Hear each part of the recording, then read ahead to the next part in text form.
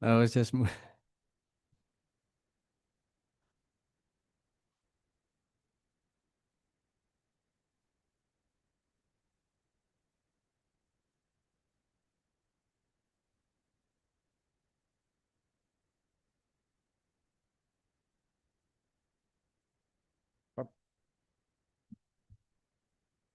Okay. Good morning. Thanks for coming.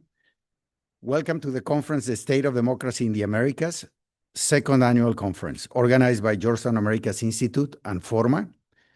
Democracy across the Americas continues to be under threat. Some elected leaders have adopted authoritarian tactics, eroding institutional checks and balances, attacking judicial independence, and undermining legitimacy of electoral systems.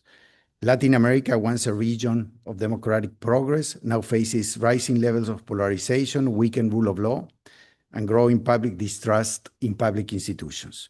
The spread of criminal organizations with local, regional, and international reach also threatens the democratic system, and judicial systems have been politicized and independence put at risk. Again, the Georgetown Americas Institute and Forma are pleased to host a conference examining the complex relationship between democracy, organized crime, and justice in Latin America and the Caribbean. Last year, this conference took place after the July election in Venezuela, and as I remember, there was still hope that a scenario in which the results of the election was going to be respected was still present. Today, that hope has disappeared. During 2025, we saw Mexico implement a judicial reform that is expected by many to significantly weaken the independence of the judiciary. El Salvador went ahead and made re-election of the president permanent. And recently we have seen, I think, important news coming from Bolivia. We have seen a significant overhaul of Congress, and in the second round election, at least the present movement that has been in power for the last 20 years will not be represented, so important changes in Bolivia will be coming. For the rest of 2025, we have important elections in Chile, Honduras, and legislative elections in Argentina, as we were just talking with Daniel. It's amazing that a local election in the province of Buenos Aires has national implications for the future of the country, but that's what we're going through today. And next year, we will have elections in Costa Rica, Peru, Colombia, and Brazil. So I think we will have a lot to talk about in this conference and in the conference in 2026 as well. Also, as you all know, criminal organizations have spread their footprint throughout Latin America and threatening the healthy development of young democracies in the region. We can find, 7 Latin American cities within the top most violent cities in the world. The homicide rate in Latin America is also, from a regional perspective, the highest in the world. And therefore, we have seen how organized crime significantly impacts democracy in Latin America, but by undermining political stability, eroding institutional trust, and compromising the rule of law. Criminal organizations often exert influence over political figures and institutions through corruption, intimidation, and violence, which weakens democratic processes and fosters an environment where illegal activities thrive. As it always happens in these conferences, personal issues, summer storms in the East Coast, elections in Argentina conspire to alter the conference program. Hopefully, we will have those that were not able to be present with us to make it through Zoom. So thanks to technology, we will have an almost complete program. Just to close, let me thank the team at the Georgetown Americas Institute, Denise and Kate, and all of the Forma team that put together an excellent event, and all of you, especially the speakers who came, many of you from abroad, to this conference, and obviously the audience for being here with us. I think, let me, very quickly read the standard speech and free expression language For speakers, Georgetown University is committed to standards promoting speech and expression that fosters the exchange of ideas and opinions. While it is recognized that not everybody may share the same views as the speaker, it is expected that everyone in attendance at this event respects the right of the speaker to share their views and ideas, but not causing a disruption to the event's activities. At the conclusion of the event, there will be a question and answer session during which you may ask questions and engage in dialogue. Please be sure to phrase your comments in the form of a question. In the interest of time, we ask that each person be concise and ask only one question. With that, let me give the floor to Julio, and again, thank him and Forma for an excellent partnership these 2 years.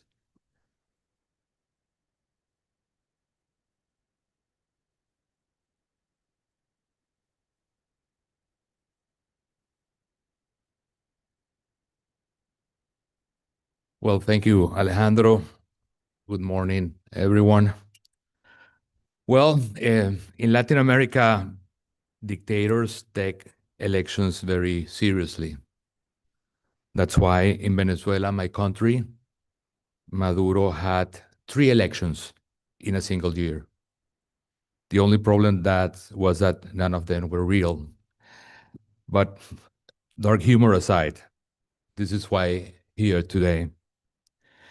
We meet at Georgetown together with the Georgetown Institute for the Americas and Forma.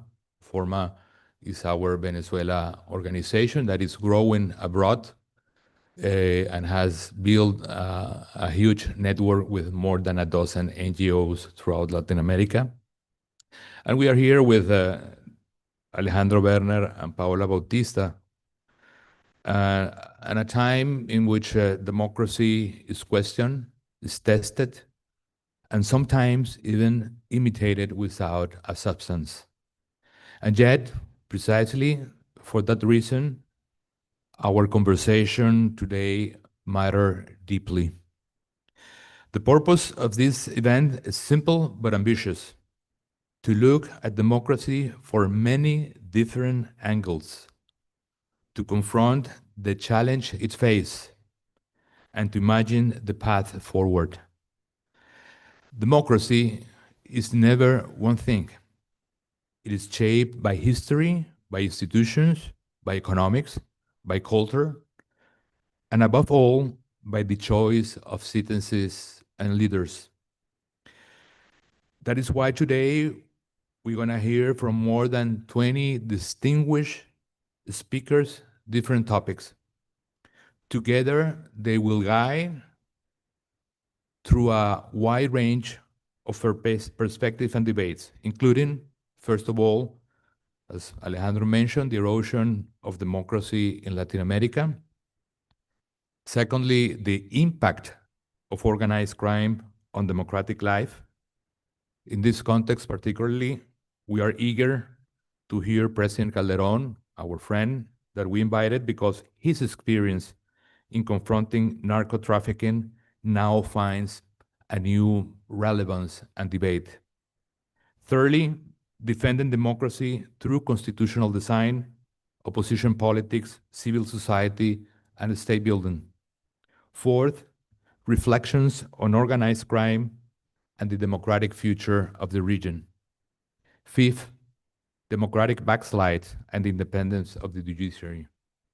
And finally, a closing conversation on democracy and the liberal spirit with Professor David Walsh. Taking together these different themes remind us that democracy cannot be reduced to one dimension. It is not only elections. It is not only markets. It is not only institutions. It is a way of living together that requires trust, responsibility, and the constant search for common ground. The practical lessons we will take from today are many. How crime networks challenge states, how institutions can resist authoritarian temptations, how civic actors are preserving freedom in difficult contexts, and how democracy can renew themselves even in times of fatigue and frustration. Our hope is that this will not be a one-time effort, but the beginning of a tradition. Democracy is always in motion, always under scrutiny, always on the need of renewal. By coming together annually, we can build a space where reflections meets action and where diverse voices from across the Americas enrich one another. We are already thinking, as Alejandro mentioned, the third event next year. This event is called Democracy in the Americas. And to close, I would like to recall the words of what I call the second Tocqueville. I'm talking about G.K. Chesterton, who came to the United States in the 20th century and wrote a remarkable book called What I Saw in America. In his final reflections in that book were precisely about democracy. And his words are amazing, relevant today, talking about democracy and nihilism. Chesterton warned us.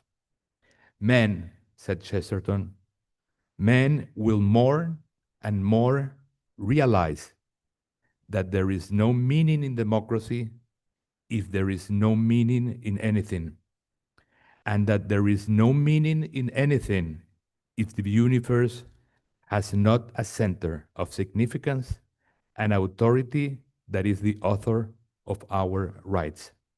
Thank you, all of you. Let's begin.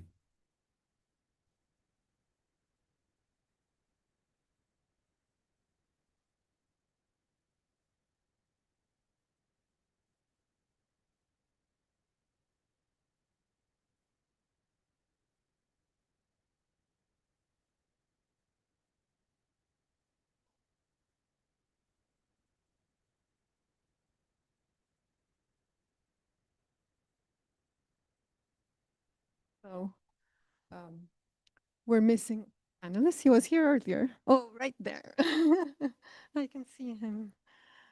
Welcome. Yes. Perfect. Thank you. So good morning, everyone. Thank you for joining us. My name is Denise Yanovich, and I am the Managing Director of the Georgetown Americas Institute. First and foremost, I want to thank my panelists. I have the privilege of moderating the first panel of the day and the panel where everyone is in person, which makes such a huge difference. So thank you all for being here bright and early. I know some of our panelists today had problems catching their flights because of weather and family reasons, but we're all going to be here even virtually. So the first panel is called Democracy's Erosion in Latin America. And what we want to do with this first panel is to set the stage. And we have incredible speakers, keen observers of the Americas, who are here with us today.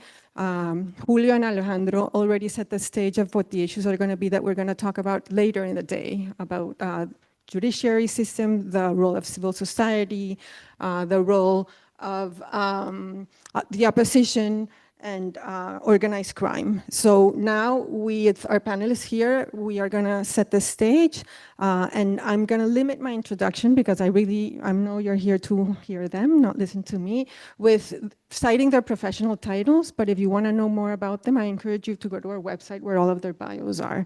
And I'm gonna introduce our speakers in the order they're gonna be talking today. So Michael Stott is the Latin American editor at the Financial Times, who's based in Brazil. And Michael will give us a broad overview of the region and perhaps identify some emerging trends and prevalent themes throughout, with special focus on Argentina and El Salvador. Then José Antonio Aguilar, who is professor and principal researcher at the Centro de Investigación y Docencia Económica CIDE, will help us understand the latest developments in Mexico, and then followed by Mónica de Boye, who is a senior fellow at the Peterson Institute for International Economics, also a teacher here at Georgetown, and a graduate of Georgetown as well. Go Hoyas. And you will do the same for Brazil. And then finally, Daniel Kerner, who's the managing director for Latin America at Eurasia Group, will have the very easy task of addressing all the other countries in the region, or at least the ones that you want to point out are most salient. But before we dive in, Some logistical announcements. Each of our panelists will speak for 10 minutes, followed by questions from the audience. And then because we are a university, I just want to point out that when it's time for questions, we will give precedence to students. So if you raise your hand and you see that a younger person gets the mic, it's because we do give precedence to students for their questions. So without further ado, Michael, the mic is yours. Thanks. Have we got? Yeah, we got sound. I'm. This is not completely here, but I hope it will hold out for at least the duration of this session. Thank you for the invitation. It's a great pleasure to be here today to talk about such an important topic. A couple of reflections at the outset. The first one, without wanting to deviate from the main topic of democracy in Latin America, I think when we're talking about it, we have to also mention at the outset what we might term the elephant in the room right here in Washington, not least because of the huge influence that the US has in the region. And of course, since the American Revolution, Washington has been a beacon of freedom and liberty, not just for the Americas, but the entire world. And so the change of political weather in the US is bound to have a America as well. When I was last here in May, I had a conversation with a former senior US government official, a hawkish Republican, not a Democrat, not a progressive, a man very careful with his words. And he said to me, and this was his words, here in the United States, we're on the road towards consolidating an authoritarian state. I was astonished when I heard him say that. This was a former senior government official, not a politician, not a rabble-rouser, not an intellectual, government official, a Republican. And that was what he said back in May. 4 months later, I think we could say his words seem somewhat prophetic. And I think it's important, not because I want to make points about the US, but because I think all this is highly relevant to Latin America. And we're going to see this week in Brazil exactly how this plays out in Latin America with the culmination of the trial of Jair Bolsonaro, which I'm sure Monica is going to talk about in much more detail. But the policies of the current administration in support of its allies in Latin America are having profound effects, not just in Brazil, but also in places like El Salvador. More on that in a moment. And of course, every government has the right to back its allies. Right? Why not? But it all depends how you back them and what you're backing. Secondly, on a more happy note, I think we should give a bit of global context. And we should say, yes, there are serious risks to democracy in Latin America. Yes, there's been alarming deterioration in some countries. But the rest of the world doesn't look great either. And actually, if you set it against the rest of the world, Latin America, I would argue, looks pretty good. Remember that in Europe, my continent, in the 3 biggest countries in Europe, in Germany, France, and the UK, the polls suggest that the hard right or the far right is well on the way to taking power. And in Germany, the hard right means neo-Nazis. The AfD in Germany is a neo-Nazi party containing neo-Nazis. They are well on the way towards getting power at the next election.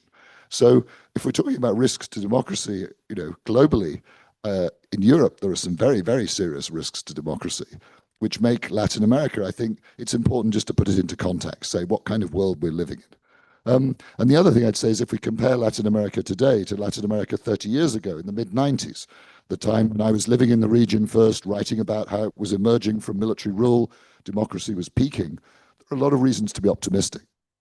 Latin America is still by far the most democratic region in the developing world, without question.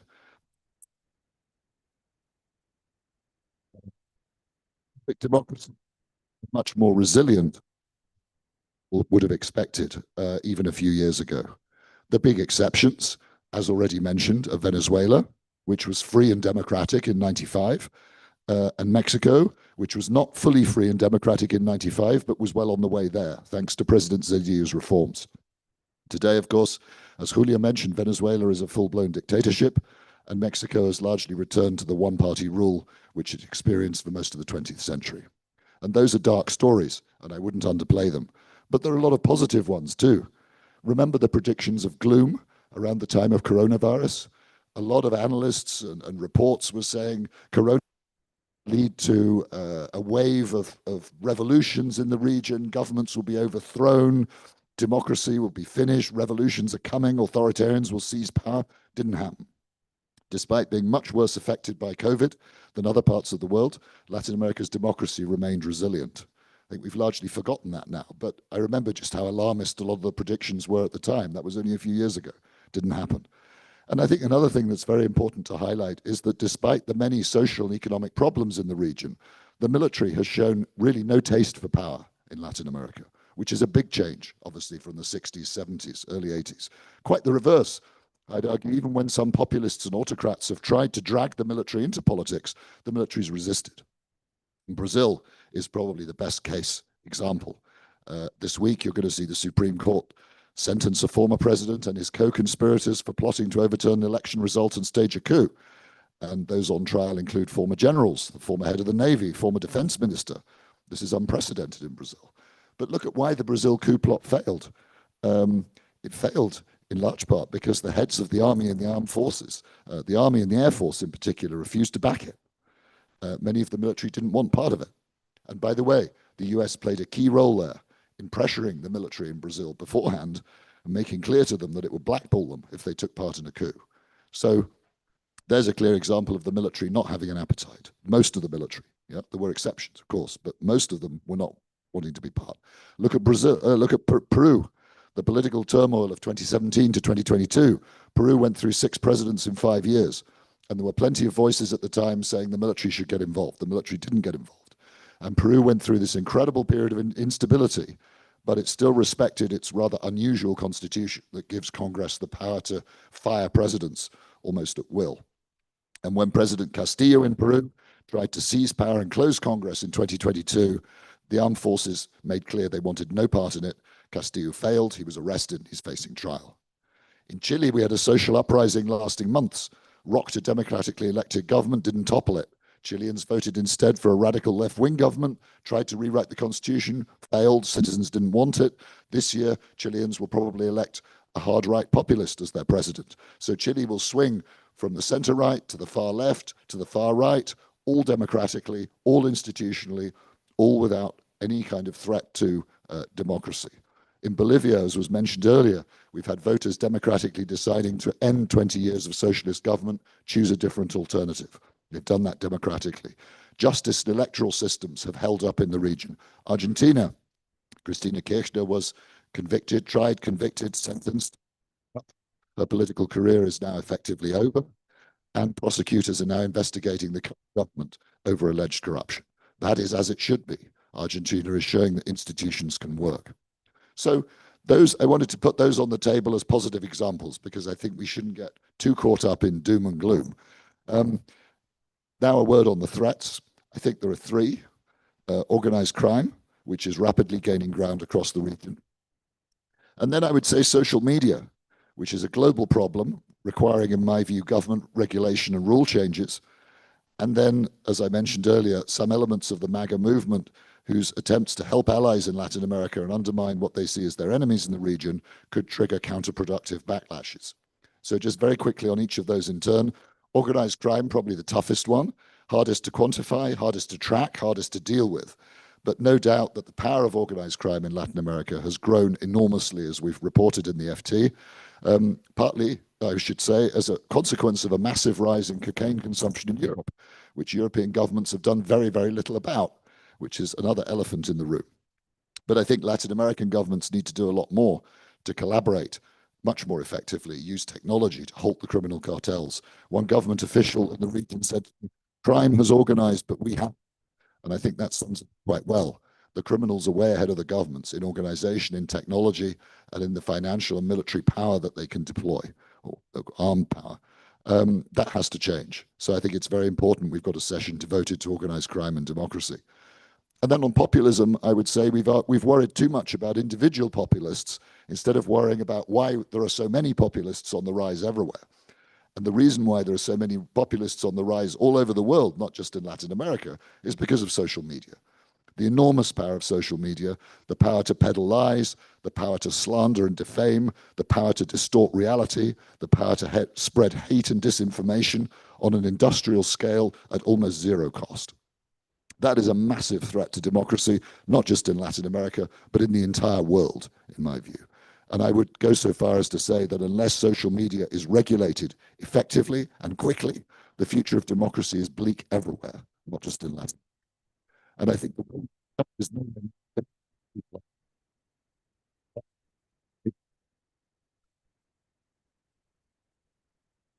social media responsible or legally responsible for its content. And I think that the big problem there has been that social media have been able to peddle so many lies and disinformation with no legal consequences whatsoever. We at the Financial Times, other newspapers, we are not free to peddle lies and disinformation. We can be sued and held responsible in a court for lies and disinformation. And that's how it should be. Why is social media exempt from that? It's wrong. It should change. It has to change. That's vital democracy. Country level, I would just highlight, we're going to hear more on Mexico and Brazil. Colombia, I think, I would just say quickly, is perhaps the one that's worrying me most at the moment. Colombia is going into an election next year, where I think it's no exaggeration to say the future of democracy is on the ballot. Colombia's institutions have held up over the last 4 years under considerable pressure. I think it's fairly clear they won't hold up if the current coalition is returned to power again. And in that case, if that were to happen, I think there's a real risk of Colombia going down the Venezuela path. And I think there's a real chance that could happen because so far the opposition in Colombia have been completely unable to turn up with a viable candidate, a viable unity candidate. So I think Colombia is one we need to keep a very close eye on over the next year. So I'll conclude there. 3 big risks: organized crime, social media, and the MAGA-promoted authoritarian model, but a region that's done a lot better than many expected in defending its democracies. Plenty of democratic life, plenty of democratic vitality, plenty of optimism, plenty. Yes, Jose Antonio, thank you. Thank you. I would like to start thanking for the invitation to Georgetown University and the Institute. I share many of your thoughts, actually. Just let me give a broad overview of where is Mexico in the scheme of democracy in Latin America. If you break down what just Michael said is, overall, Latin America does not look bad in democracy terms. We can group in 3 groups of countries what's going on. First, there are countries where democracy is holding with ups and downs, like Argentina, Uruguay, and Chile. It has problems, but democratic institutions have held up pretty well there. And then there are countries who have undergone backsliding, but they're returning to democratic practices, more or less. And that's Bolivia, that's Brazil, and Ecuador.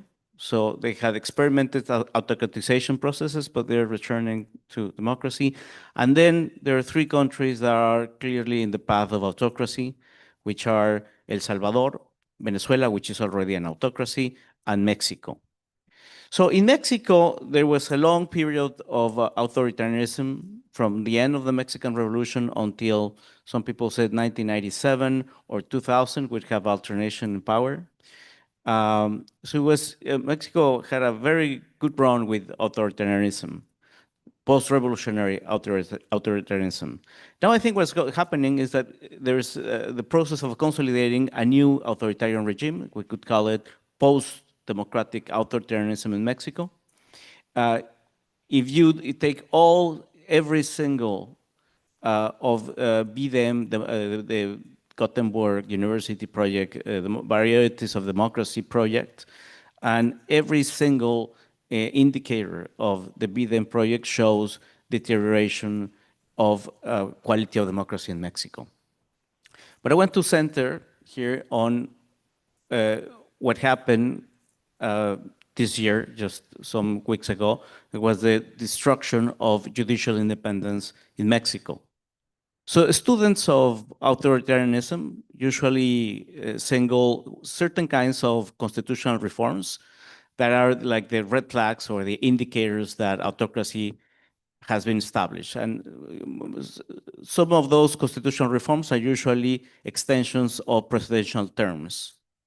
And they're very important because the extension of executives is what enables them to change institutions, to take over legislative powers, and then establish themselves for good for a long time. And I think rightly so, we pay attention to those kinds of reforms. But there are other kinds of reforms that are even more significant for the establishment of autocracy. And what happened in Mexico, I think, it has a few precedents, which is the complete obliteration of one of the powers of the state. So over from 2018 to 2024, the judicial power in Mexico had been reformed at the end of the 90s by President Cedillo, effectively became a check on the other two powers. It was far from perfect, had many problems, but for the first time in Mexico history, it was a real check. It obstructed some of the reforms that former President López Obrador wanted to establish. So eventually, what President López Obrador decided was that it was necessary to revamp the whole judiciary by making judges elected. So here in the United States, local judges are elected, but not federal judges, and certainly not the justices of the Supreme Court. But what was proposed in Mexico was election of all judges, from local judges at the state level all the way up to the Supreme Court. It was to be done in two stages. Once the ruling party won the presidential election in 2024, then the reform had already been, was approved before Claudia Sheinbaum took the oath of office. And then it was implemented. There were elections in Mexico, judicial elections, which were a complete disaster in terms of democratic accountability. The threshold of participation was below 20%, was very, very low. There were hundreds of candidates that were submitted to the voters. No one knew who the candidates were. So the government officials, breaking every electoral law, made lists. They were called acordeones. I don't know what's the translation in English. Cheat sheets. Okay, so they were distributed cheat sheets to electors who duly sign on those names. So every single member of the Supreme Court that the government wanted to be appointed was eventually appointed or won the elections. And just recently, those judges had took their offices. So what is the relevance of Mexico? So for many decades, Mexico was a very interesting example to other autocrats of how to establish a long-standing, stable autocracy. So what I think is happening now is exactly the same thing going forward. I think that the destruction of the judicial power is even more important than reforms to re-elect executives, because the institutional consequences of destroying the judicial power are very, very much difficult to undo than reforms on executive mandates. We could think that at the end of an autocratization cycle, like the ones that Brazil, Bolivia, and Ecuador underwent, the necessary institutional reforms are not as hard to perform as redoing again something like the destruction of a complete set of judicial institutions. How can this be undone? And the people who did the Videm study focus on two variables that explain the resilience of Latin American democracies. One was if the legislative, the Congresses were effective checks on the executive. They could perform that liberal role. And the other one is the vitality and the political health of opposition parties. And these two variables are related, obviously. In order for something like what happened in Mexico to occur, you need to have very weak political parties on the one hand, and a complete takeover of legislative authority on the other. And that's exactly what happened in Mexico since 2018. It is very worrisome because if you don't have viable political parties and healthy political parties, then even thinking, conceiving of a different future becomes a very difficult task. I think one of the things that happen when deep change has occurred, as in Mexico, is that it's very difficult for politicians, for observers, for analysts to really be able for them to set in the idea that the world has changed. And politicians and observers are still thinking on electoral terms, on the next election, on political coalitions, on tactics, on campaigns. But that is not the name of the game anymore when this kind of institutional change has occurred. No one in Mexico is thinking how to undo something as the destruction of judicial power.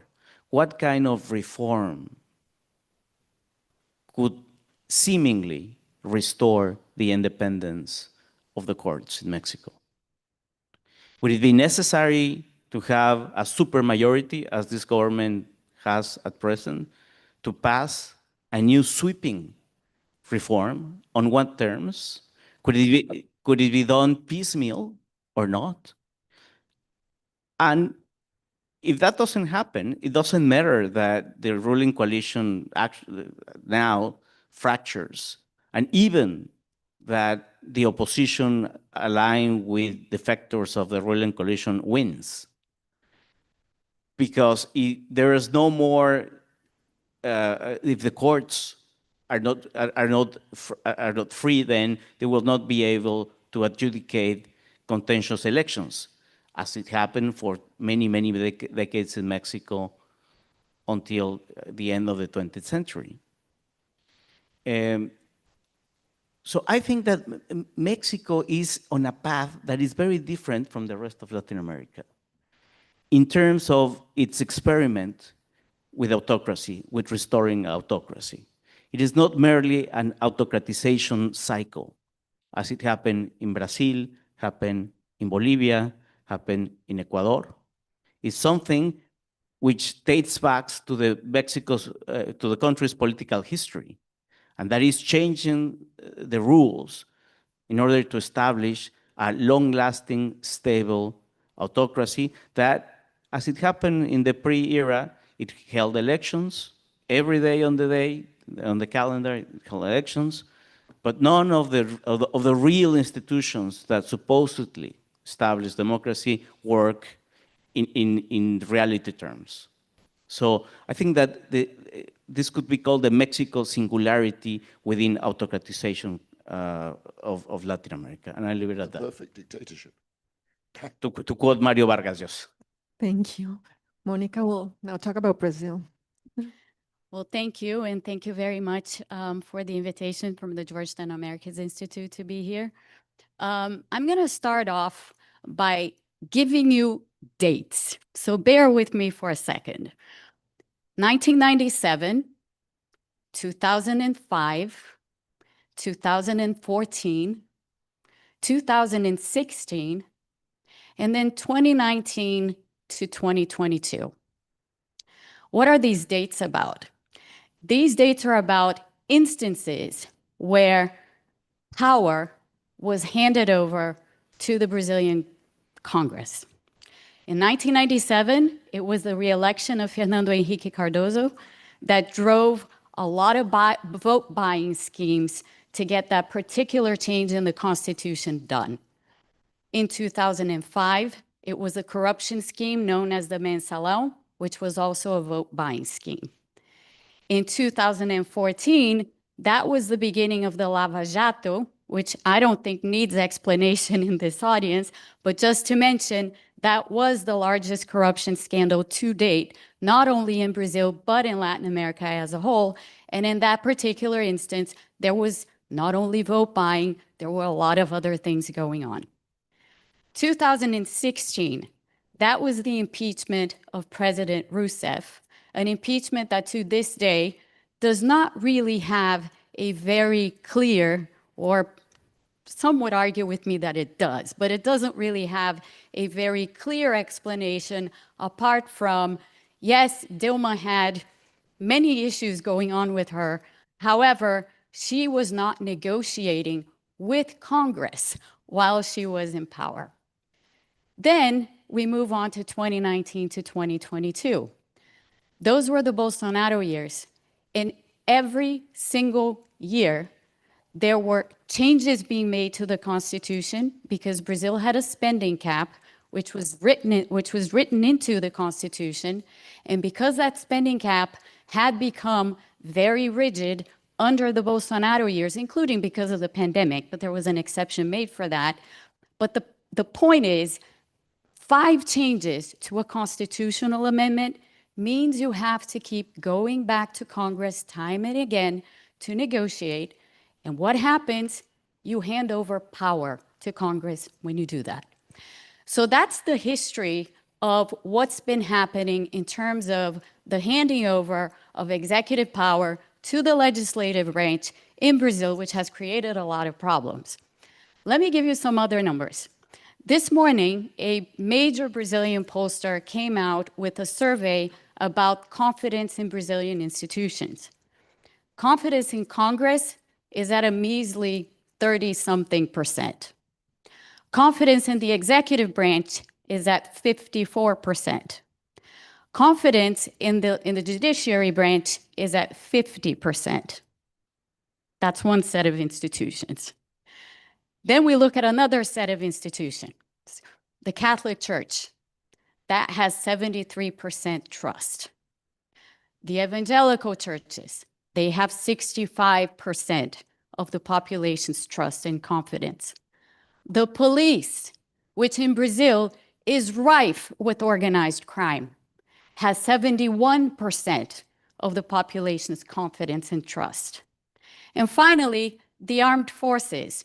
In spite of the involvement of some within the armed forces, not all, as Michael was saying, but in spite of the involvement of some in the January 8 uprisings in Brazil, the armed forces have 70% of trust of the population. That tells you something about democracy, it tells you something about institutions, and it tells you something about the 2026 elections. A lot of people are very focused on the elections in 2026 and the potential dispute between, again, Lula and the Bolsonaristas. And I will get into that in a moment. But to me, the real question that stands sort of looming above everybody is so much, I don't know what's happening here. Okay. So not so much who's going to be president, although that's always relevant, but really, what is the composition of Congress going to be like? Because this is a Congress that, compared to where we were back in 1997, is way more powerful than it has ever been, but its legitimacy is not high at all. In fact, its legitimacy is very low from the numbers that I just gave you on trust on institutions. What that tells us is a very, very, or at least somewhat, dark story in terms of what's coming, yeah? Because in spite of what we have been seeing to date, and in spite of what Michael has said very well at the beginning, you know, Brazilian institutions have broadly withstood a lot of hostility over the last few years. The January 8th uprisings, everything that came after that, things that were happening before that. In spite of everything, we were able to hold democratic elections in 2022, seem to be okay. But they're not, because we have this festering problem within the legislative branch, a major institution. actually blackmail all the other branches, not just the executive, also. And we see that happening. We see that happening right now in the midst of the Bolsonaro trial. Not going to go into detail over that because it's too much information. I don't think anybody wants that much information about this particular thing. But of course, it is something that involves at the moment the Congress, the executive branch, and the judiciary power. And the Congress is playing a role here in terms of trying to position itself ever more influence in the process. And this is something that we're seeing, a Congress that has very little legitimacy. So that is a broad picture of Brazil that I wanted to give you here today, because I do see a lot of people very focused, understandably so, very focused in the 2026 elections and who the presidential candidate might be, because the scenario kind of resembles what was happening here in the US not too long ago. We have a president that's currently in power serving for a third term. He can run for re-election. He is not young. So it is a situation that is very similar to the one that we faced here in the United States. And at the same time, we have a few candidates who have aligned themselves with the Bolsonaristas or factions of the extreme right in Brazil, and there is nothing in the middle. There is nothing. There is no alternative. There is no centrist alternative. And what we have seen in the last few days is that in spite of what's happened between Brazil and the United States, in spite of these tariffs that were announced on Brazil and everything that's the kind of the political turmoil that has generated inside the country, we have not exactly seen a complete rally behind the current government, but we have seen an even greater split in polarization within the country. Yesterday, there were people out in the streets in Avenida Paulista in São Paulo, 45,000 of them carrying the American flag. And they were basically there in an act of support of Bolsonaro. Yesterday was Brazil's Independence Day. So that's the situation. It's not a very easy situation. It is not, in my view, a very good situation. And it is certainly a situation that doesn't bode very well for these elections come 2026. So institutions are not doing very well in Brazil. This is the main message I wanted to give you. I also wanted to say that when we look at organized crime, and this is something that is now keeping me up at night, because organized crime in Brazil has penetrated, this doesn't get as much attention as it should. Organized crime has now penetrated locally and regionally many of the local legislative branches around the country. We see it in Rio, my home state. We do see it very clearly in São Paulo. And both in Rio and in São Paulo, the organized crime groups that we see sort of gaining ground politically, it's the PCC, which is this massive conglomerate of different organized crimes groups that have come under this umbrella. That doesn't bode well for institutions either. Finally, let me end on this one note. And I know that I'm giving you some sort of punctuated facts, and I hope we can come back in the Q&A to give a broader narrative and a broader story, but we don't have a lot of time for that in 10 minutes. The final point I wanted to say is, Michael said in the beginning that the Bolsonaro trial is kind of a showcase for how Brazilian institutions, those were not your words, but sort of a showcase for how Brazilian institutions are at the moment doing relatively okay compared to what we see elsewhere in the world. And that's true. But the Supreme Court in Brazil has come under massive scrutiny, not just because of things happening between Brazil and the United States, but because of actions that had preceded all of this in the past, because of some of the occurrences that I mentioned to you in the very beginning related to the dates and the facts that happened on those particular dates, which did have the involvement of the Supreme Court as well. So when we look at that broad story, yes, there are some glimmers of hope here and there, but it does look like skies are darkening. So in spite of this, kind of dawning of democracy that we saw a few years ago as we got out of the Bolsonaro government and everything seemed to sort of find itself back into place somewhat, we're not really back into any solid place. And these things can change very quickly. And it looks like that's the direction that we're moving in. Because to make a final point, it doesn't look like the composition of the Brazilian Congress is going to shift very much from what it is now come 2026. Thank you very much.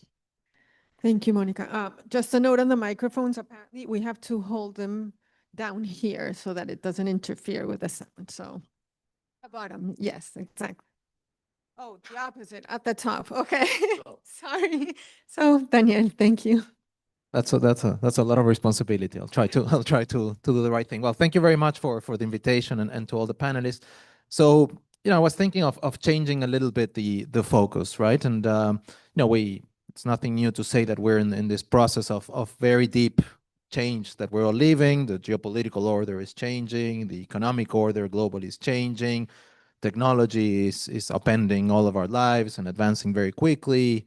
Internet, social media, now AI.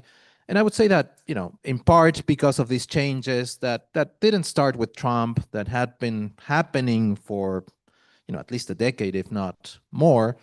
I think one of the effects of this, or the implications of that's been caused by these changes, but also is causing these changes, is very high level of voter discontent, right? One of the things that we see globally, at least where people are able to express what they think, is that in general, people are angry with the way they're seeing their societies are being run. They're angry with their presidents, they're angry with their governments, they're angry with corporations, with a number of things. That's true in the US, very true in the US.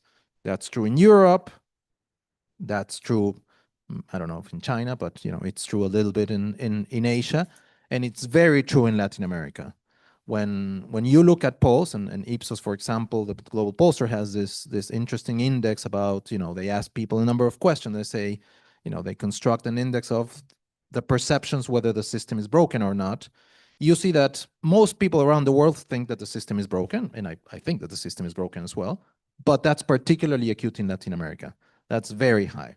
Obviously, I think, that's in part driven because it's very high in Brazil, it's very high in Argentina, but that's true throughout Latin America. And, it's not easy to know why that's happening in Latin America. I'll try to give some thoughts, but I think that is one, if not the main reason why we're seeing this democratic backsliding.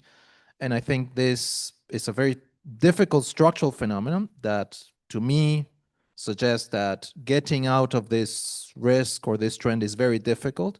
But I also think that this may be the path to actually get out of it, to understand why voters are angry and to do something about why voters are angry. So let me try to think about a bit of the reason why I think voters are angry. I think when I think about, I would say mostly South America, I think Mexico, maybe Central America is a little bit different. We went through the period of high economic growth, expansion of employment, expansion of social benefits, between 2002 and 2010, 12, with a commodity super cycle, and then economy stalled. Most countries have fiscal problems. Governments are just trying to see how they can satisfy markets and how they can try to maintain economic stability without delivering on what voters wanted. I think that had two implications. One is, as economies grew, as voters started to be less concerned about the economy, they started demanding more access to services, better services, social mobility. That was very clear in Chile. What they wanted is, well, I have my economic conditions satisfied, but there's no social mobility. I think in Brazil, in Argentina, and in Colombia, people were feeling something like that, or they were feeling I have a job, but getting to the job is really awful, and my cell phone doesn't work, and I get robbed every time, and politicians become very wealthy, and I don't become as wealthy as the politicians, right? And then when economy stalled, I think this became very acute. So I think there is a very deep sense in many of these countries that voters have that there is a system that was implemented and that's not working for them because they don't have jobs, or if they have jobs, they're not great jobs, or they don't have services, or they don't have education, and things become, I think, very fragile. To make matters worse, I think we're entering into this process, which we have been for a few years, where a lot of those gains that you had become very tenuous, right? And so now you have compounding that, the fear of the people that were lifted out of poverty, that they may fall back into poverty. And of course, the pandemic made a lot of things much worse. As Michael said, the pandemic hit Latin America very, very hard, but a lot of governments put, very strict lockdowns. And I think that created also this further sense of discontent. And what we've been seeing over the past, several years is electoral cycles where voters go from right to left, from right to left, and no one seems to be able to fix the problems. The left comes in and they can't deliver on what they promise in terms of expansion of social benefits, etc. And then the right comes in and they can't stabilize the economy and generate investment. And so we're in this cycle where voters get increasingly dissatisfied with the system and with the perception that they're not getting any benefits from this.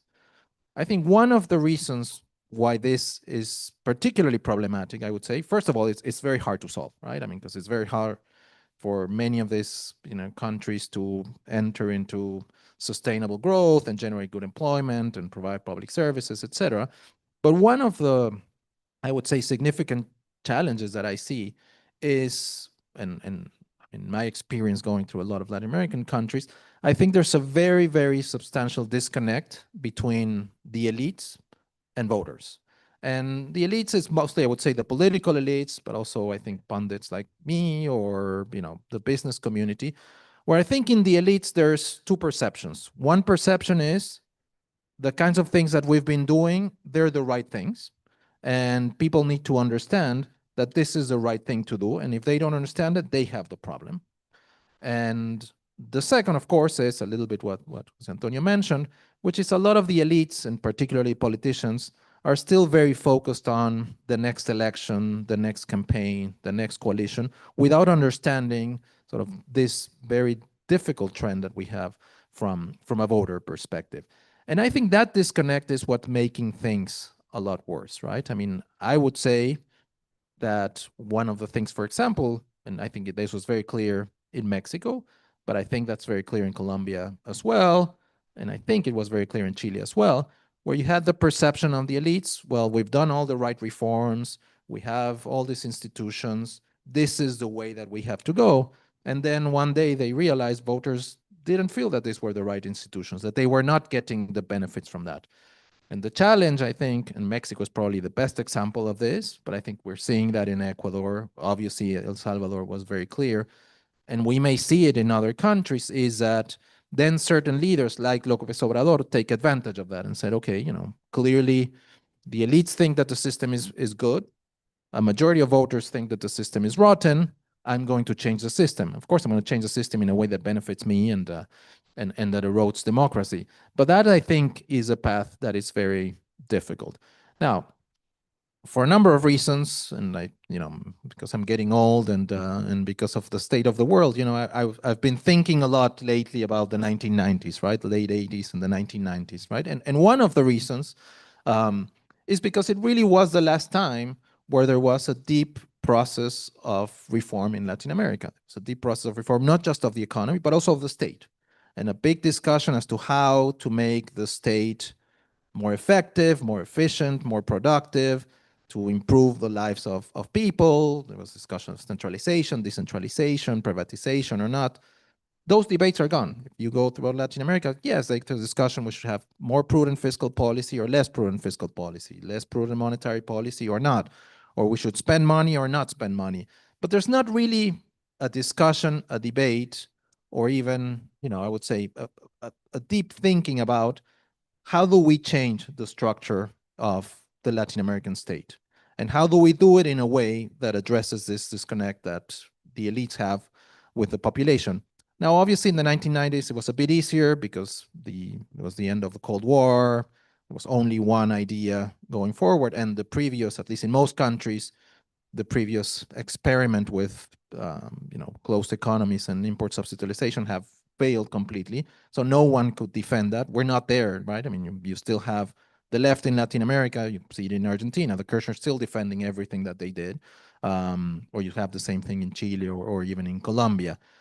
But I think we're at the moment where either the elites start to think more seriously about the fact that what they think has been working hasn't been working, or the process in which voters continue to get disconnected, continue to get angry, and start to favor solutions like the ones we're seeing in Mexico, like the ones we're seeing in El Salvador, is just going to become more and more and more appealing. And this is something, and in part I've been thinking as well, because it's something that we're seeing very clearly in the US, where you've seen a big increase, effort by Trump to consolidate power, strengthen power, undermine democracy, with the rest of the system still sort of trying to think that they're in business as usual, right? I mean, so I don't know, maybe for the next conference, Americas will also include the US. But I would say just a final point on this, because I know that that's going to be discussed, and a lot of the panelists here touched it as well,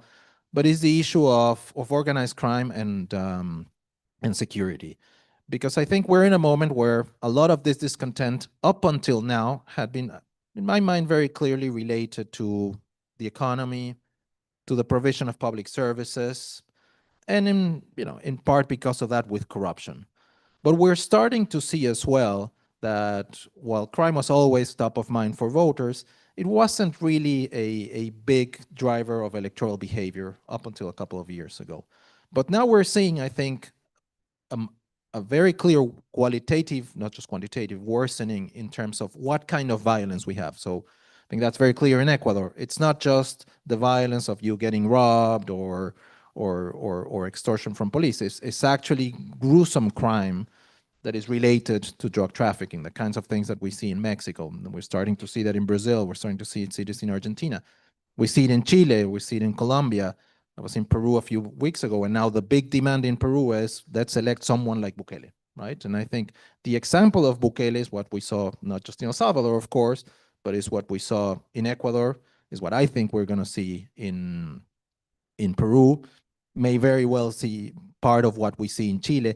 And I think that trend is just going to get more complicated, and it's going to get more complicated as well because of the kinds of things that we're seeing the US doing, which is the US is essentially decided that it's going to use all its tools to make life very difficult for cartels without really thinking about the impact of that. And I think as that happens, the difficulties of the systems in Latin America to process that are going to get a lot more difficult. Thank you, Daniel. As I mentioned before, we're going to open it up for questions. So please raise your hand, introduce yourself, and then limit it to one question, please. Thank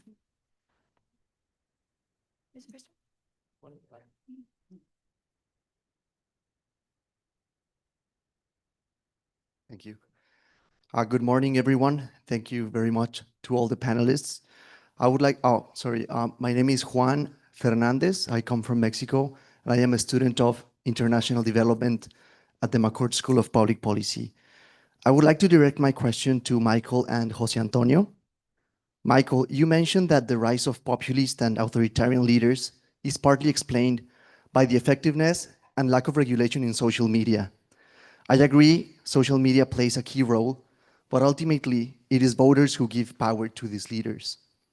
Why do these campaigns resonate so strongly with voters, especially with young people, even when these messages include authoritarian ideas or ideas against democracy? In Mexico, where I come from, it is often our parents, the ones who remind us of the dangers of authoritarianism and how hard it was to build democratic institutions.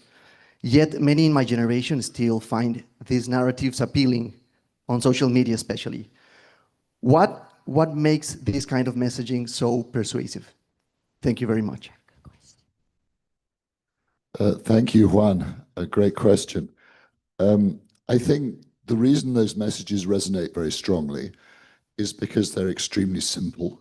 They're communicated very effectively, and they're not questioned fully. So in the traditional media, you had a process of debate and discussion. And if a Bolsonaro or a Bukele or a Petro were to appear, he faces an interview from a journalist, a press conference full of journalists, and people who pick apart his ideas and ask him to justify what he's doing. And in that process of debate and discussion, those ideas can start to come apart. and those people can start to be exposed. This doesn't happen on social media, right? On social media, there is no discussion, no picking apart of ideas, no questioning. It's just simply a broadcast. Look at Colombia, where you had a candidate who came from nowhere, who got to the second round purely with videos on TikTok made from his kitchen. He didn't campaign. He didn't do a press conference. He wouldn't discuss policy. It was purely TikTok messages, but it resonated enough to get there. So I think that's a big part of it. And I think that's why it's so important to have a more effective control on social media, because in our democracies, we never had unrestricted media. All of us in the media had, certain responsibilities backed up by the law. We all knew if we slandered, defamed, and spread lies, we'd be sued. We'd go to court. We could go to jail. We could be fined huge amounts of money. We'd be put out of business. All those restrictions have gone. Social media lets you do what the hell you like with no consequences at all, free of charge.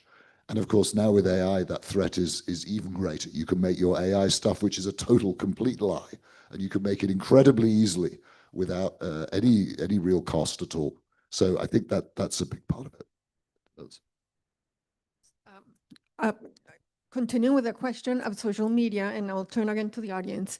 Social media is a tool, so you can campaign with simple messages, rule as a technocrat. So once in government, you don't have to be a populist. I don't know why is it that traditional candidates don't know how to play the social media game? And I would like each of you to comment, like in Mexico and Brazil, how social media is influencing campaigns. I have a thought on that, and I think it goes back exactly to what you just said.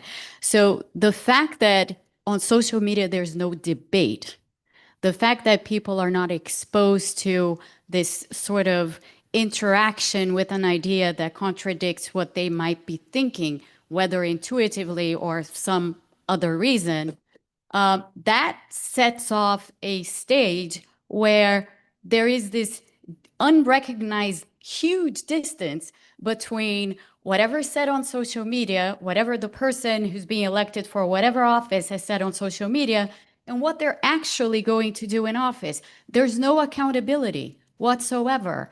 And that lack of accountability comes to a large extent from a lack of debate and adequate thinking about what it is that the person who has said whatever they have said somewhere is actually saying. What is it that they're proposing? There's that kind of questioning doesn't exist anymore. And those are my 2 cents on that. Yeah, I'll say a few things, or a couple of things. One is, obviously social media, as you said, is a tool, and it's a very powerful tool because it's not mediated.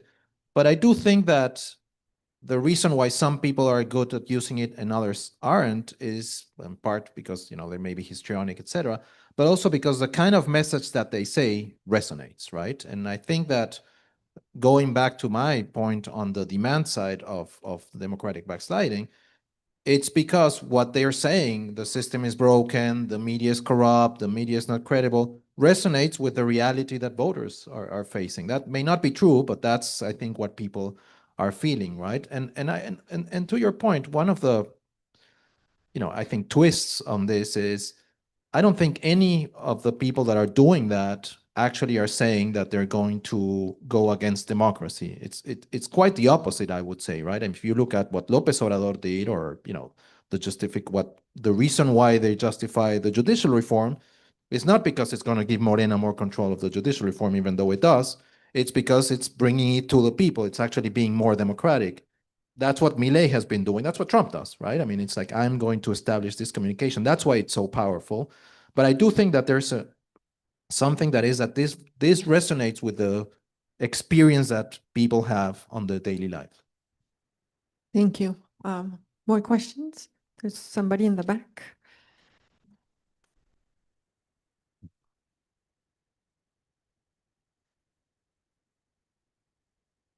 Thank you. Good morning. My name is Victoria. I'm a democracy and governance student here at Georgetown. I come from Argentina. Monica, you mentioned the Bolsonaro trial going on in Brazil, and I know it's a lot of information, but I wanted to ask for your thoughts about how the institutional process went on, the role of Moraes, sorry, I'm sure I'm mispronouncing that, And also, if you think that Bolsonaro's eventual conviction might set a positive example for other far-right leaders in the region who might try to overturn an election result in the future. I'm thinking about Milei, for instance, in Argentina, considering the previous example they may have regarding what happened here in the United States with Trump back in 2021. Thank you. Thank you very much for that question. There are a lot of intricacies here. It is an excellent question. All the ones that you folded into your first are very good too. The Supreme Court has been at the center stage of Brazilian life since at least 2016. So, as I began my talk a few minutes ago and I gave you all those dates, in 2014, we had the Lava Jato scandal. In 2016, we had the impeachment of Dilma Rousseff. So, the Supreme Court has been on the headlines of every Brazilian newspaper for the better part of the past decade, yeah? What that has meant is that, obviously, because a lot of these situations were unprecedented, Lava Jato, the biggest scandal ever, the impeachment of Rousseff, it's an impeachment. So, even though it's not exactly unprecedented in Brazil, it's still, a big deal. And then after that, everything that went down with Lula himself, Lula being investigated, Lula being put in prison, and after that, now we have the Bolsonaro issue. Throughout all of these years, there have been instances of overreach by the Supreme Court because, it's a lot to bite. It's a very big thing to bite with all of this. Moraes, who was actually appointed by Michel Temer, who was Dilma's vice president and succeeded her when she was impeached, Moraes has been playing a huge role since then, more or less, but more recently, obviously, because he occupied not just, he's not only a Supreme Court justice, but he was also the president of the Supreme Electoral Court. And he was the president of the Supreme Electoral Court precisely when the uprisings in 2023, the January 8th uprisings, took place. And that's relevant because he's been on the spotlight for quite some time. He's a flashy judge. I think you have all seen him. He, likes being on the media. And because of that, he has generated a lot of animosity. He has generated a lot of support on the one hand, but he has generated a lot of animosity on the other. And that has come to reflect on the Supreme Court.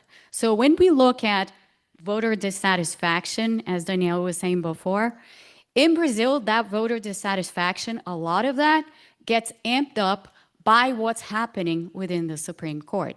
And of course, it all harks back now to the Bolsonaro trial because Moraes is a key figure in that trial. There are other justices who are key figures as well. They're all on the spotlight. And, it is a situation that is very, very delicate. Bolsonaro himself will very likely be convicted because the evidence against him is just, at this point, is just overwhelming. But there is, if you've been following what's been happening in Brazil, there is a big push by the Brazilian Congress, by other politicians, to give amnesty to others or pardons to others who were involved in the January 8th uprising and who are not, as prominent as Bolsonaro, but still were people who clearly had a role. What will likely happen, it's very hard to say. The trial is ongoing. It is not going to end this coming Friday. It'll probably spill over into the week after because Moraes himself has already asked for an extra day. But what we are likely to see, at least these are the negotiations on the ground currently, is,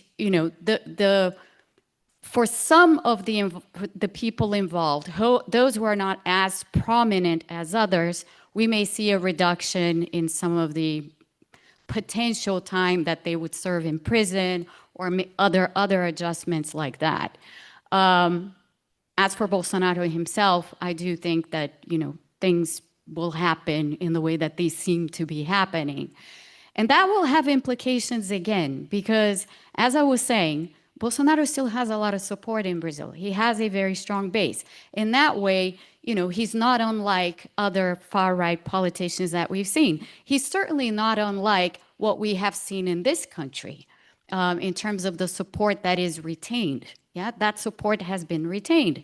And it's the reason why you see candidates who probably would prefer to present themselves as centrists for the 2026 elections, or at least right-wing centrists of some kind. They don't see the space to do that themselves because there is this base that everybody wants to get a bite of. And so what you see is the presentation of candidates, let's say the anti-PT or the anti-Lula camp is not going to the middle where they could go. They're going to the extreme because they want that base support. That is very similar to what happens here in the United States at the moment. So, again, I mean, Danielle made this point, Michael made this point. We see how the US has sort of shaped some things. Obviously, there were trends that are already ongoing in different contexts in different countries, but everything gets amplified and magnified by what's happening in the US. And you had a last question that you folded into everything else that I now lost track of.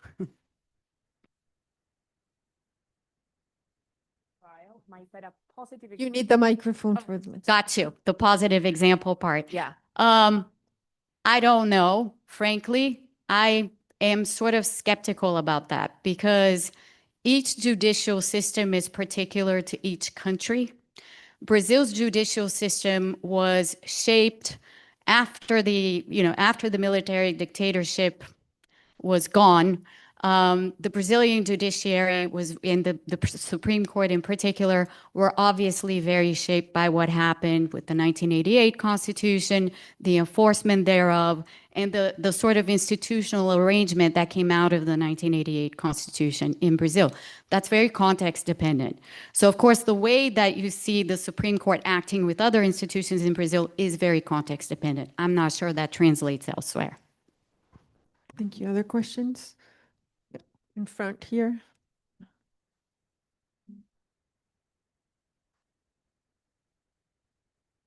Hello, thank you all. My name's David McGuire. I work for the BBC. Some of my colleagues are very interested in Russian and Chinese information campaigns in Latin America. And we've spoken a lot about social media. Do you think those external efforts are having success?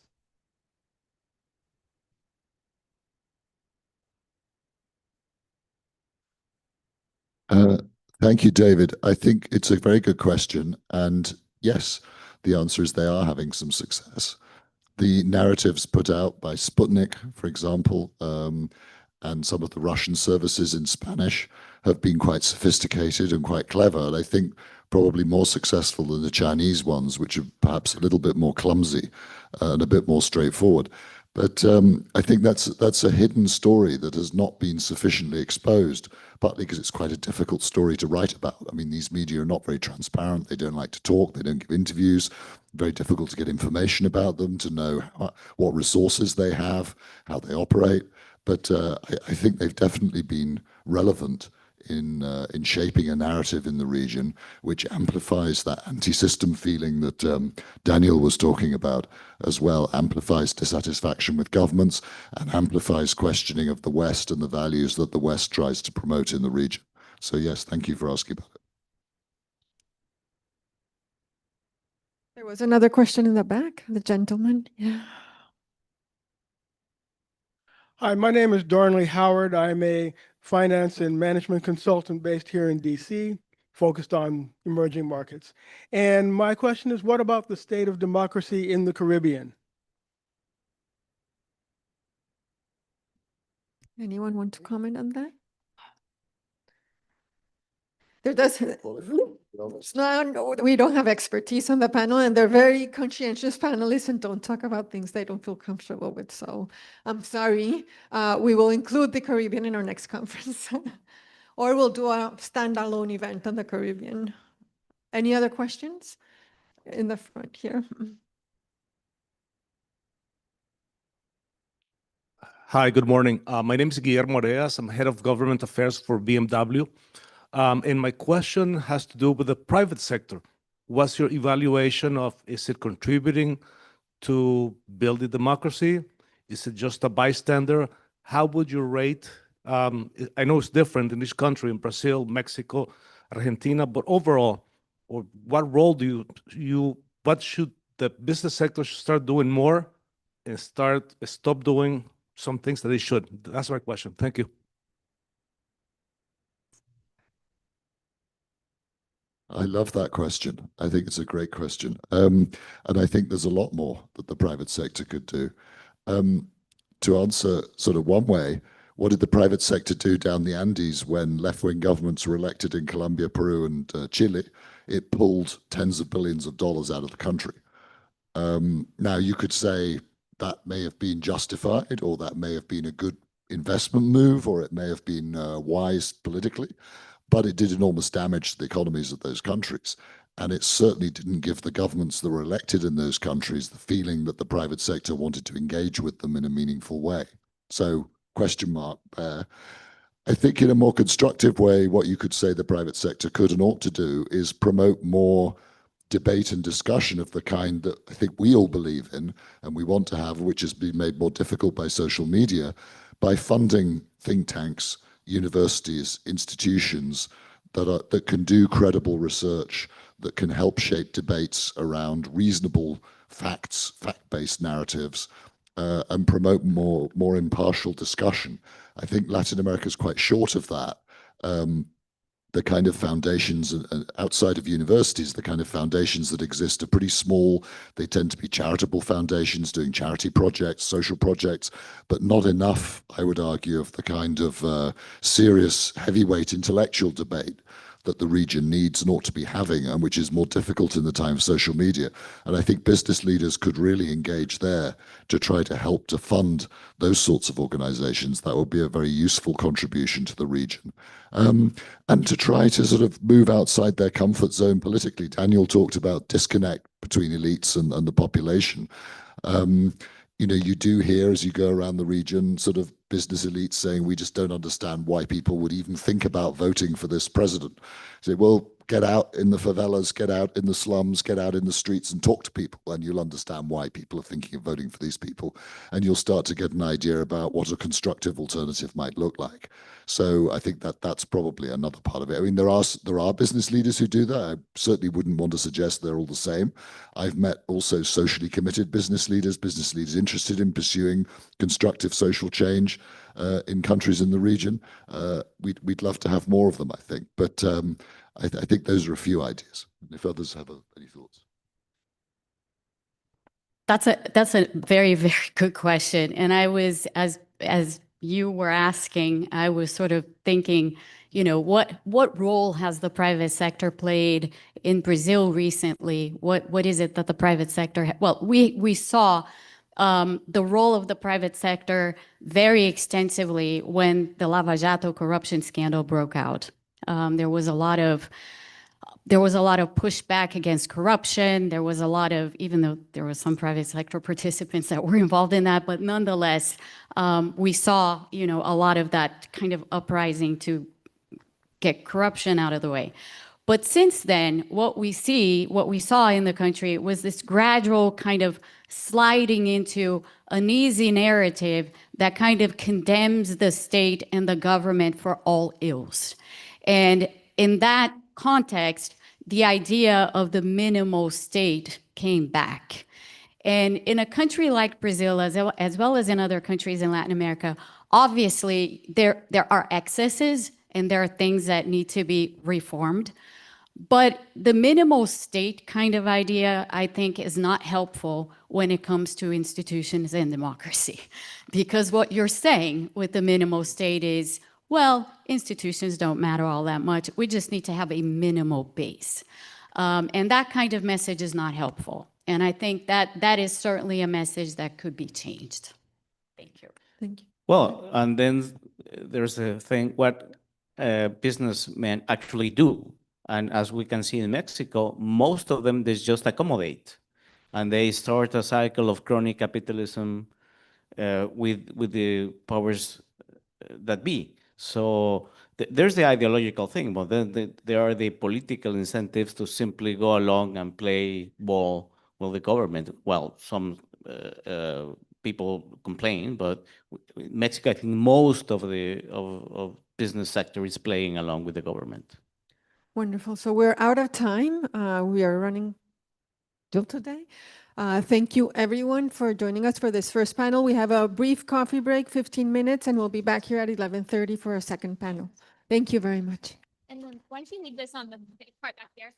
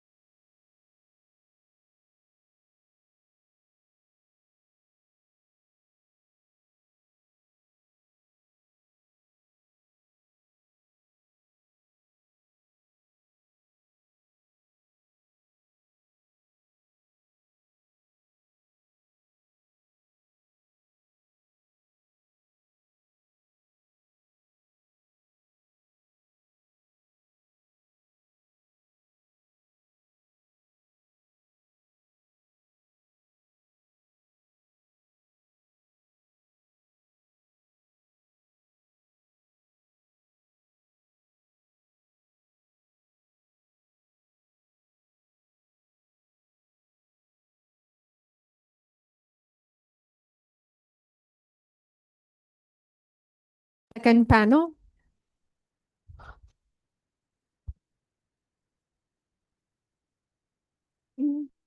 And also invite our panelists and moderator to the stage.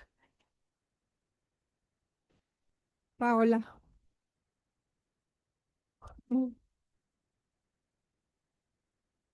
Thank you. If everyone could take a seat so that we could start. Thanks. And anyone in panel 2, you can go ahead and make your way to the stage.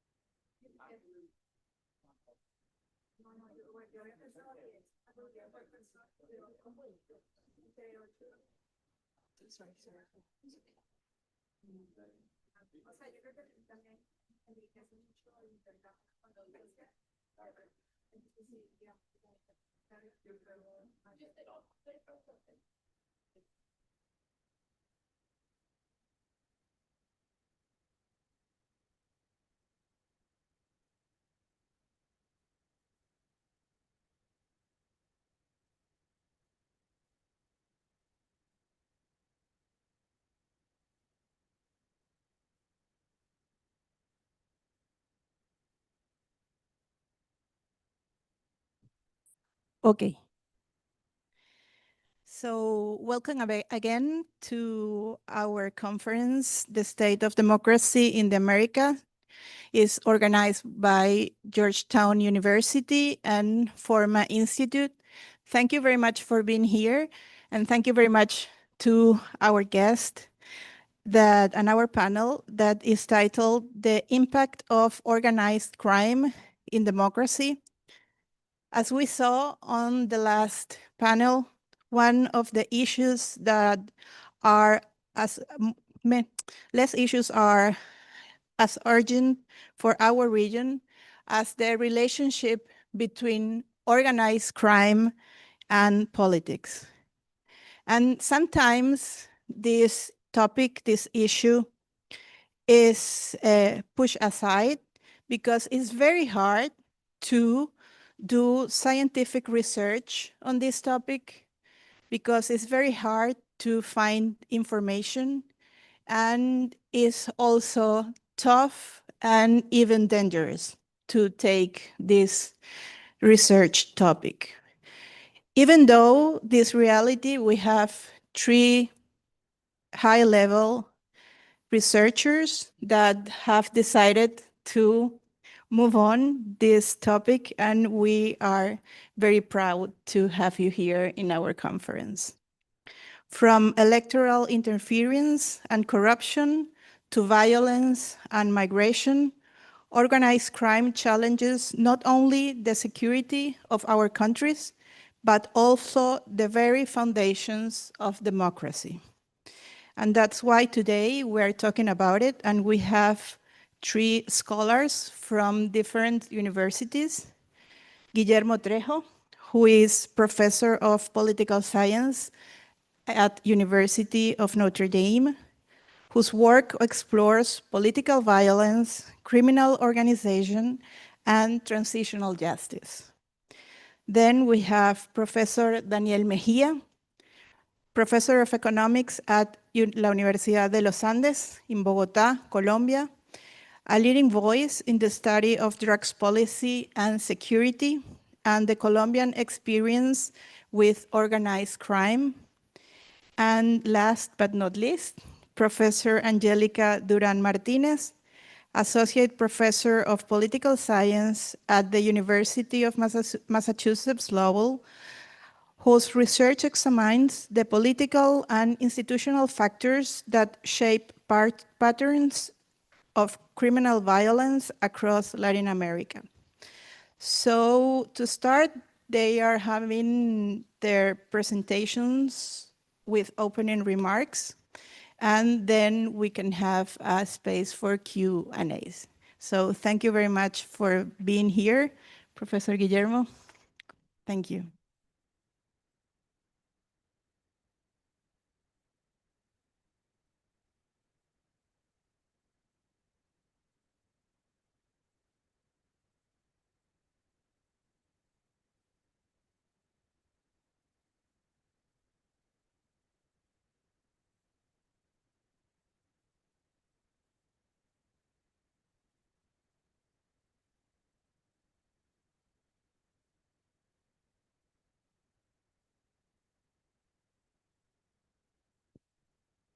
Thank you so much to the organizers. It's a pleasure to be here with you.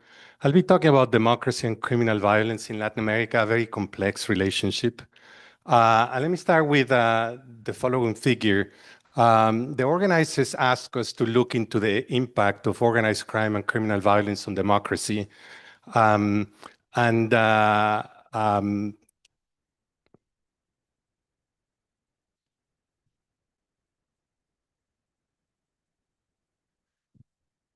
I will be looking into the impact of crime on undermining democracy. But I think it's absolutely crucial to understand also the impact that the type of democracies that we've established in Latin America may influence also the rise of organized crime and the escalation of criminal violence. So our starting point, and I invite you to think of this relationship as an endogenous relationship between democracy and crime, and it's a complex relationship. So let me start with the bottom arrow going from the type of democracy that we developed in Latin America and the impact of organized crime. And I'm going to go cross-nationally and invite you to look first at,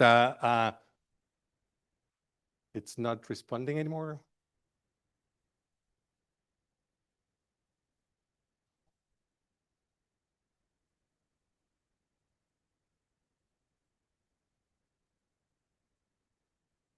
This one, okay.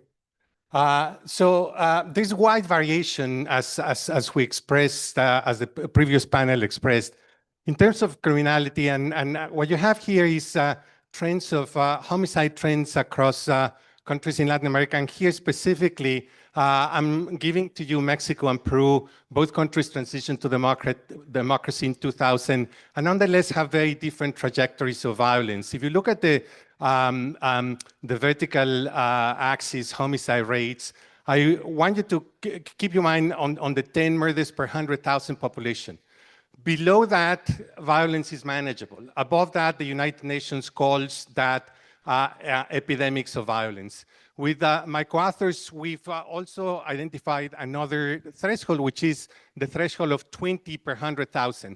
Any country that is above 20 per 100,000 is typically experiencing what we call criminal wars. States fighting against gangs or cartels, but lots of turf wars, lots of inter-cartel, inter-gang warfare. So anything above 20 per 100,000 is the type of violence that we typically see in civil wars. We call this criminal wars. So both countries transition to democracy, and I invite you to look at how these paths just separated rapidly. Mexico experiencing 3 times more violence than Peru, and Peru, quite surprisingly, under 10 per 100,000 population. And I know there's many problems in Peru, but if you look at the homicide rate, Peru has a homicide rate similar of the Baltics, Western European countries, and Mexico is one of the most violent, one of the world's most violent democracies, not just in terms of homicides, but I invite you just to think about 133,000 people have disappeared in Mexico in the past 15 years. If you add up all the dictatorships, all Southern Cone dictatorships of the 60s, 70s, and 80s, Mexico in democracy has disappeared far more people than all of them combined, only comparable to Syria, only comparable to Colombia. So we're really speaking about countries that have very different experiences of violence. But I invite you to think about Argentina and Brazil, 2 countries that roughly transitioned to democracy in the 1980s, but have followed very different trajectories of violence. Argentina, with all the problems it may have, it remains under 10 per 100,000 population. It's a homicide rate of Western European countries. And I know that if you go subnationally, this varies a lot. There's hotspots of violence in Argentina, but the country average resembles Western European countries. Brazil, on the other hand, again, 2 to 3 times that level of violence. Brazil, not as extreme as in Mexico in terms of disappearances, but it's another of the most lethal countries, democracies in the world. Finally, this is more complex, El Salvador and Guatemala. I invite you to look at the post-peace agreement trajectories.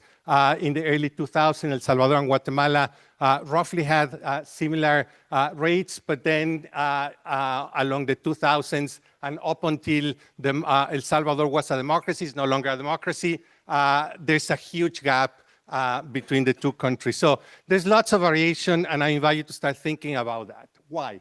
Well, let's start with a common baseline. All these countries, all of them, all the 6 ones we talked about in the 1960s, 70s, and 80s during the Cold War, these were autocracies that developed different types of counterinsurgent states.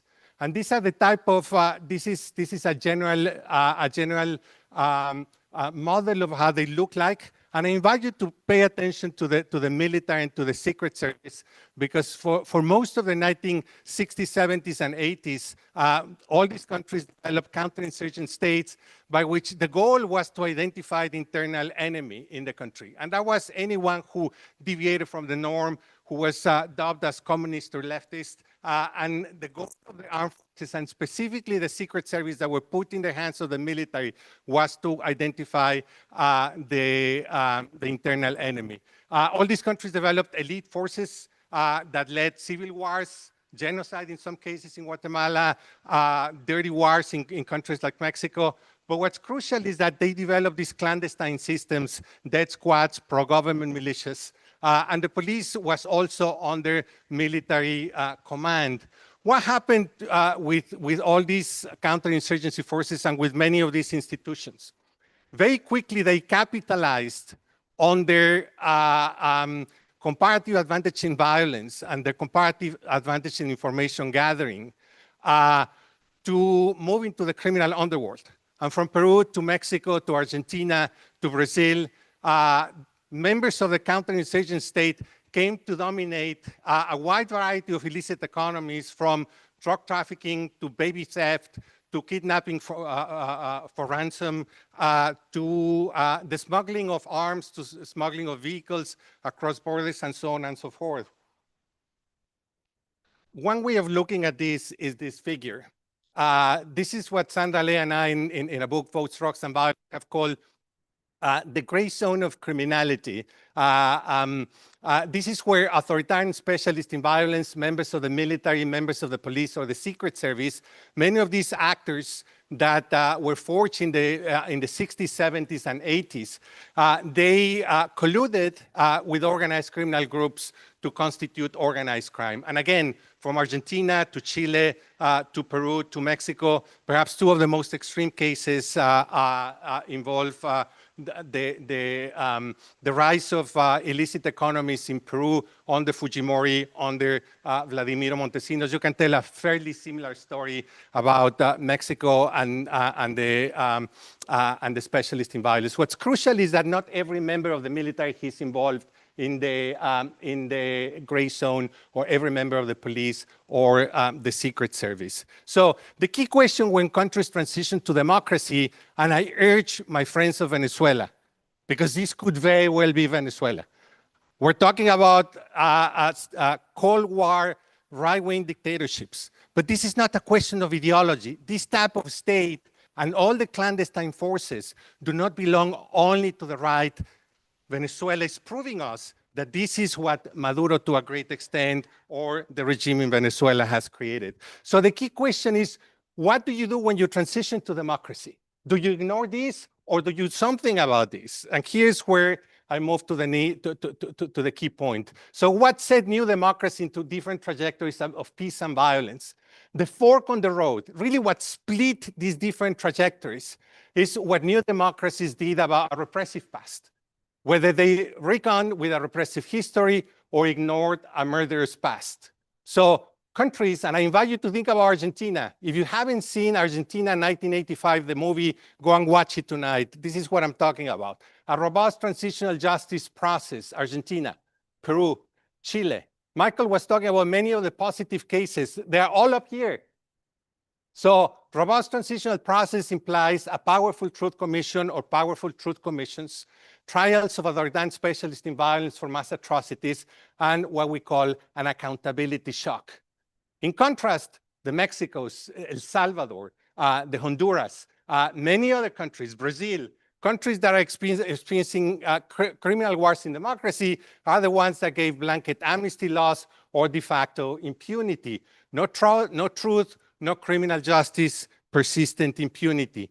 Bear with me because the next figure is very academic, but I invite you to think about true justice. That's the accountability shock. Those are the Argentine cases, but follow with me. Truth and justice, a truth commission by which authoritarian specialists in violence are exposed to the and removed through judicial processes, Argentina 1985, they start eroding, I hope you continue going with me, the violent state. What happens? There's this Bayesian updating of specialists in violence that they start thinking, what if I abuse power? Well, probability of criminal prosecution increases. The probability of judicial and social sanction increases. And then we start deterring authoritarian specialists in violence from abusing power. What does it mean?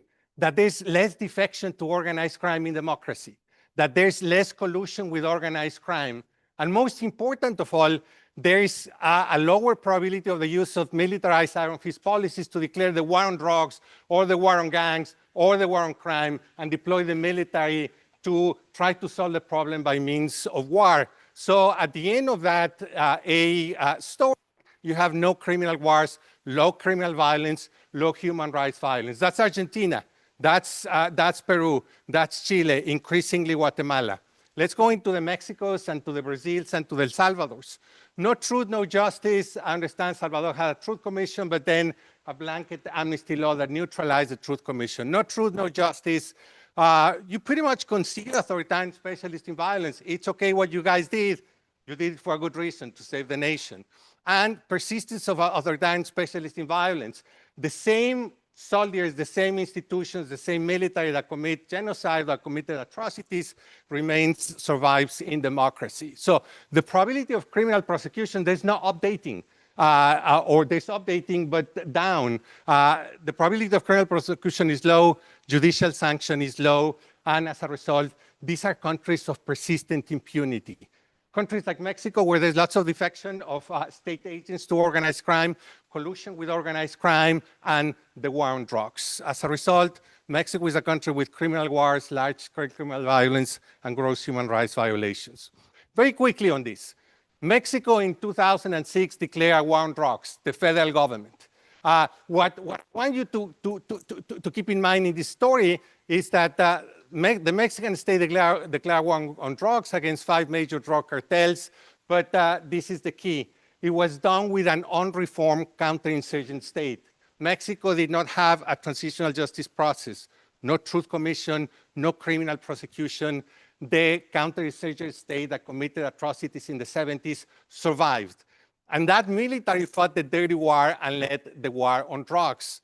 We adopted, or Mexico adopted, the kingpin strategy that led to the decapitation of cartels and to the fragmentation of these 5 cartels into more than 450 organized criminal groups.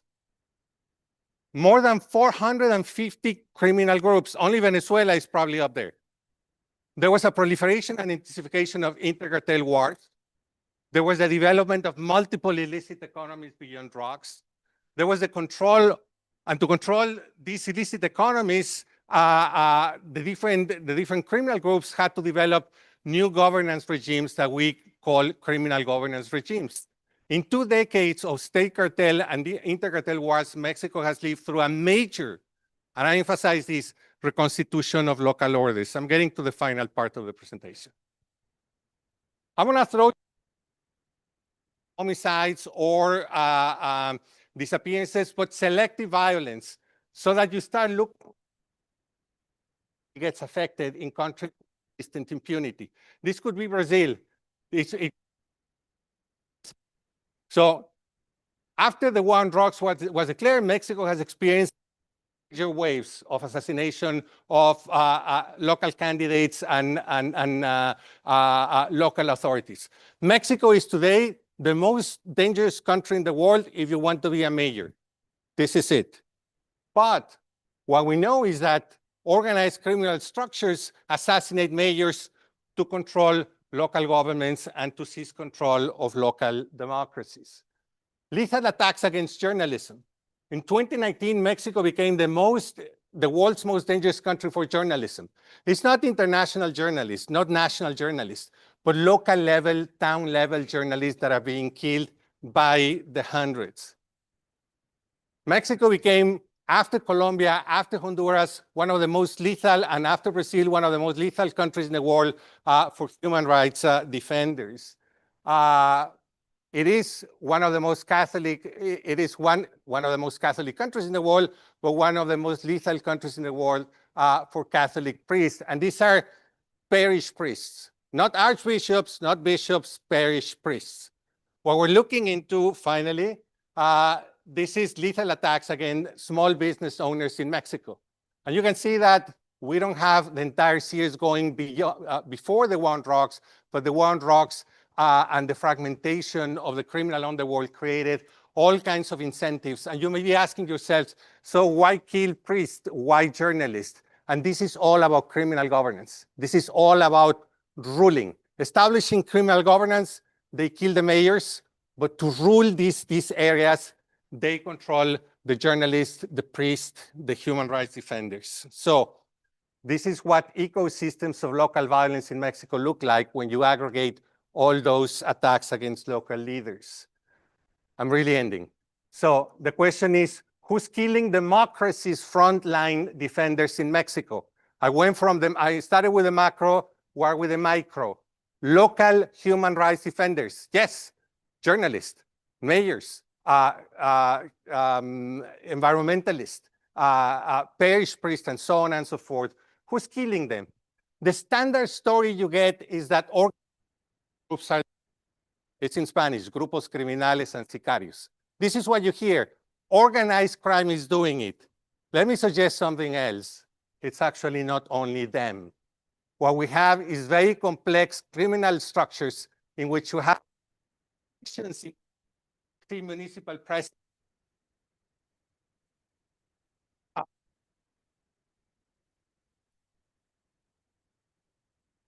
Local prosecutor offices or district attorneys. That's hell if you ever get there. Members of the military, members of military zones, and I know this is very complex to talk about in Mexico. It's easier to say it's them. It's far more complex to say this is, I don't use the concept organized criminal groups. I speak about state criminal structures. This is it. And they take many different forms across Mexico's territory. In other territories, you have this. It could be the state police, not the local police, and even business owners. So these state criminal, sometimes business structures, is what truth commissions should reveal. You know why Mexico is the most dangerous country in the world for journalists? Because they shed light on this. Why parish priests get killed? Because they shed light on this. Human rights defenders, because they shed light on this. We need transitional justice processes, new types, truth commissions, and dismantling these structures by means of law. Which country did it? Guatemala. Not by means of war, but by means of law. One of the greatest episodes of collaboration between the United Nations, the US government, European governments, the human rights community, and local prosecutors in Guatemala starting 2008, it was a turnaround. By means of law, they dismantled over 70 criminal structures. The solid line is how the homicide rate declined in Guatemala over the years. Right now, it's at under 20.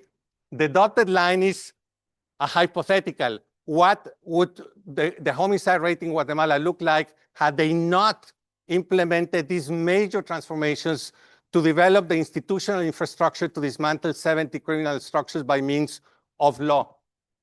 When you when you compare the two lines and actually subtract the dotted line from the solid line, Guatemala ended up saving 30,000 lives. Takeaways. Persistent state impunity for past atrocities in democracy creates organized crime and criminal violence. We need to accept that. If we don't, we currently don't do, we'll never win this fight. Organized crime and criminal violence indeed undermines democracy. That's the local story. How do we disentangle this relationship? Not by means of war. Let me scream. Not by means of war, so that people here and in Latin America hear, but by means of law and justice. We don't need Rambo. We need Sherlock Holmes. Okay, thank you.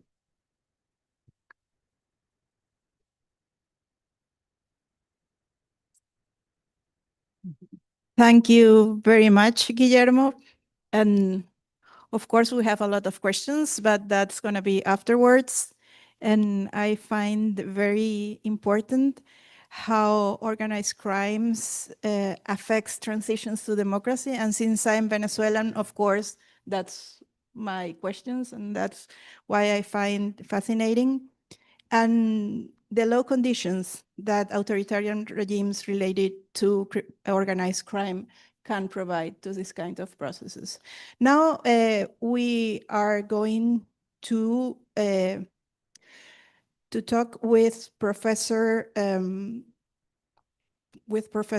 Mejia from Colombia and the experience in his country. Thank you very much. Thank you. Thank you to the Americas Institute for the invitation. It's great to be here. I'm going to be focusing on Colombia, on the recent situation in Colombia regarding drug trafficking, organized crime, and the threats to democracy.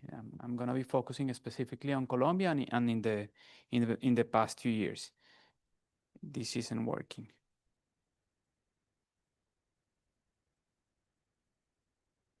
I'm sorry.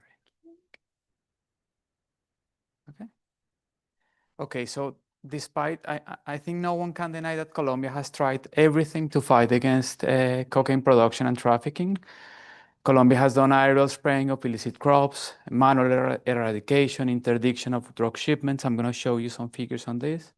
The extradition of drug cartel leaders, and a long, etc.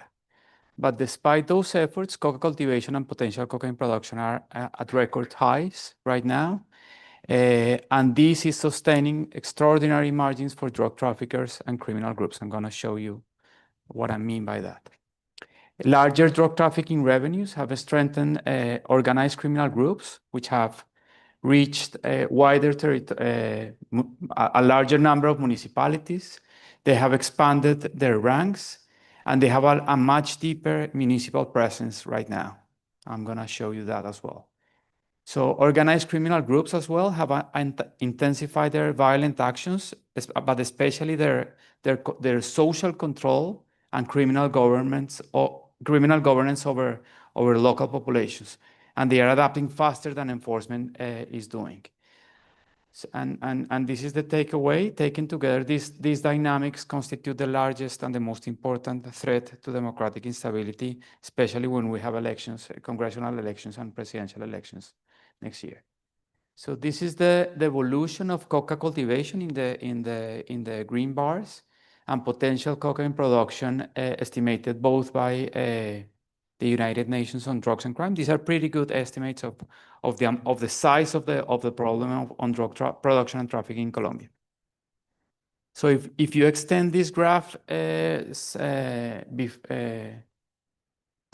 or 12 years more, right now we have more coca cultivation and more cocaine production than before the start of Plan Colombia in 1999. So these are record size. The latest figures we have are for 2023, and Colombia is producing about 2,600 metric tons of cocaine. This is some part of the efforts that have been done in Colombia. The blue line is the amount of aerial spraying of illicit crops. This was forbidden by the Constitutional Court in May 2015, so it went down to 0. Then a part of that was compensated by increasing manual eradication, but since 2021, manual eradication has gone down dramatically. And as a result, we have a huge increase in coca cultivation in the past few years, in the past 10 years, actually. This is interdiction. This is the amount of cocaine seized by Colombian authorities inside Colombia. This doesn't take into account interdiction efforts in Central America, in Mexico, in the Caribbean. This is just inside Colombia. So the current government claims that it has increased interdiction efforts quite a lot. That's true. But Colombian cocaine production net of interdiction, that's the lower left panel, has increased dramatically, even if you take into account a large increase in cocaine seizures.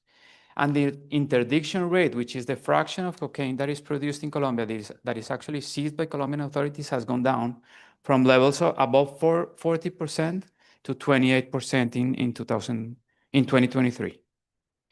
These are estimates that I've been doing for a long time. The amount of resources that criminal groups get out of cocaine production and trafficking.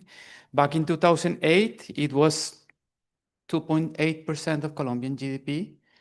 In the lowest estimates of coca cultivation and cocaine production was 1.3% of Colombian GDP, and the latest estimate, this comes from a document that I did for the World Bank last year. It's 4.2% of GDP, which is about $15.3 billion. This is the estimates of what criminal groups are getting out of coca cultivation and cocaine production. Drug policies have been extremely many of the drug policies that have been implemented in Colombia have not been effective, but they have also been extremely regressive. They have targeted those parts of the production and trafficking chain that create less value added, especially coca cultivation, which is about 9% of the total value added of cocaine production and trafficking has been the target of most drug policies in Colombia. As you can see from the right-hand graph, 71% of the proceeds from illegal cocaine cultivation and trafficking goes to the trafficking stage of the system, which is transporting the cocaine from the farm gate to the borders of Colombia, right? This is a new graph that I had for this paper for the World Bank. This is how the price of 1 kilogram of cocaine steepens as it goes from the farm gate all the way to the retail price at the street level. This is for the US. You can do this for Europe or for other consumer countries. So just to give you a number, the marginal cost of producing 1 gram of cocaine, 1 gram of pure cocaine, which is 93% purity, at the farm gate is 2.3, 2.4 cents, dollars per gram. The price of that gram, even with much lower purity in the streets of the US, or it's even higher in Australia or in Europe, in the US is around $120, $140 per gram, and not as pure as it was at the farm gate in the jungle of Colombia. So that's about drug production and trafficking. This is the recent expansion in the last four years of criminal groups in Colombia. As you can see in the maps on top of the slide, criminal groups have been expanding. More darker municipalities with at least 3 illegal groups. And for most groups, we have seen a huge expansion in the last 4 years, in the last 5 years, according to Defensoría del Pueblo. For Clan del Golfo, we have observed a 82% increase in the number of municipalities where these groups have some form of presence. Measuring presence is quite hard. You have to start by defining what presence is. But if we trust the figures from Defensoría del Pueblo, it's an 82% increase for Clan del Golfo, 56% increase for ELN, 141% increase in the number of municipalities where FARC dissidents have presence. And as a result of that, we have seen in the last 5 years again, a huge increase in different forms of violence, not only homicides, but different forms of violence. Actually, homicides is the crime that has increased less. If you have a way, what we call in a paper, the aggregate crime index, which includes homicides, terrorist actions, massacres, kidnappings, and extortions, that's the left-hand side figure, according to two sources, the Ministry of Defense or the General Attorney's Office. We see a huge increase since the pandemic. Then we have another index which includes forced displacements, for recruitment of children and adolescents, and sexual offenses perpetrated by these criminal groups. This has increased quite a lot as well. Threats and intimidation, which includes threats, ambushes, attacks, and attempted homicides, forced displacement and sexual harassment. And measuring criminal governance is quite hard. Angelica has worked a lot on this. But if we measure it by forced confinements ordered by criminal groups, illegal checkpoints, armed strikes, and extortion, this has also increased quite a lot in the last few years. So just to conclude, of course, greater revenues from drug trafficking have enabled these criminal groups to expand territorially, diversify logistics, and scale forced recruitment, especially of minors and adolescents. And this has deepened the presence of criminal groups across municipalities in Colombia. With more resources, I'm not saying that the only source of funding for criminal groups is drug trafficking, but it's by far the largest one. I mean, they do illegal mining, extortion, and other illegal activities, but by far, drug trafficking is the largest source of revenue. With more resources, these criminal groups have intensified criminal governance, social control over the populations, and this has been especially the case in strategic drug trafficking corridors, especially in the new routes through Ecuador.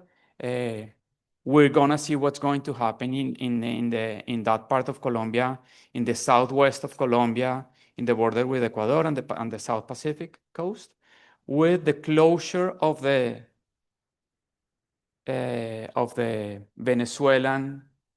Caribbean in Venezuela.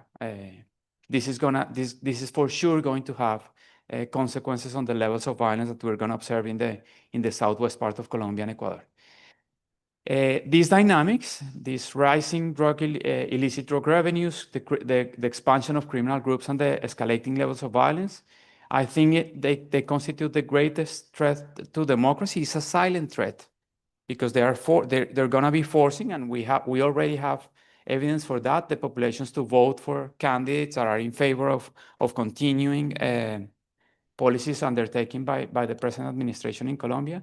And we have seen already a sign of that, which is the assassination of a presidential candidate, a close friend, Miguel Uribe, who was attacked on June 7th, and he died just a month ago. And this underscores what these criminal groups are doing, which is reviving the tactics from the 1989-1990 presidential election to try to influence the process through violence and intimidation. Thank you very much.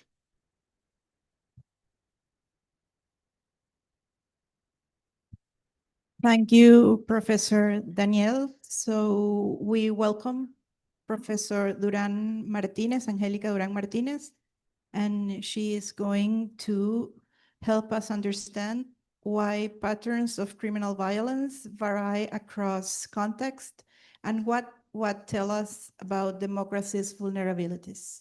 Thank you very much, Professor. Good morning, everyone. So first of all, thank you so much for the invitation to the Americans Institute. It is a pleasure for me to be here today, joining this important, timely conversation. So I think I want to start by saying two things. One is that, of course, we know that the influence and the threat of organized crime in Latin America now is perhaps larger and more expanded than it has ever been. But I also want to highlight that it's not new. And there are actually quite different dynamics across countries. Of course, I think in the past 5 years, we've seen an expansion of the threats of illicit activities and of unorganized crime that we hadn't seen before. But many of these trends are very old, and they actually have changed quite a bit between countries. The other thing I will say, as we think about the very complex relationship between crime and democracy, which I think both Daniel and Guillermo have made very clear, this is a complex relationship, but I think we cannot think about the decline of democracy in the region if we don't think about the unfulfilled promises of democracy in the region. And I will say there are three main unfulfilled democracies of democracy in the region. One is the reduction of inequality. The second one is the improvement of security, and the second one is the reduction of corruption. So the era of democratic stability in Latin America didn't solve entirely any of those three issues. And when we think about the complexity of organized crime in this equation, I think we need to think about these three unfulfilled promises. And when we think about impunity, about corruption, we need to think about impunity, as Guillermo was highlighting. So I just want to talk very generally first about like the many ways in which I think crime affects democracy. Some of these are more obvious than others. One, of course, the first one is that crime and organized crime undermine trust in democracy. It's not the only reason why trust in democracy is low in the region. But of course, corruption and the insecurity associated with organized crime are one of the reasons why people in Latin America don't trust democracy. It's not the only one. And again, there are caveats on this. The trust in democracy has been declining in the region since 2014. So even though it has reached a peak, again, it's not a new phenomenon. But I will say organized crime is one of the reasons underlying this. Of course, organized crime also undermines civilian rights and undermines human rights. And this is directly through the actions that organized crime perpetrates and organized crime groups or networks, but it's also through the actions that states have implemented to confront organized crime. And here we're talking about restrictions to the process, we're talking about militarization, and of course, this is something else that is undermining one dimension of democracy, which is the protection of civil rights and liberties. I've increasingly come to think about organized crime, and I think we need to think about organized crime not just as a law enforcement issue, but as a threat to peace in the region. And I think it's very important to think about it that way. First of all, of course, because of homicides and lethal violence, and a statistic that has become very common, and it's a very common quotation among colleagues and Latin Americans, is that Latin America concentrates 30% of the homicides in the world, even though it represents only about 9% of the world's population. So we have some of the highest rates of homicides in the world. When we see this map, of course, we also see that there are variations across the region. In some countries, actually, homicide rates have been declining for the past 4 or 5 years. In others, they have been increasing. But the reality is that homicide rates are still very high. So lethal violence is high. Organized crime is not the main reason or the only reason for this, but it's a very important why we have high levels of homicide. But we also have many forms of non-lethal violence and social control that affect the security of communities in the region, and this is associated with increasing criminal governance or the fact that criminal groups in many cases are the ones who govern populations. And I will say also here we have to embrace the fact is that in many cases populations accept this control and see it as legitimate, because sometimes groups provide to communities things that the state does not provide, but nonetheless these forms of social control also disrupt the life of communities. And we also have enormous humanitarian impacts and not just homicides. So we have increasingly internal displacement across the region that is associated to the control of criminal groups. This is an older statistic from El Salvador, but in 2018, we were talking about 175,000 people internally displaced in El Salvador. When we think of Central America, generally think more about external migration than internal migration. But this is just an illustration of the humanitarian impacts of crime. In Mexico, as Guillermo was saying before, we're talking about more than 130,000 people disappear in Mexico. Of course, again, there is a lot of variation in these forms of violence. One thing that I have analyzed a lot in my research is what I call visible violence, which is these instances when we start seeing not just homicides, but increasing attacks against police forces, or the more like extreme attacks, like, use of bombings, blockades, things like this. Visible violence has a very strong impact on how populations perceive crime, but also how governments respond to it. It doesn't always reflect how much violence there is. So there is a lot of violence that is routinely ignored. But once we have these kind of high-level events of violence, it changes how people think about organized crime, it changes how governments perceive it, it changes how governments respond to it. And we see increasingly in the region more places where these very extreme attacks are increasing. We have Ecuador, we have the assassination of presidential candidates in both Colombia and in Ecuador, and that's very concerning. And of course, this gets more closer to what Guillermo was discussing before, is that of course we know that crime and organized crime distort democratic competition, there is assassinations, there is killing of candidates, but we need to think about this as a two-way relationship. And it's the fact that crime actually enables democratic competition. And it is the actors that we see as more legal actors, the politicians that actually have used armed groups across Latin America in many different cases to advance political competition. So when we think about the complexity of the impact of organized crime in Latin America, I think we also need to move beyond thinking about this as external threat, something that is coming to undermine democracy. But we need to think about it in a more complex way, which is something that comes from within and sometimes interacts with aspects of democracy, and particularly with political competition, in ways that would force us to think about all the limitations of democracy and the ways to address these issues, more than just this is an external threat that is coming to undermine democracy. So let me kind of zoom in with this, talking a little bit about violence particularly, which was the focus of my book published back in 2018, where I tried to focus on explaining variation, particularly in drug-related violence in Colombia and Mexico. But increasingly, I think, as we think that one of the new phenomena in the region is that illicit economies have diversified tremendously, this, I think, still even applies to other forms of violence and not just drug-related violence. But basically, what happens? We have existence. So the premise here is that organized crime, even though it creates all these other things I was talking about, it is not always, and illicit markets are not always automatically associated with violence. And understanding when violence increases is very important for us to think about these markets. So you think about Colombia and Mexico, and Guillermo had shown Mexico before, but of course, Mexico and Colombia have both a very long history with drug trafficking, a very long history with criminal organizations, but yet you see this very sharp variation in levels of homicide in both countries, and in both of them, crime and illicit activities remain stable, but you see this enormous variation.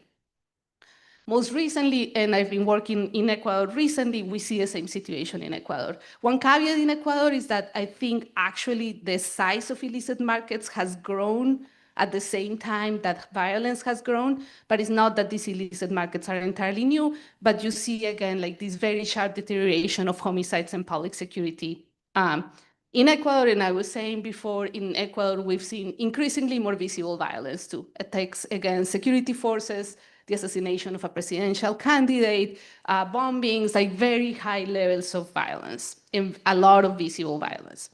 So how can we explain this? There are many factors, many structural factors, of course, but in the short term, the factors that tend to determine why we see these ups and downs in violence, I will say, are largely political and have to do more with power than with the actual size of the illicit economies. So one variable, which is commonsensical, is market competition. When we have a lot of groups competing for certain illicit markets, we tend to have more violence than when we have monopolies or we have just a few groups controlling. But the other part of the story, and this is the one that's crucial for the discussion that we're having today, is that I've argued that this also depends a lot on the power relationships between the state security apparatus. And what I mean by state security apparatus are both the political, but also the law enforcement agencies that implement policies related to security. So what I've argued is that when we have cohesive security apparatus, we tend to have less violence and particularly less visible violence. And why this is the case is because we have states that are cohesive or coordinated. These states have more ability to implement policies effectively or to protect criminal actors more effectively. And when you have the situation, criminal actors or criminal groups have less incentives to attack and to use these very high levels attacks because they know that they can either upset the state that protects them or upset a state that is effective going after them. But what does cohesion mean really? What it means whether there are collaboration between enforcement officers, particularly in Latin America, collaboration between police and military forces, whether there are collaboration between levels of government. I've studied this mostly at the subnational level, and I will come back to this in a second, but whether we have presidents and governors and mayors that are able to coordinate or not is a key part of the story. But when we think about democracy, a key part of the story is what in political science we call the time horizons of political actors. How long does somebody expect to be in power? When we have political competition, which is good, these time horizons shorten.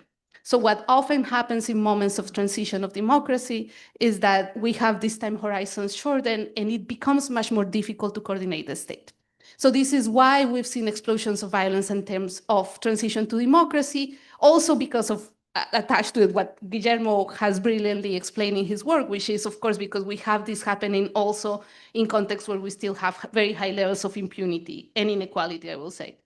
But the point is that these moments of transition, these moments of political expansion, can, in a situation where we have crime and we have impunity, can lead to these increases in violence. So Colombia, of course, has been the quintessential example of this. Colombia in Latin America is the longest example of the fact that we can have the coexistence of strong democratic institutions and high levels of political competition, and also have very high levels of violence in the presence of active armed groups. In Colombia, interestingly, the moment when we see some of these indicators improve is also a period where we saw more reduced political competition, which was during the years of President Álvaro Uribe, and also a period of reduced democratic checks and balances. But throughout the history of Colombia, this coexistence of electoral democracy and aspects of democracy with violence and with the existence of armed groups is something that shows us, as I was saying before, that crime and armed criminal groups are not just something that threatens the state, but that sometimes is also instrumentalized and becomes functional to political competition. And I think it's very important for us to kind of basically deal with that reality. I will say, and I was saying before, most of my work has been subnational, and I think, of course, we're talking about countries in general, and that's very important, but a lot of these dynamics vary significantly at the subnational level. So countries that look extremely stable and democratic at the national level may have pockets where the situation is completely different. So as much as the situation looks bad right now in many places in the region, when you think about Ecuador or even Argentina, some of the dynamics that we're seeing more at the national level actually had started before in local spaces. So if you think about Guayaquil in Ecuador, for example, or Rosario in Argentina, are places that have seen different dynamics than when you see at the national level. And that's attached also to how we see the dynamics of criminality evolve in those places. Today, of course, Colombia has, and I agree with Daniel that we have a moment where the stability of democracy is under threat. But I will say also that when we think about the long history of democracy, what we see today in Colombia is more than ever again that the tension between the fact that we can have expansions of democracy and expansions of violence at the same time. Since 2016, what we have seen in Colombia is also expansion of the actors that participate in politics. When we think about the longer range of democracy in Colombia, is also the period where there was less violence associated to the electoral process. Of course, that has been broken recently with the assassination of Miguel Uribe.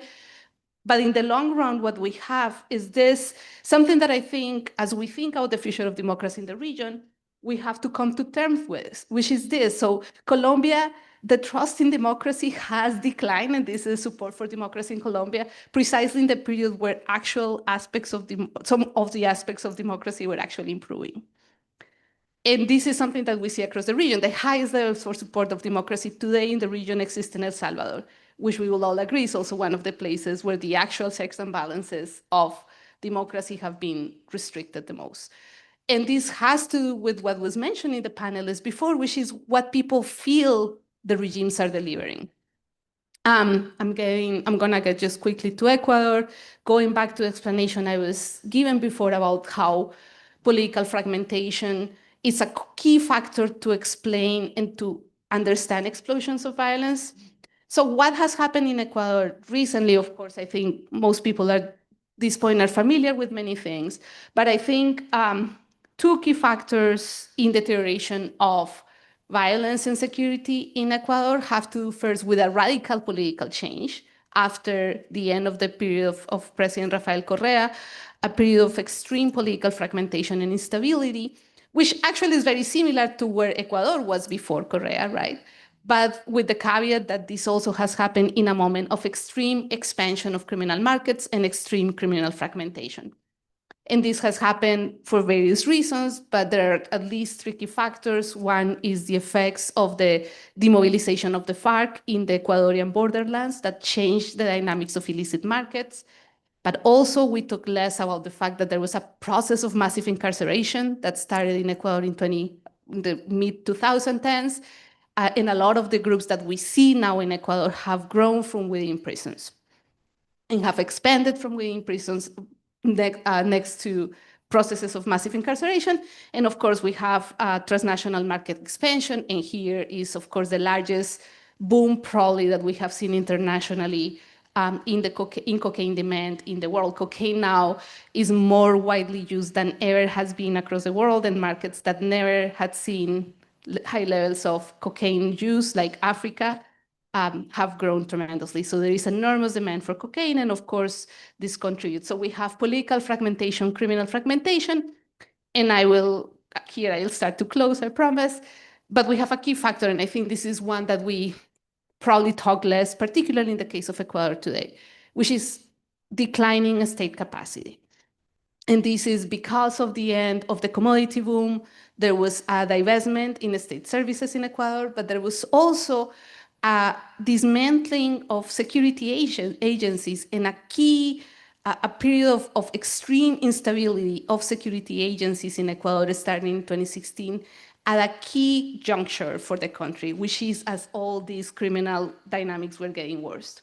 So the country didn't have like a strong institutional infrastructure to respond to this increasing political fragmentation, increasing criminal fragmentation, leading to extreme levels of very highly frequently, but also highly visible violence. So there is a lot here. There is a lot to unpack in all the things I've said, but this is what I want to say to conclude. The relationship between crime and democracy and violence is complex. I don't think it's a zero-sum relationship, right? Even though partially what I have talked about today is how these moments of political transition can open and increase violence. That doesn't mean that this is a zero-sum relationship and that democracy inevitably will lead to more violence, of course. And especially because I'm talking particularly about political competition. And democracy is many dimensions, right? Including justice, and that's the impunity aspect that Guillermo was talking about.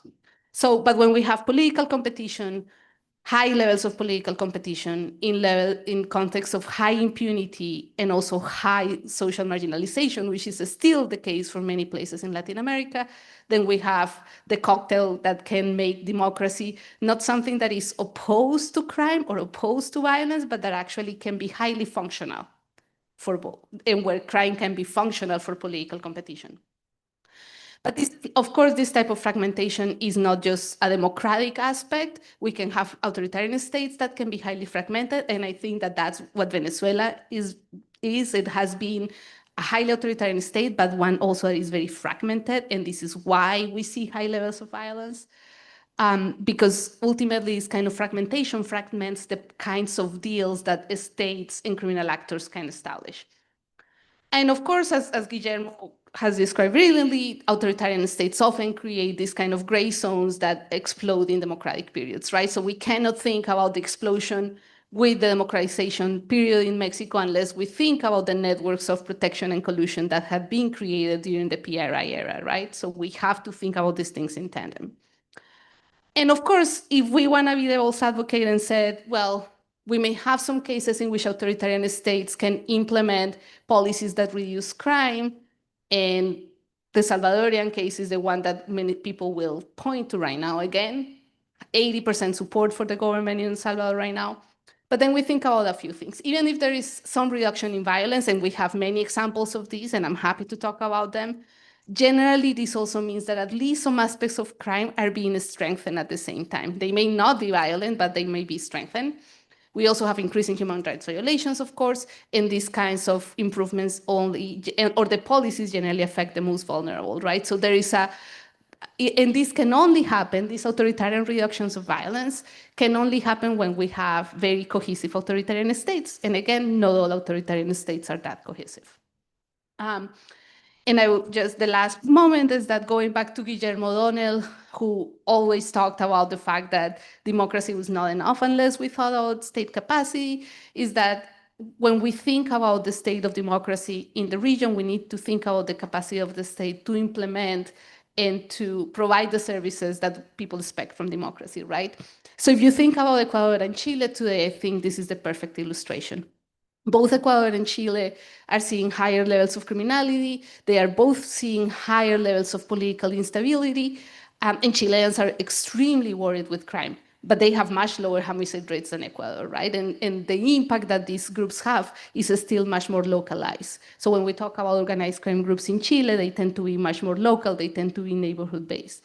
And I think that ultimately reflects that the Chilean state still has more capacity to investigate and to prosecute many of these, and to provide some of the, I will say, like the prevention or the services that are necessary to prevent organized crime to become what it has become in Ecuador. So state capacity is still a crucial factor that we need to consider when we consider the relationship between organized crime and democracy. So with that, Thank you very much to Angelica, and well, we can move to the Q&A session.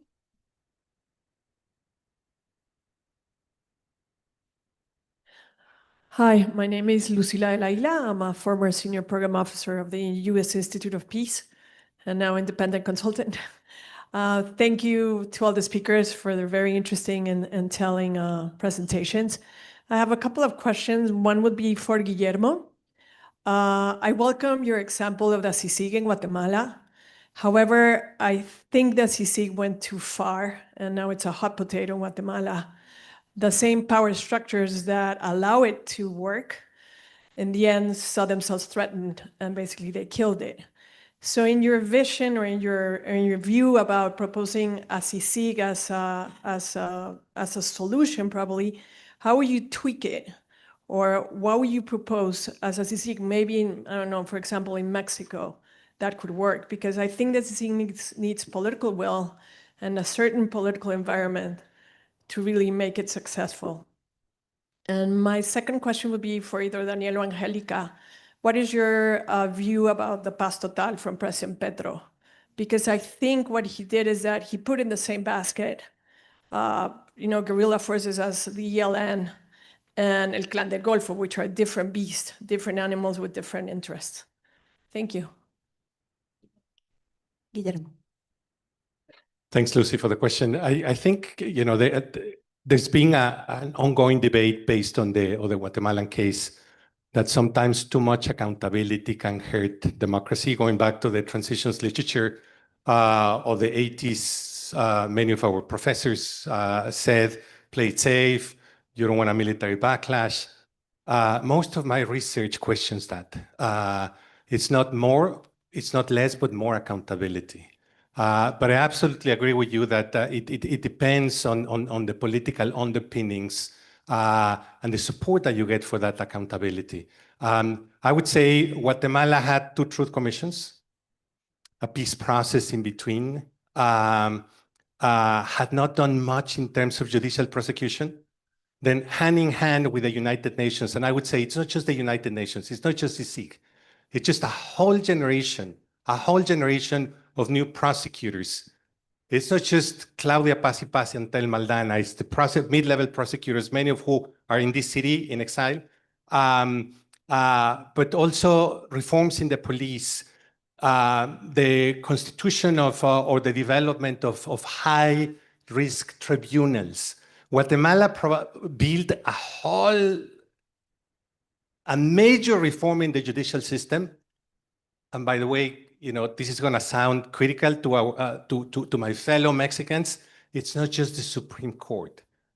It's the public prosecutor's office. Mexico may have judicial independence at the level of the Supreme Court, but impunity rates of 98 and 100% for 133,000 disappearances. I mean, if we don't think about a judicial reform, I mean, levels of impunity to that, and I'm not trying to defend by any means. It's a disaster what happened in Mexico with the most recent reform. But we had a previous disaster that we never looked really into it. And Guatemala did. Guatemala equipped itself, reformed all that. Now, the problem is that they did not have the institutional basis, the party system. I know that some people here in the room study Semilla. Semilla, as a major opposition force, emerged and won the presidential race almost by miracle. Not a single intellectual academic could explain it or could have predicted that. It happened, but you also need, it's not just a question of major judicial reform. It's not just an accountability shock that goes on and on and on. It's just equipping yourself with the political institutions to make that sustainable. And I think Guatemala could have borrowed a little bit from Colombia in terms of embracing a process of restorative justice and peace building. Guatemala, in a way, forgot about its peace process. It became very judicial. That's fine. It was an accountability shock. They had lots of benefits. But I think I would just close by saying you need to make this politically sustainable for the long run, and you need to move to other phases. I would put it like this. It's not just having a vaccine, but having boosters and having changes in lifestyle. Guatemala had very powerful boosters, a very powerful vaccine, but was just getting the boosters and no changes in lifestyle when you had the backlash, and right now it's back and forth. It's very uncertain. There's days in which you say democracy is being undermined, but other days in which you say democracy is on the rise. It's a complex story, and the jury is still out there.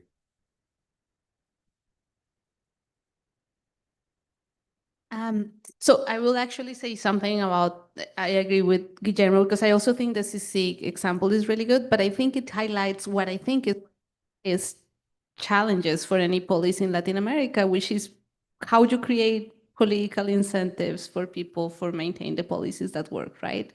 And I think anyone who wants Latin America today needs to create what I'm thinking about as bureaucratic islands, places where you can start placing these policies so that they depend a little less on governments and depend a little more on just like more the inertia of maintaining these policies, because I think it's politics are stupid is the answer to why so many good policies may not be implemented easily. And that goes back to total peace. So I have a lot to say about total peace, and I don't want to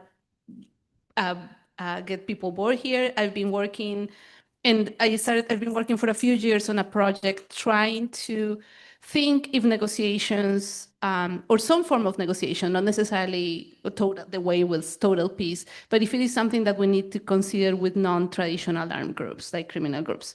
And the reason why I will say is because negotiations happen all the time. I mean, these groups are transacting with politicians, with state officials, with humanitarian actors all the time. But there is no accountability, there is no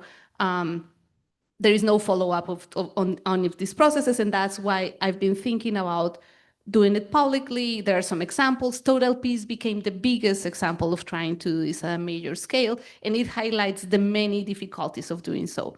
So I will say maybe three things. I can say a lot more, and I know Danielle can talk about other aspects of it. I will say of separating, I actually think the policy, even though the idea was to negotiate with all the groups at the same time, legally, in the Colombian, the Constitutional Court made very clear that there was a path for political actors or actors considered political and insurgent, and one for criminals. And that became from the beginning, and that is today the challenge in Colombia. And I think that the lines between those two things are very blurry. Between what's political and what's criminal, it's not new. I think that's something that goes back at least to the end of the demobilization of the paramilitary, when you have groups that are criminal and more incentivized by politics, but where they govern territories, they participate in elections, so that they are not necessarily ideological, but that doesn't mean that they are not political. So I will say that was less the issue with the policy, in my opinion. And I think the idea, it highlights many things. There have been problems of implementation. I think there was a lot of lack of clarity about exactly what to do and how to do it. But also, even if it was ideal, there was an ideal plan and a clear path forward. There are two factors which go back to what I was just talking about. The Colombian state is very fragmented, and the armed groups are extremely fragmented. So that complicated implementation. I know Danielle can talk a little bit about some of the impacts of the ceasefires, for example. I will say the funny thing is that the processes within the Total Peace, called the negotiating, the mesas de diálogo sociojurídico, like the social legal negotiating tables with criminal groups in urban areas. Those have been the less complicated, I will say. The more complicated ones have been the processes with the more traditional actors, the ELN and the dissidences of the FARC, which I think makes us think about something, but there are many blurry lines and lots of complications. I think with all the limitations, the idea of doing this at some level, very coordinated with military actions and with police actions, is not something that should be abandoned despite all the problems I've had. But I'm happy to talk about more. It's very controversial in Colombia right now. And I think people have very different ideas about it too. So my view on the Paz Total is that too many mistakes were made by doing this negotiations with criminal groups. As you say, they put in the same basket different groups. The legal framework for those negotiations was not clear. For some groups, there was only what is called sometimiento. For some other groups, there was a space for a peace process. One important part of the Paz Total was the ceasefires. The ceasefires decreed by the Petro administration on New Year's Eve of 2022, which ended up being unilateral ceasefires, where the Petro administration tied the hands of the military forces and the police. And this led to an increase in violence by illegal armed groups and the strengthening of these groups in different territories. I have a recent paper documenting, doing some sort of an impact evaluation of these ceasefires. And what we see, the results of that paper is that this was a unilateral ceasefire, which ended up strengthening these criminal groups in different territories. I think we have one more question, and then we close.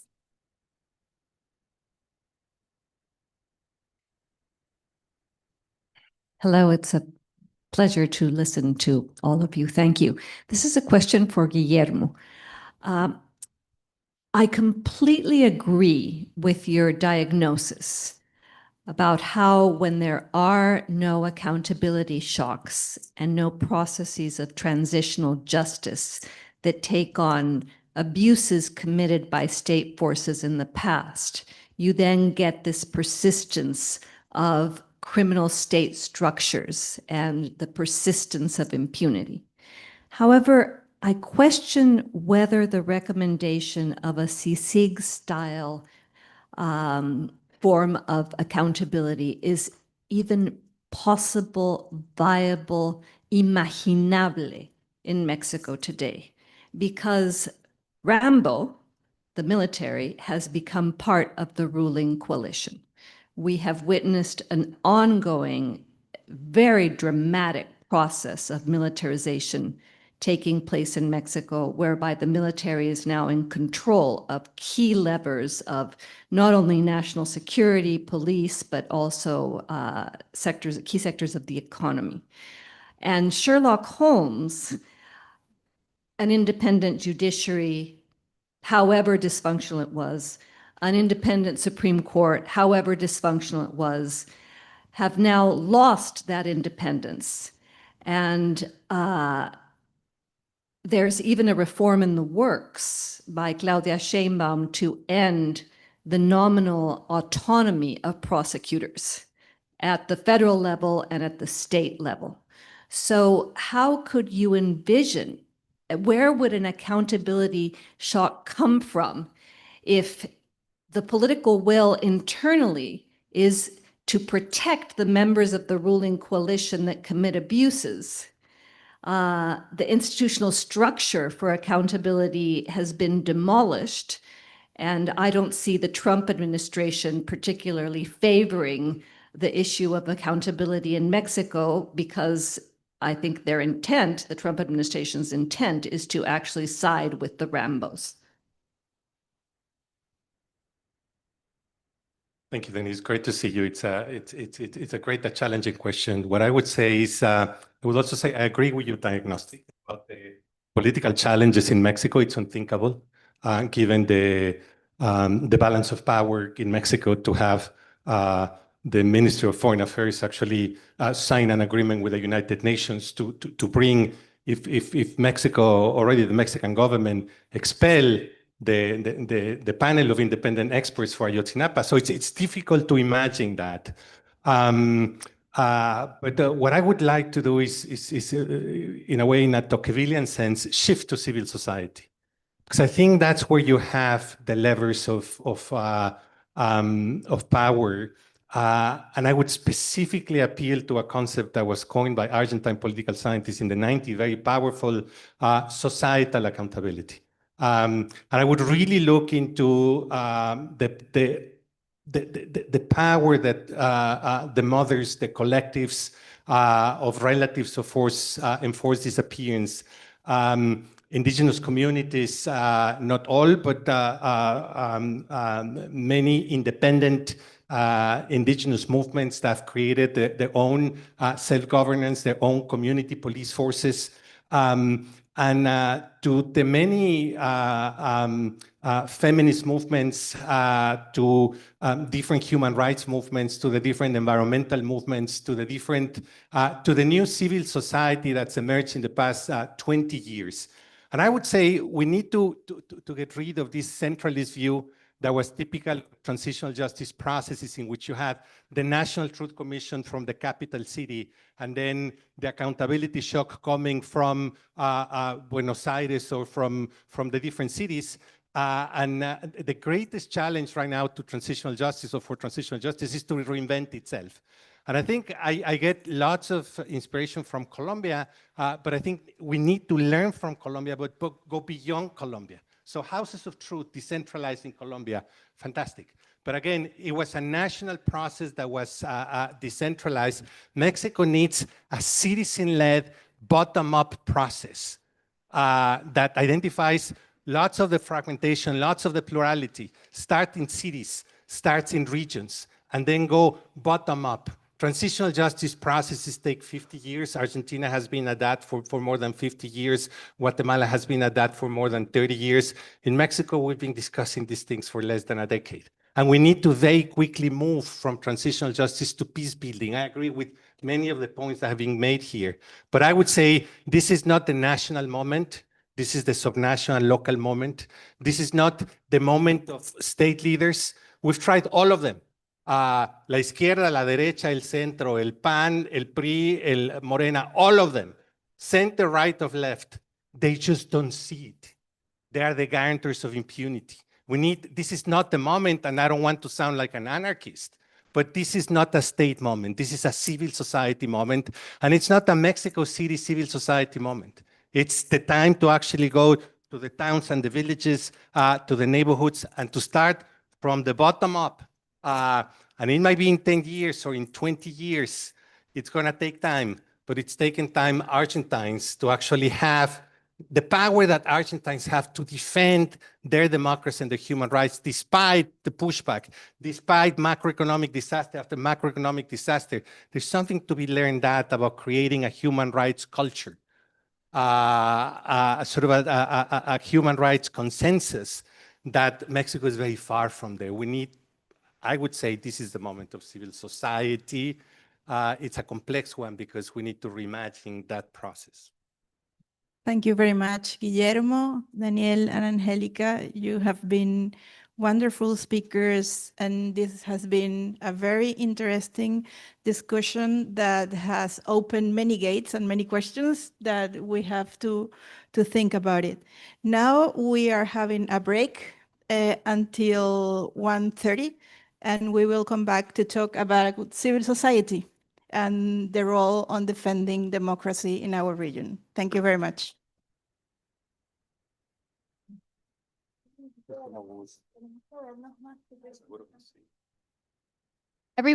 For everyone in the room, there's a lunch buffet in the back. Feel free to grab lunch. And like Paolo said, we'll get back here and start at 1:30.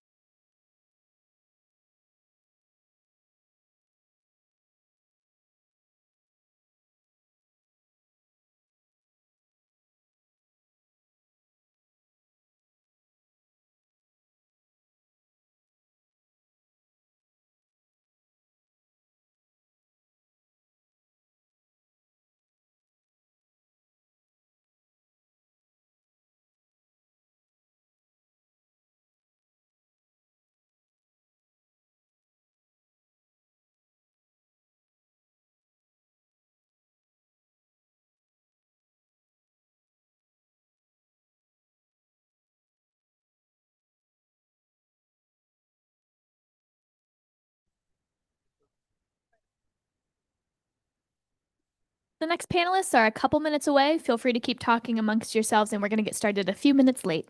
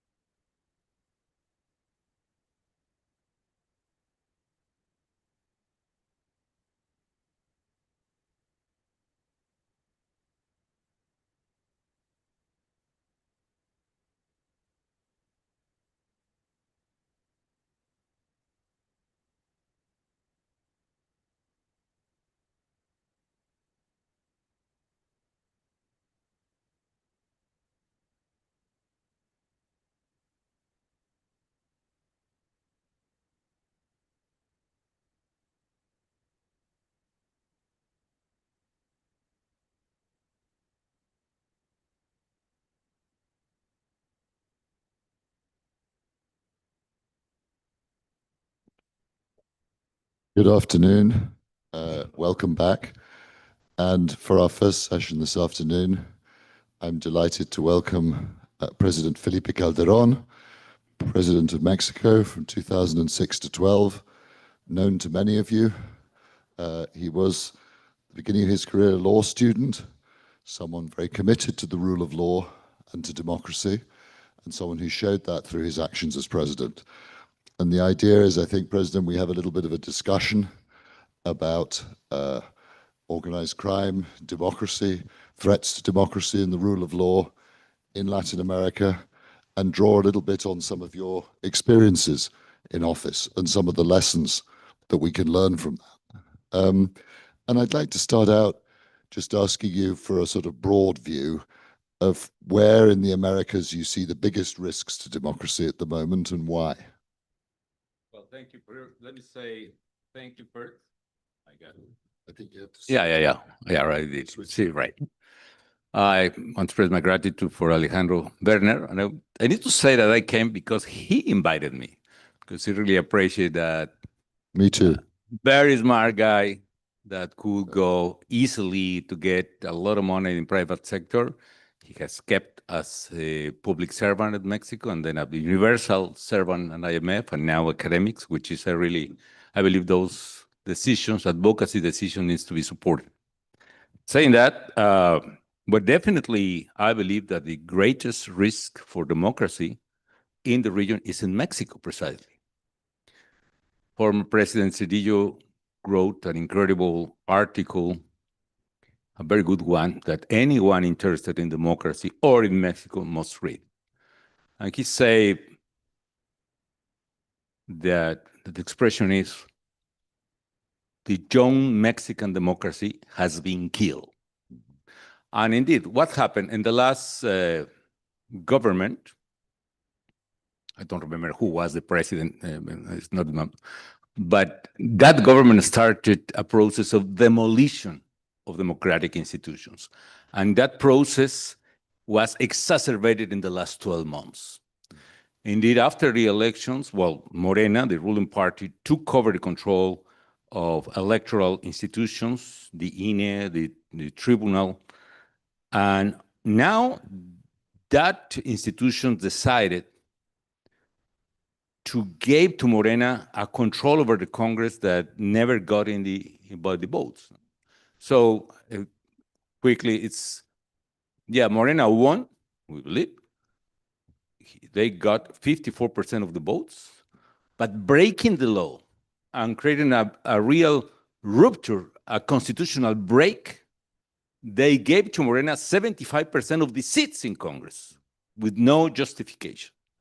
And then extorting a couple of senators more they were able to change the constitution to create another constitutional break, which is disappearing the judicial branch. Literally. All the ministers, why? Because the Supreme Court was the only counterweight, the counterbalance, the only one in the country to the president. So they fought the minister of the Supreme Court, 11 ministers, thousands of judges, maybe 1,000 of magistrates. All of them were fired 2 weeks ago. And now the judicial branch is in the hands of militants and supporters of Morena. Some of them were lawyers of narco traffickers. Others are people without experience. And to end with this, there are no guarantees anymore for any citizen, let alone for opposition people. And as you said, President, I mean, that process started under the previous Mexican government. I was very struck at the time covering what was happening there and in Brazil, that in Brazil, we saw a very strong engagement by the US government behind the scenes in favor of institutions, in favor of the Supreme Court, sending strong messages to the military not to interfere. In Mexico, we saw no such engagement. Could the US have done more to save democracy in Mexico? You say the Americans? Yeah. I don't know. I don't want to say what the Americans could do. But what is clearly is that this demolition process happened, I don't know if the expression is correct, but just under the noses of the American ambassador. And I'm talking about this, not talking about this administration, the previous administration. I don't know, because that ambassador just didn't realize what exactly was happening, or he just ignored that, which is terrible. But let me be honest on this. I believe that since maybe 1 decade or more, we know that the foreign policy of the United States is much less concentrated in the protection and defense, the universal values as democracy of human rights, and more oriented towards the American interest, which is, I believe, is logic. Especially now, it's clear that the government received a mandate, a clear mandate from the citizens, the voters, to focus on national interests. So this idea of the America First implies that. And that implies as well that we need to work in our issues ourselves without expecting. But then presumably we should also make the case that the American national interest is served by having democracies in Latin America, right? Well, in the case of Mexico, for instance, of course, it's the second biggest democracy, or used to be a democracy. I honestly believe that free and fair elections are on risk in Mexico, and there won't be free elections probably anymore. And it's the second biggest and the most important for the United States. And it happened in an open. Let me tell one thing about this, talking about fairness. Carlos Ursúa, who was nothing less than the Secretary of Treasury, Secretario de Hacienda, for López Obrador, wrote like 2 or 3 articles last year telling this, that Morena, the government, presented and got approved a budget that was overestimating the payment for seniors people.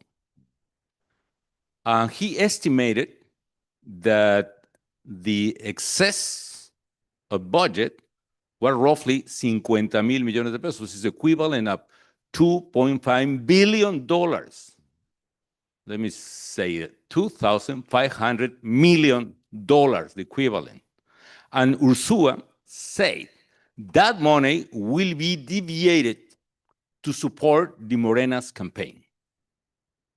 And that he says that before he passed away like 2 months later or that, but accidentally. By the way. I remember I was very struck when I went to Mexico during the election campaign that I went to a rally by Claudia Sheinbaum. And at the end of the rally, Gerardo Fernández Noroña, the official from Morena, got on the stage and he said, we want to make sure that not just that Morena wins this election, but that the opposition never, ever returned to power in Mexico.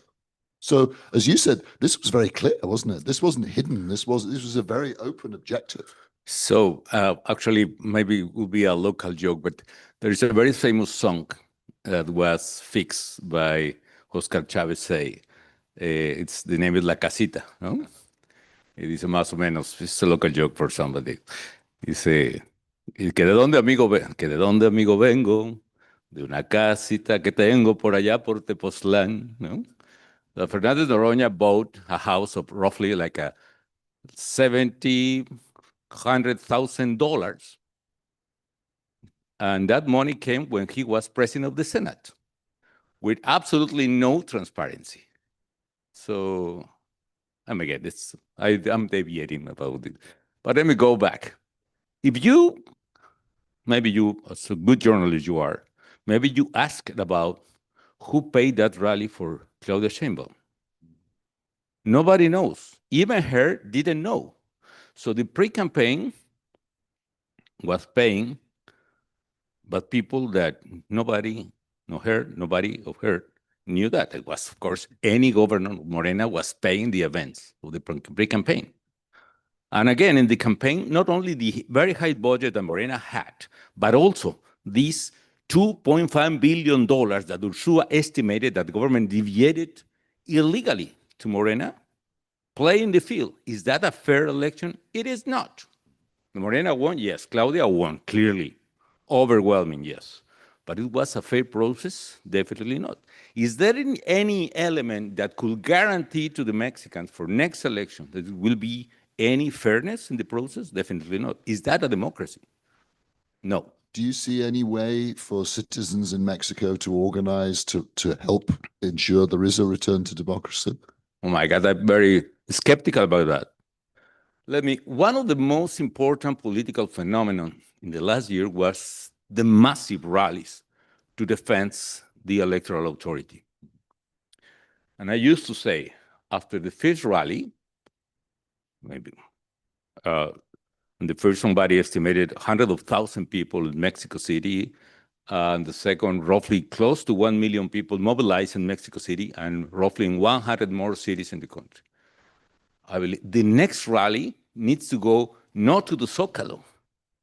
The next rally needs to go to the door of the political parties, PRI, PAN, and PRD, to claim the openness of those parties to the citizen. So one of the problems is the authoritarianism of the former government. So the former president never was a Democrat, never has been a Democrat. And it was clear that he was getting the power through democratic means. He was going to destroy democracy, like many populists in the region and in the world, and exactly that happened. But the second problem, that's the weakness of the opposition. And the case of what used to be my party, I resigned to the PAN in 2018. The PAN was able to resist 70 years in the opposition under the autocratic regime of PRI. And the key strategy, maybe not explicit and maybe even not deliberated, but was to recruit every campaign new citizens, the best and brightest in any single community. And you can call for 10 and only one accepted either to be candidate or member. But after that, the PAN was renovated its base with better people every single time. But once we got in power, the people who control the party, a democratic party, understood that the list of members of the party, el padrón de militantes, was the key issue to keep the power inside. So they blocked the entrance of new members since roughly like 2007, 8. And because, or maybe before, and then the PAN was unable to renovate itself. And this camarilla, this small group controlling the PAN, because that's the only way in which they could get budget positions, some contracts, even with some local governments. This camarilla kept the power in the PAN. So that's the reason blocking the entrance to the citizens is the way, it's some kind of suicide for political parties. And then this suicide is one of the reasons why there is no political instruments for the citizens to change the situation by now. I hope the parties could open the door. The PAN, the PRI-PRD, MC, the new one, which is, we created a very powerful party, by the way, Mexico Libre. We got the unanimous authorization at 1 o'clock in the afternoon, the INE. 3 hours later, we lost the vote like a 7-6 or something, no, or 6-5. What was the reason?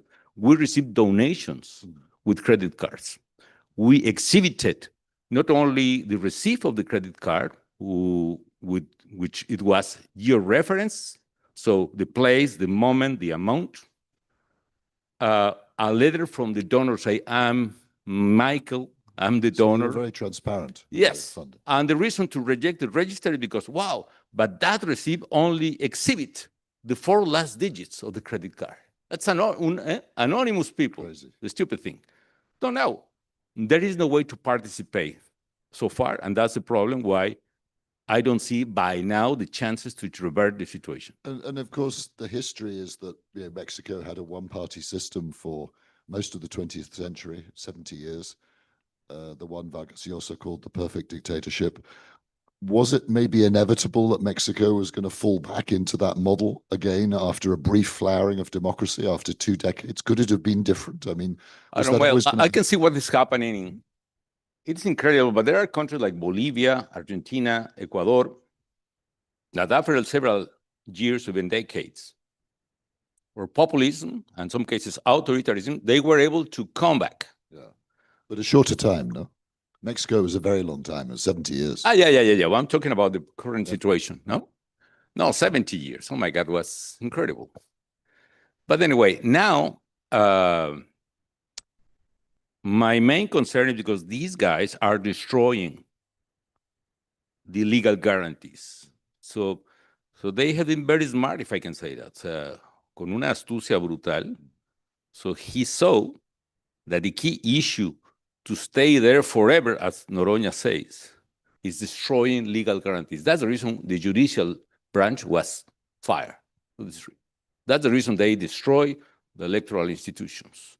Destroy any way in which you can guarantee to the citizens to come back one day. That's it. So I'm very skeptical. By the way, talking about la dictadura perfecta, you remember that expression of Vargas Llosa? He say, it's the perfect dictatorship. Why? Because there is one group designating all the governors, all the mayors, all the power in one group. But nobody in the world is criticizing that because it simulates a democracy. Yeah, they have elections regularly. Well, now let me go to this situation. The fall of the Mexican democracy is the worst news story in the region and is the worst covered. Why is that? Why nobody is talking about what is happening in the Mexican democracy? It's a question for a great journalist. It's a good question. I mean, I was struggling with that too during the last government when the institutions were being attacked and dismantled and there was very little comment about it. And I think part of the reason was because the governments successfully presented a narrative that they were a government of social justice, they were championing the poor, they were inclusive, they were dealing with lots of things that had been left for a long time, and they had a lot of popularity. They had a lot of popular legitimacy. So that made it very easy for them to sell the idea that they were a government acting in the best interests of the people. I mean, that's the best answer I can give. It's a very good one. Yeah, and in fact, I believe the same. As long we have the politically correct profile in government currently, so a politically correct female left government cannot be wrong, which is this kind of prejudice are contributing to this terrible situation we are passing through. I mean, there was an enormous contrast with Brazil where Bolsonaro's attacks on democracy institutions met with enormous condemnation in the media, from the Biden government, from human rights organizations. I mean, there's a very loud chorus of protest. And you know, correctly, in my view. However, in Mexico, similar attacks on democracy, nothing like the same response at all. There was a silence. Yeah, well, exactly. I think it's so evident. Since López Obrador, I competed with him in 2006, and I won with a narrow margin, but I won. He tried to do the same. I don't know if it sounds familiar to you. He tried to take over the Congress, to physically prevent me to get to Congress.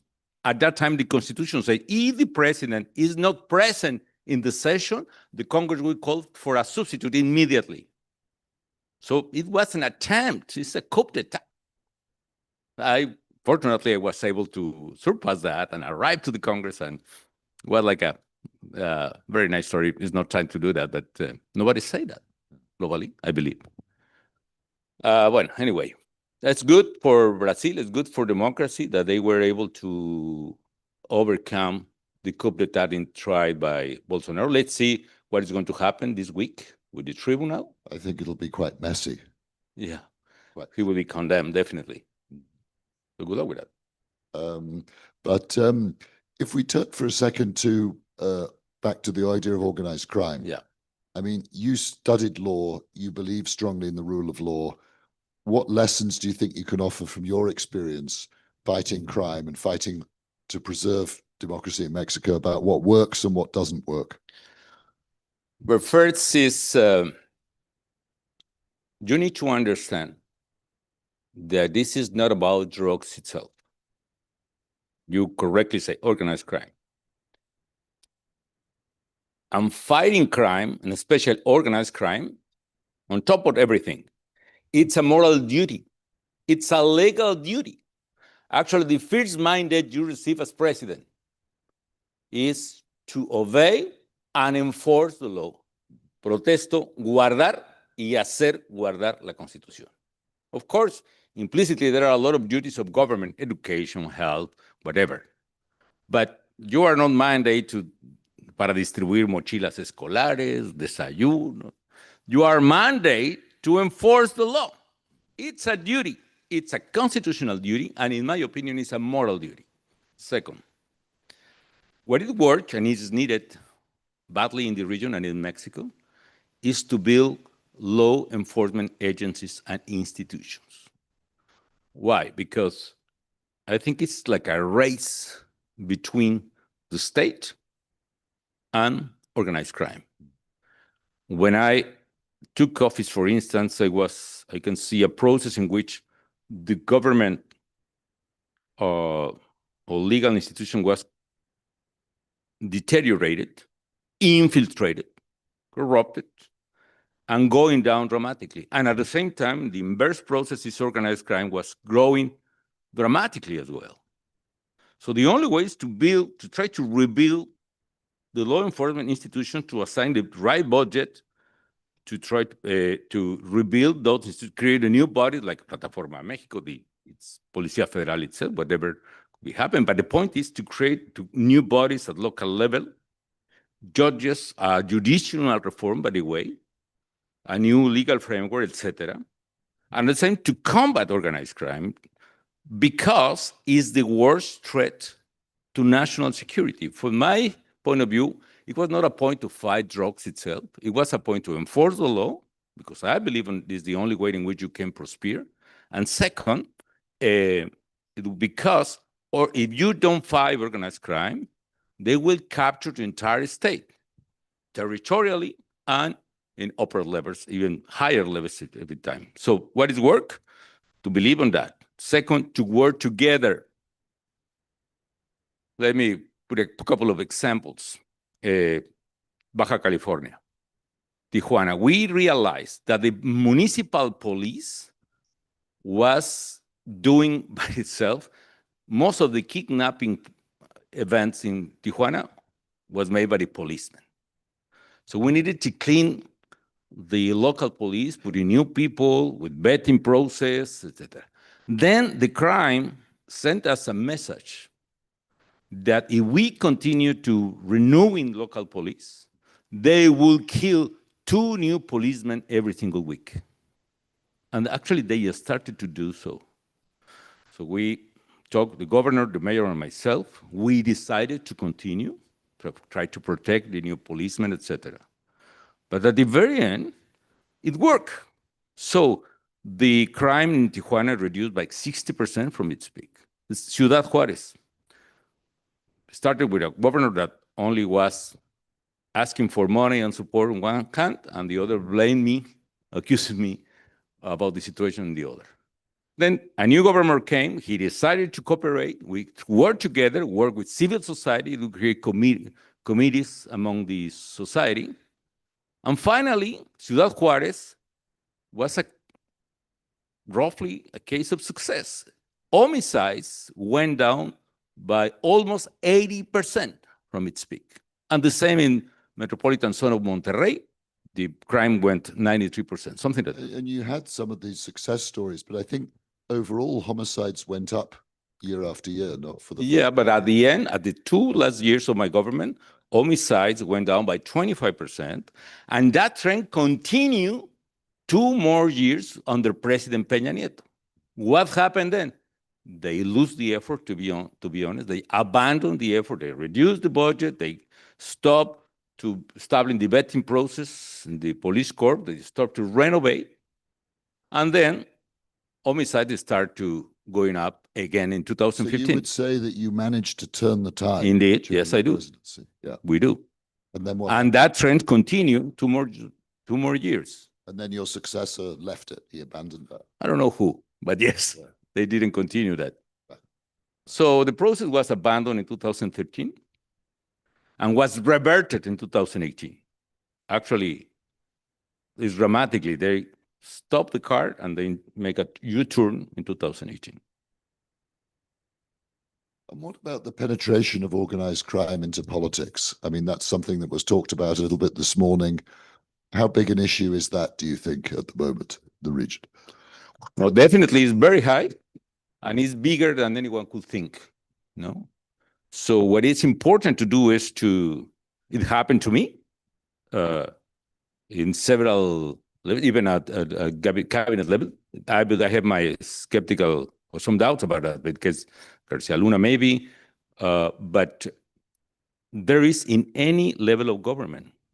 And what you need to do is to establish a system in which organize some kind of internal counterbalance, external counterbalances, to innovate and improve the vetting process, to pay it a better way, to recruit people, not only by the money, but people who really have some kind of mystic, some kind of principles, some kind of values, people who really believe that it's important to care about your family, your society, and community.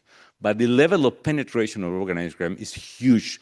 And if you allow them, if you continue the policy of hugs, not bullets, whatever, they will grow and grow and grow and grow like a cancer. And there will be a moment in which it's going to be quite difficult to revert that. And I honestly appreciate what is the current government is doing. President Sheinbaum and the people around her. The news about this week. Where is that penetration? The penetration in the most maybe pristine or isolated army force, which is the Navy. They were managing at the level of the nephews of the secretary, which means at the level of the office of the secretary. They were managing the huachicol, which is the stolen gasoline. Fuel theft, yeah. Fuel theft, yes. I need to learn a lot of things in English. Yeah. Huachicol. They were managing that, millions of dollars. So it was so brave, and the government need recognition about that. The government had the political will to go after those Marines, which imply to fight against a lot of interest inside. So at what level the corruption is, I think losing the controls, reducing, or bajando la guardia, changing the tactic, that allows the criminal to penetrate at municipal level, at the state level, and at federal level, and the armed forces everywhere. And also to move into new businesses, no? And I know you've said before that we talk a lot about drug crime, but extortion is actually a huge legal business, right? Yeah, I used to quote a teacher of Kennedy School, alma mater, Tom Shelley. He wrote a beautiful article in 1973. It says, "The real business of organized crime is extortion." And indeed, we are very familiar with the idea that organized crime is exactly similar to narco traffic. It's related with, but it's not narco traffic. It's probably one of the business they run. The key issue is in which the criminals, for several reasons that maybe is not the time to explain, they just started to expand and look for something that they were not looking last century, which is territorial control. My own explanation is several ways. One, the assault weapons ban expired in 2005 in the United States, and that allows to sell thousands of weapons to the Mexican cartels. Actually, my government seized 185,000 guns and weapons. 80% of 90% of them were sold in American territory. So that destroyed the, let's say, del balance relativo between law enforcement and any level and criminals. And second, and most important, Mexico and other economies started to have more income capacity in their society. According with the economists, I have very So brilliant. the criminals became better armed than the police. Well, the one side, yeah, with much better weapons. So there, Pueblo Nuevo, Durango, no? 10 policemen with 30 revolver, 38. And suddenly 3-4 suburbans appear with people with machine guns and missile launchers and whatever. So what can you do? No? But the other point is, for me, most important. The Mexican economy, after the efforts of several presidents or governments with ups and downs, mainly after the third year of Cedillo, once the crisis of tequila passes, Mexican society started to recover income capacity.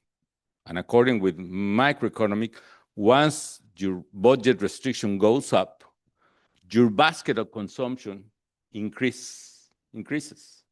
So you start to get more consumption of more goods and services. One of those goods and services was drugs. It was not considered at the beginning.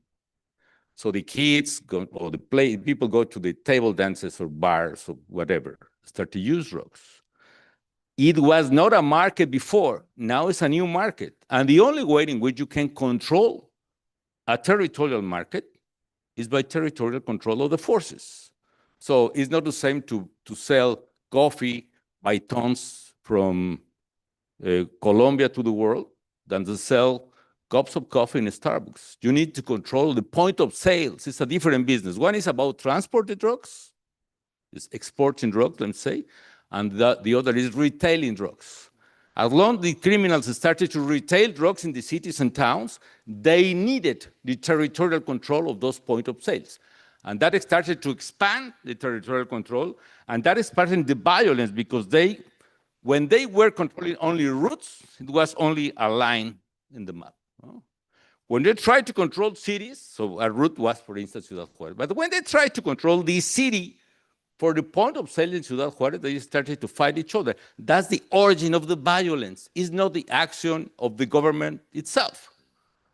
Well, that's the point. I believe that this expansion of the crime takes them to try to look for the control of the government, of the cities, and then the governments, and then different levels of governments.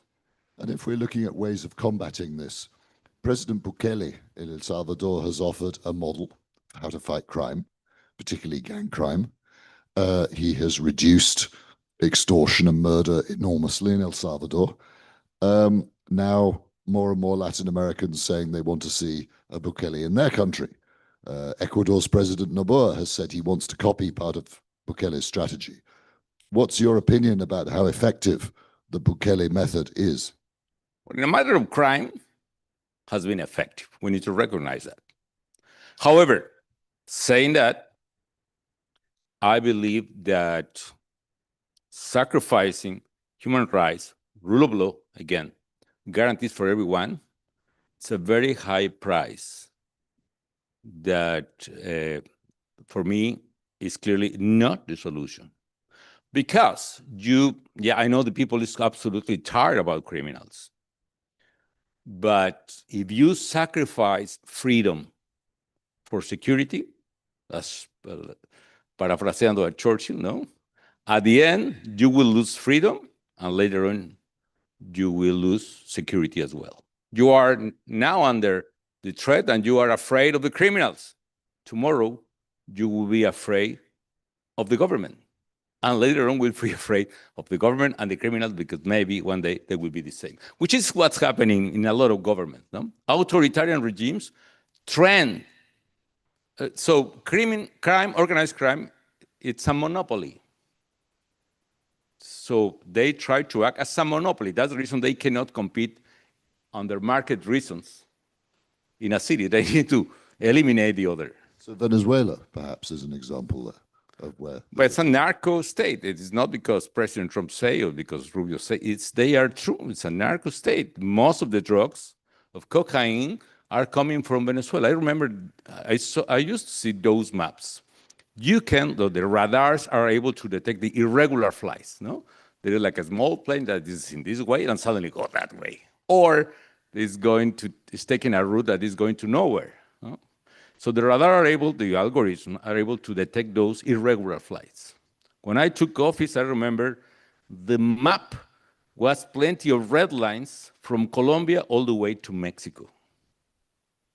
So when we started to act, this map, we could see how these lines started to move to the Caribbean and started to move from Venezuela to the Caribbean Sea, through Honduras, basically, bit of the coast of Nicaragua, Guatemala, and of course the coast of the Caribbean, but far away in the water. So now it's facing but the problem with Venezuela, clearly, they are controlling. So there's no doubt in your mind that Venezuela is the narco. No. That's the reason why the militaries in Venezuela, whatever could be the price, they don't want to lose the power. Because they are at stake. They know what they're doing. There are no legal way out for them. They need to survive killing and arresting people there, unfortunately. I hope that could be reverted very soon. But of course, we've seen this recent US strike on an alleged drug boat in the Caribbean. I mean, that was a new phase in the war on drugs. The first time, I think, that a drone or missile's been used to kill drug traffickers in international waters. What's your view about the effectiveness of that tactic? It's going to be difficult, my God. Well, one of the, there will be an impact on those guys in that area. So they will reduce the traffic through the Caribbean on temporary basis, honestly. I don't believe the Americans will stay with aircraft or portaaviones y submarinos. It's going to be impossible to sustain that campaign on that. Julio was saying that it's only for 3 months. Where are you, Julio? 3 months, that's the agreement, or something like that. So, and the drug, as long as the demand, si la demanda continúa, it's going to continue, the drug will pass through other side. Right. It could be go back to Colombia, and more pressure on Colombia, Central America, and the Mexican Pacific, probably. So it'll just displace? Could be. And the other is going to be the impact in the market. But that's a different thing. I think it's very limited effects, but for media purposes and political support, it's amazing what they are doing. So the Americans will be, well, somebody is doing something, finally. And they are true, maybe. Yeah. Skeptical. So you would not advocate that Latin American governments should copy that example and start blowing drug boats out of the water? My God, it's like to kill flyers with machine guns, no? Matar moscas con cañones is going to be difficult. Anyway, no, but something needs to be done, definitely. And I think the commitment of the American government, I think, is plausible. It's encomiable. I think it is important to get advantage of that. Because, honestly, people criticize me a lot all the time. But anyway, I don't want to say it, I don't care. But one is, I don't regret that when I was president, Mexico reached the highest level of cooperation ever with the United States. And it was not Republican or Democrats. I had an incredible relationship with President Bush, an incredible relationship with President Obama. And we were able to share intelligence. That's the reason we signed the Merida Initiative that allow us to work together strongly and to channelize resources for our effort to rebuild institutions and providing more capacity for the agencies. And it worked. Somebody criticized me that Calderon had no intelligence. Honestly, we had the best intelligence in the world, which is the American intelligence. And I think that is needed. No, that is needed, and you need to canalize in an institutional way. And I think we want to leave a little bit of time for questions, if we may. But before we pass to your questions, just a final one for you, President. I mean, organized crime in Latin America has grown steadily stronger, richer, more powerful over the last 2 decades, and governments have not yet managed to halt that process. How do you see the future? Where do you think the region is going to be in terms of security and democracy in a decade's time, based on the present trends? Well, first is international support is on the basic. So I hope that the Americans could continue to support the countries or the governments that want to do something. That's important. But if not, honestly, it's 101 of government. The 101 in government is you need to assign your priorities, and then you need to decide your priorities, and then you need to assign the budget to your top priorities. And if the priority is enforcing the law, facing the crime, you need to assign the resources for that. Maybe you need to sacrifice from other parts, no? Yeah, if you want to distribute backpacks for scholars, it's fine. But the 101 is if you want to fight a crime, you need to put the money in that part. And let me see, this as the criminal, they have a lot of money. It's going to be impossible. Yes, they have a lot of money. I don't know how much, maybe 1, 2, 3 points of GDP. Well, let me tell you one thing. The has a lot of money as well. 25, 30% of GDP, 20, whatever. You can win that battle. And the winning that battle doesn't imply to disappear the drug. That's impossible. But it implies to recover the control of your own land, of your own territory, to be able to protect a family, to be able to protect a female student that is under risk of the criminals because she needs to walk in the street. You need to recover that capacity to protect your people. And that is your main issue as president. Poor or rich country, you need to do exactly the same. And you have the resources to do that. And you also need international coordination, right, to fight these guys. And that's hard, right? Because Latin America right now, you have a lot of presidents that are not even talking to each other. Yeah, no, but before that, you need national coordination. Probably that was a very painful part in my government. Look at me. I was a president without majority in Congress, not in the Senate. I was a president where 25 out of 32 governors belonged to other parties. I was a president where in a country with 2,500 municipalities, only 200 belong to your own party. And then you have, I tried to create, and is needed, a national police, and actually I believe in that. It's important to create, again, a civil national police. But there are local police corps in any state, plus local municipality corps. And most of them, some of them were in absolute complicity with criminals. Some cases now, Guerrero. So Guerrero, last week, the Deputy Secretary of Government was killed. And the governor don't say any single word about the criminal. Say, oh, our condolences to his family. But no one word.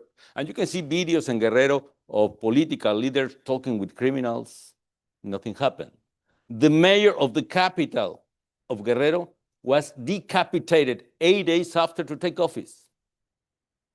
And his head appeared in the capital of the state of Guerrero, in the street, in front of the legislative branch, the executive branch, the judicial branch, the governor's house. What is happening with that? Of course, all the state of Guerrero, the governor, the municipals, all of them are in the hands of Morena. They are powerful. So what was the question, my friend? I got lost in this. Well, we were talking about the future and whether it might be better. Yeah, the future. But probably not. Well, we should leave a little bit of time for questions, I think, because I'm sure the audience has questions. No? Yeah, unfortunately, we'll only have time for one question. Only one? That's Oh, okay. goodness. Let's do it. Let's go But with it'd be a really important question. But one in the front row, I think. These two, yeah. Right. Thank you. Hi, President Calderon. I'm a real admirer of your presidency. My name is Victor Linaldi. I am just graduated from the Harvard Kennedy School. I would like to say that the reason I chose that school is because of you, following your path. And my question is, we know that this current party, Morena, it's building this authoritarian machine, and they have it ready. But they still, even though they're doing many terrible things that we understand that it's happening, they still have the popular vote. And the reason they have the popular vote is because they have a great narrative to bring the people to follow them. So my question would be, if we want to build an opposition to try to generate solutions for the country, what would be that narrative that we should stand for? If there's a new party, if there's a coalition of parties, what is that powerful narrative so other people can follow and we can actually do something? Thank you.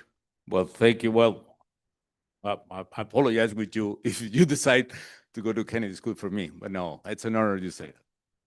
Well, second, I agree with you. One of the problems is the narrative, but it's not the only one, and it's not the most important.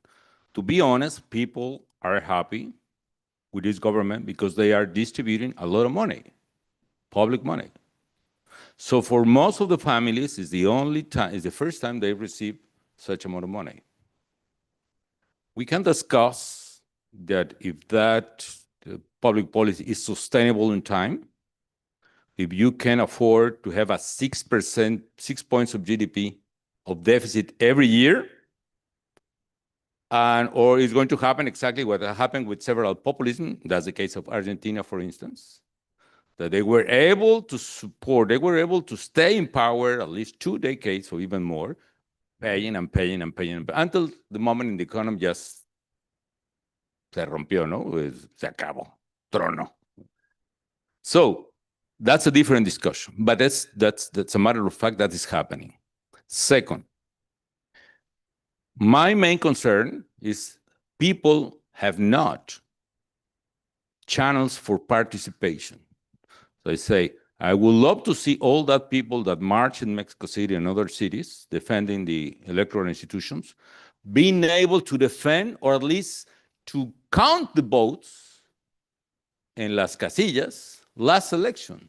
It's incredible that the political parties in the opposition were to cover only 42% of those casillas, como custom ballots or the polling stations. Polling station, yes. Yeah. Well, so people want to participate. People are concerned about that, but there is no way to do that because the political parties are this size. How bad is the thing that now the national hero is Alito? Oh, my God. Oh, he did very well in that performance. But the different thing is people have not chances for participation. And third, the narrative. We need to build the right narrative, which is going to be more complex and more difficult. Always the populist narrative is going to be easier to explain and to understand. It's black and white. So the country was completely damaged. We suffer, we are poor. These guys, neoliberals, Prian, etc., are guilty. They are rich.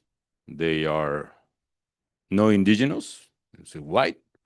and they are against us, the elite, the mafia, the fifis. And the other side is the pueblo bueno, the good people. And of course, I'm the leader of the pueblo bueno. In that side are the Spaniards, in this side is the indigenous.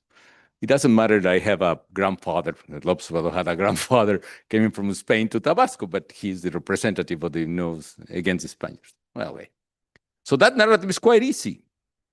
And unfortunately, the coalition in 2021 and 24 confirmed that narrative at the sea of the people. Well, these guys allied themselves. And honestly, there are differences. I believe that the narrative should be different. We were coming from a disaster in the country 4 decades ago. A country with hyperinflation, with very high corruption, with a disaster in public finances. So the governments needed to establish some kind of discipline to reduce inflation, to reduce the deficit, to establish new bases for development, to build the institution of rule of law.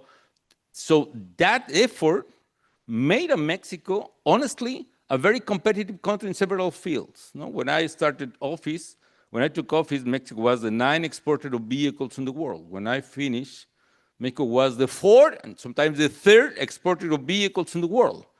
The expression moment of Mexico was coined.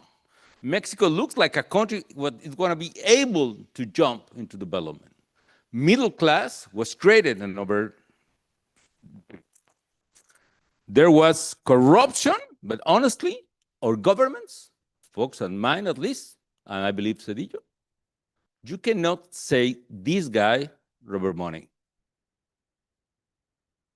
You can accuse me with a lot of things, but only corruption was not the mantra, that was not the rule. I believe the highest corruption in Mexico was in recent years, let me say that. But anyway, well, sorry. I mean, we've got our last one. No, we're out of time. Last one, this guy. Okay. Sorry, apologies. Thank you, President. No, thank you for a really interesting discussion.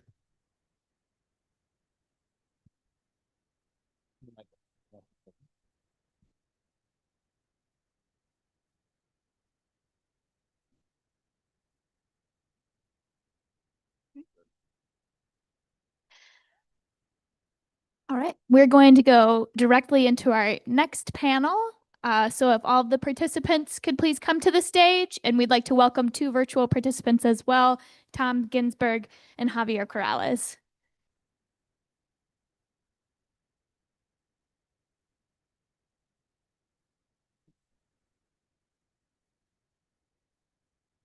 Tom, Javier, we can see you both. Could you quickly unmute yourselves and test your audio?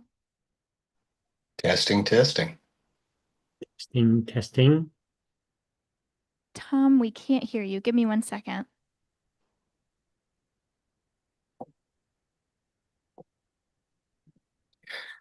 Should I try again? Testing. I'm on my phone. I had some And problems. Ana Laura, can you please turn your video off? Hello. Ana Laura, you're in the next panel. Could you please turn your video off until then? Okay, I'm sorry. I thought it was this panel. Thank you. Tom, could you please try your audio one more time? Yes, can you hear me now? Can you hear me at all? No? Give us a couple minutes. We're having trouble hearing you. Sorry about that. I'm on my phone. I could try a different connection. Maybe I'll do that. I'll get on my computer.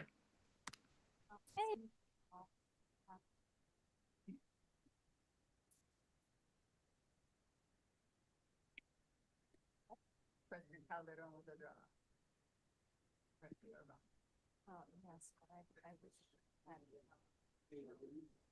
Okay.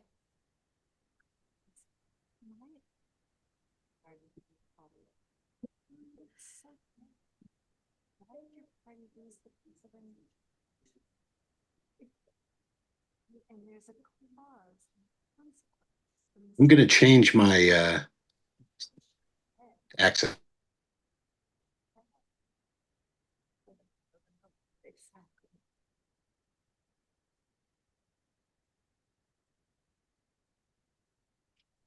audio, so they're getting it right now. But we can go ahead and start, and you can just go first. No, I don't want to. Oh, you can't go first? No. Okay. I was gonna go in the order. Right.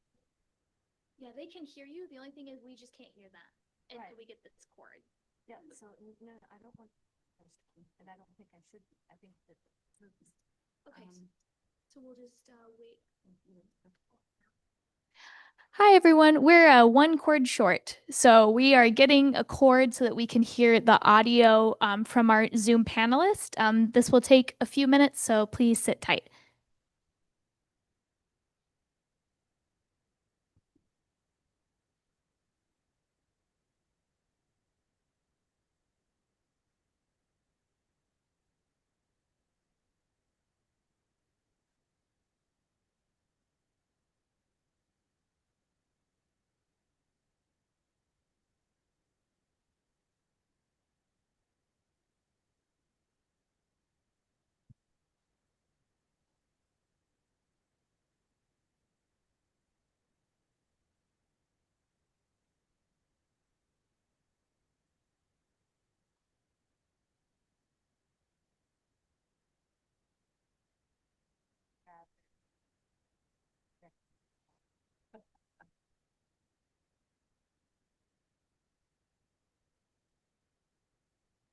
Exactly.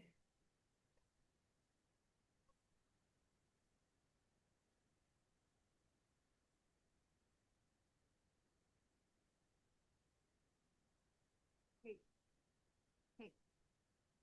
I also have a couple minutes of intro, so. Okay. So the order is.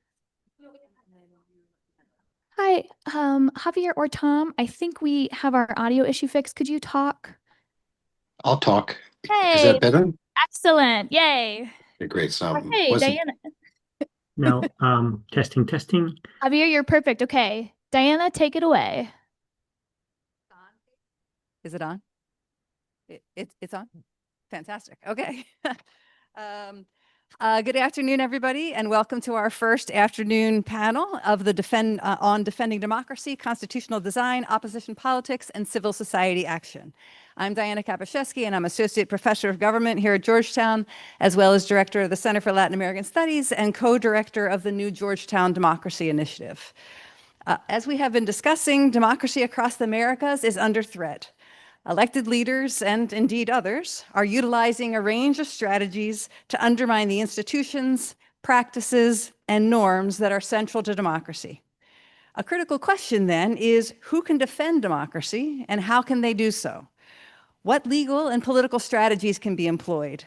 How can the political opposition push for democracy without acting outside institutional strictures?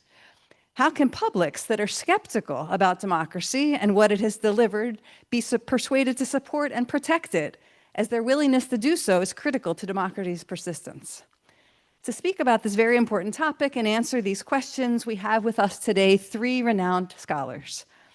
Tom Ginsberg is the Leo Spitz Distinguished Service Professor of International Law at the University of Chicago, where he also serves as Professor of Political Science, Faculty Director of the Malgi Center for the Study of International and Legal Integrity, and founding Faculty Director of the Forum for Free Inquiry and Expression. His research focuses on comparative international law, and he is co-director of the NSF-funded Comparative Constitutions Project. Ginsberg is the author of several award-winning books, including Democracies in International Law and How to Save a Constitutional Democracy. He previously served as legal advisor of the Iran-U.S. Claims Tribunal in The Hague and has worked extensively with international organizations and governments on constitutional and legal reform. To my left, Professor Denise Dresser is a professor of political science at ITAM in Mexico and a leading analyst of Mexican politics and U.S.-Mexico relations. She's the author of influential works published in the Journal of Democracy and Foreign Policy, writes regularly for the Mexican news outlets Reforma y Proceso, and has been a frequent commentator on international media. She's served on numerous boards related to human rights and democracy and was named one of Mexico's most powerful women by Forbes. She's also a recipient of France's Legion of Honor for her contributions to democracy, justice, gender equality, and human rights. And finally, Professor Javier Corrales is the Dwight W. Morrow 1895 Professor of Political Science at Amherst College and a leading scholar of Latin American politics. His research spans democratization, presidential powers, party systems, populism, democratic backsliding, energy politics, foreign policy, and sexuality. Corrales is the author of numerous influential books, including Autocracy Rising, which analyzes Venezuela's slide into authoritarianism, and Fixing Democracy, which examines constitutional reforms and presidential power. His work has also appeared in top academic journals and major media outlets such as the New York Times, the Washington Post, NPR, and Foreign Policy. So we'll proceed in the order in which welcome everyone on Zoom and here with me, Professor Dresser. We're really delighted to have these wonderful guests with us today. We'll proceed in the order in which they are listed in the program. So Professor Ginsberg, if you would like to begin. Thank you very much, and I'm so sorry I couldn't be there with you. There's so many themes one can talk about, but I want to talk about professionalisms and their contribution to democracy. So a few years ago, my colleague Aziz Haq and I wrote a paper on what we call democracy's near misses. We examined situations where there's democratic backsliding and then something happened to arrest the backsliding and at least stop the hemorrhaging, if you will, and hopefully return things more into the democratic direction. And one thing we found in looking at cases from Sri Lanka to Finland was that in every instance, the institutions which were critical for saving democracy were not themselves democratically legitimated.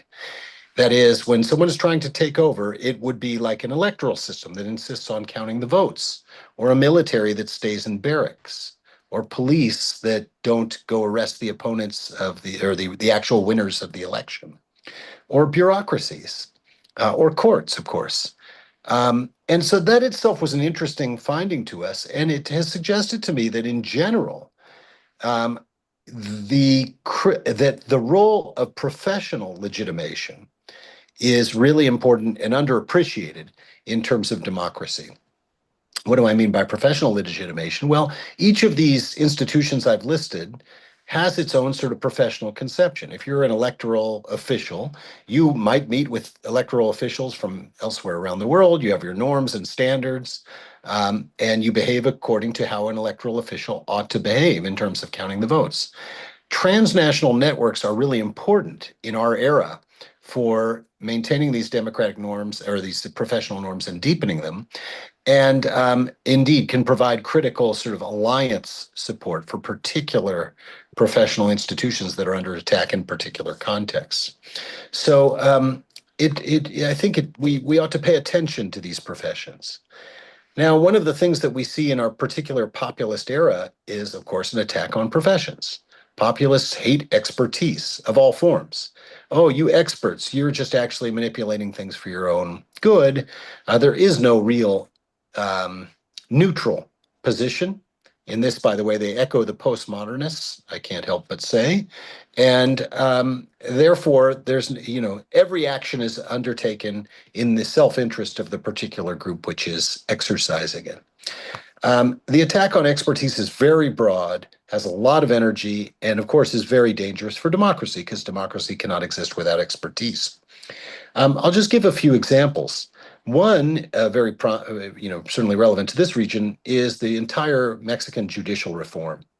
And in fact, what that has done, and I've been studying judiciaries for 25 years or something, I've never seen anything like it, where so quickly you could take a flawed but certainly functional institution and completely transform it on the basis of voter turnout of, I think, 14% or something like that, with candidates essentially chosen exclusively by the ruling party. You've turned it from a state institution to a party institution overnight. And it's remarkable. What the consequences are, we don't know, but it can't be good. And of course, we've seen attacks on judges in many other systems. We've also seen, I should say, this kind of partyification of state institutions in other backsliding countries and other regions. I think that's a good description of Viktor Orban's system. The entire state's been captured by the party and the network associated with him, essentially for the purposes of extraction, for turning the economy over to him and his cronies. And obviously, you fear something like that in a country like Mexico. Hungary's relatively small. Mexico's really big and really important. So that gives me great fear. One sees attacks on the judiciary in many, many countries. And I think it's just one example of a way in which professional ethics and professional norms need to be reinforced and sort of re-legitimated to the public. Here's another realm in which that occurs: knowledge institutions. What do I mean by that? Well, universities are one, and we're under severe attack, certainly in the United States.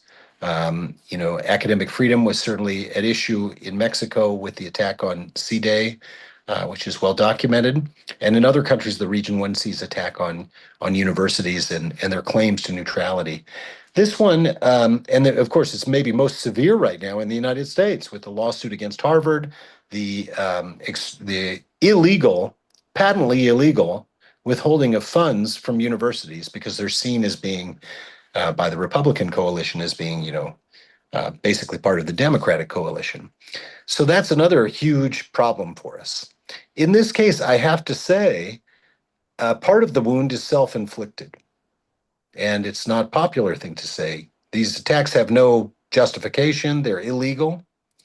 But the fact is, in the last decade or so, we've seen an increasing sort of partisan attitude on the part of some academic institutions.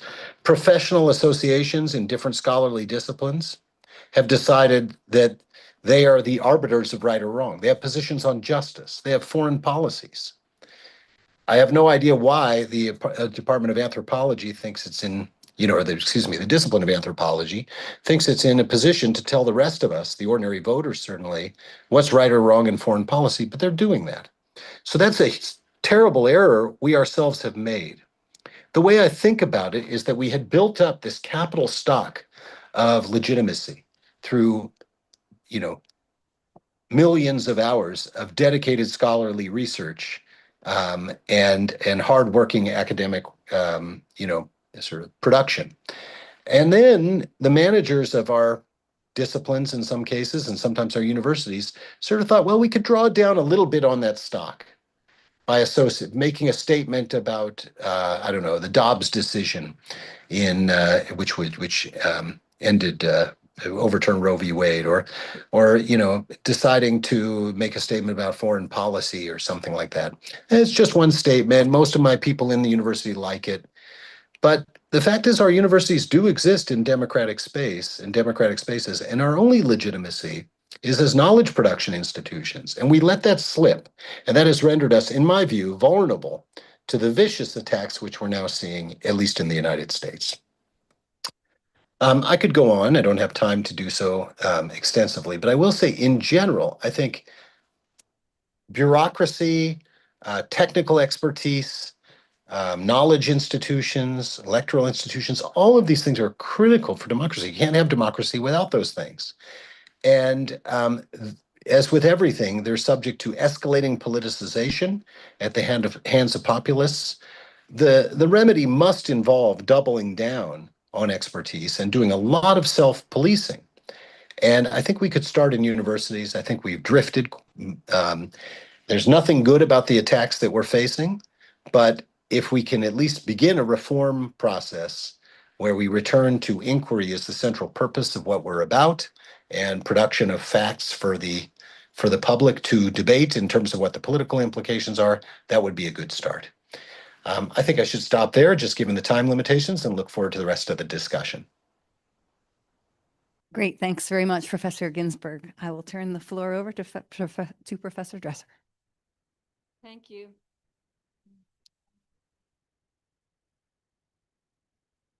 Thank you. It's a pleasure to be here.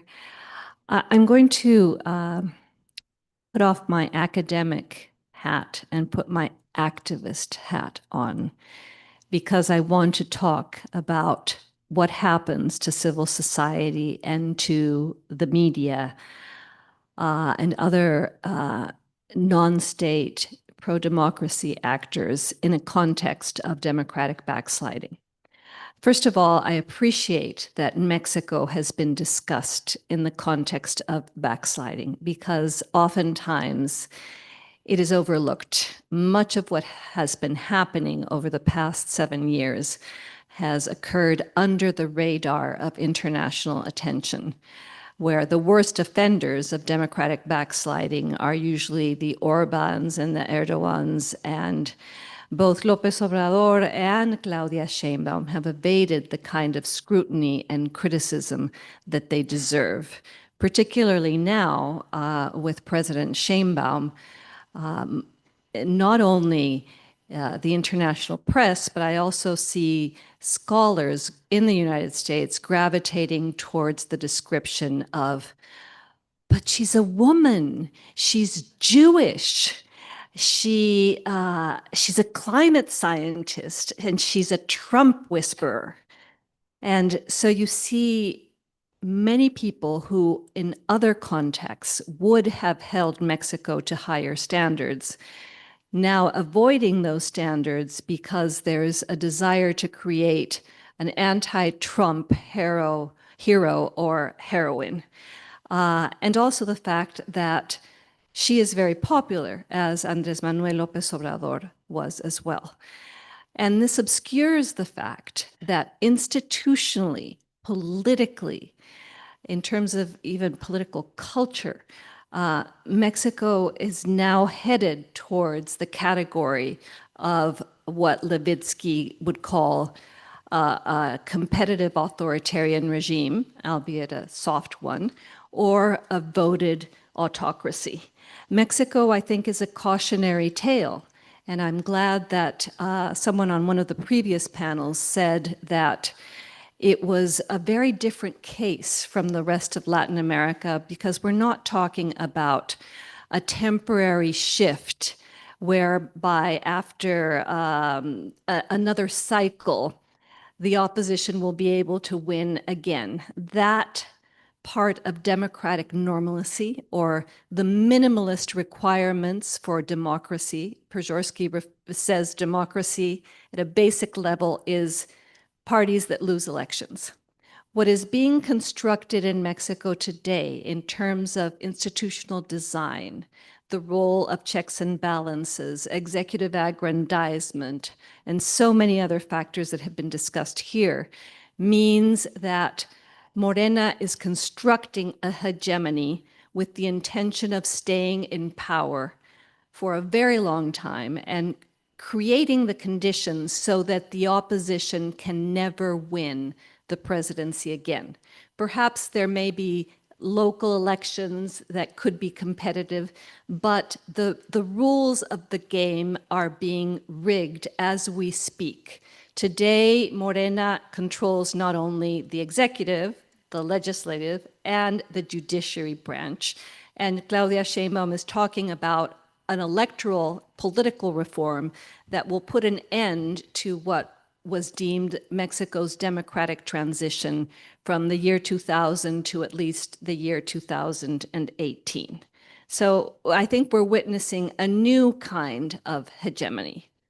And I would like to illustrate what this means for civil society and for activists and for people in the media through a series of small vignettes that involve me but transcend me. And I think they're very illustrative of our times and political science lessons and lessons for comparativists and people who analyze the region can be drawn from these vignettes. First vignette, I'm sitting outside my apartment, Condesa, on the doorstep, talking on the phone.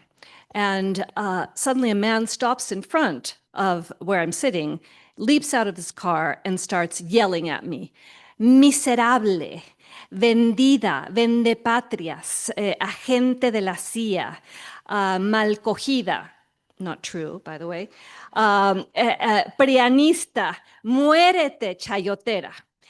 And I'm stunned, although this happens to me and others like me more and more. And then he runs away. Within the next 3 minutes, a young man comes up. I'm still on the phone, by the way, and he leans over and says, Denise, thank you so much for your work on democracy, being out there in the streets, supporting democratic causes. I really appreciate it. So within 5 minutes, I experienced personally the polarization that the country is living. And why do I put this forward as an example? I'm not that famous. I'm not Britney Spears. Why would people recognize me on the street and yell at me? Because over the entire presidency of Andrés Manuel López Obrador, there was a morning press conference in which the president polarized the country. And I do not mean to gloss over pre-existing racial class polarization fractures. Those existed.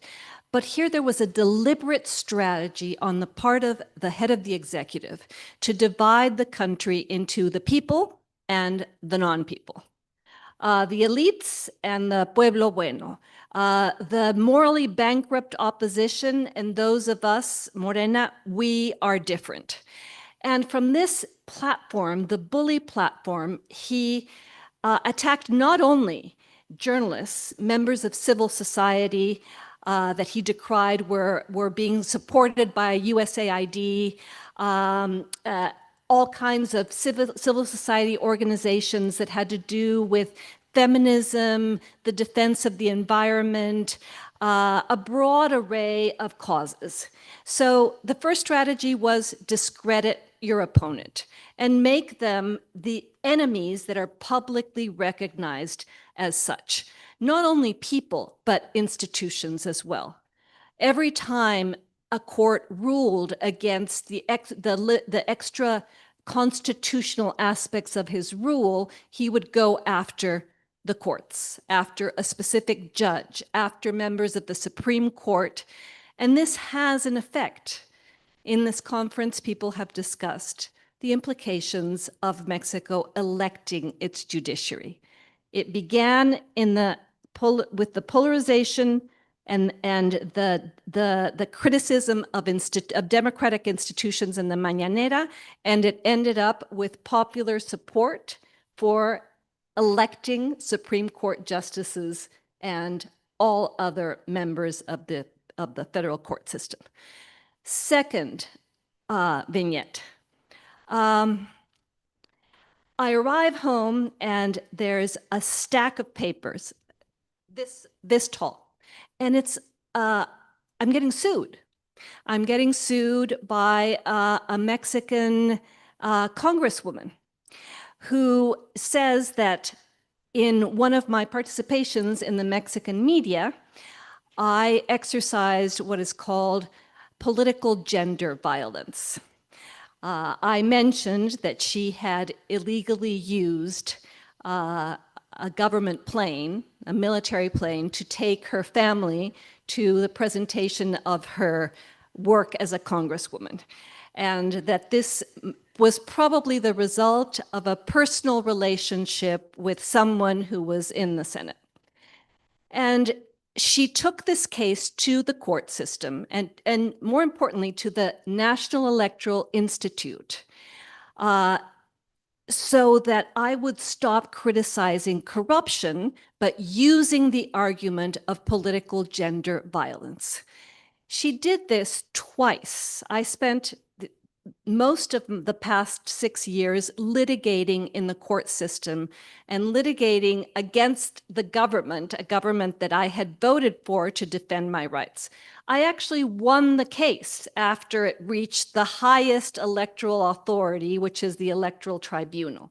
Had I not won the case, I would have been forced to pay a fine, post the ruling against me on my Twitter feed as the official tweet for 30 days, apologize 30 consecutive days, take a political gender course violence and be placed on the registry of those who violate, who are offenders of gender in gender violence.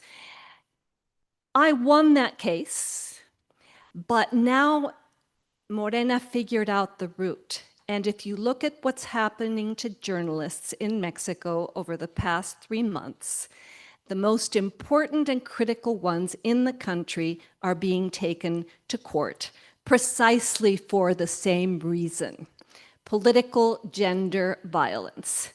Journalists are getting sued. The brother of López Obrador, who was allegedly exonerated by the National Electoral Institute for receiving cash that couldn't be traced, he's now suing one of the country's most prominent critical journalists for 200 million pesos. So this is what happens when polarization leads public officials to then try to dismantle the media and citizen activists as checks and balances by weaponizing the court system.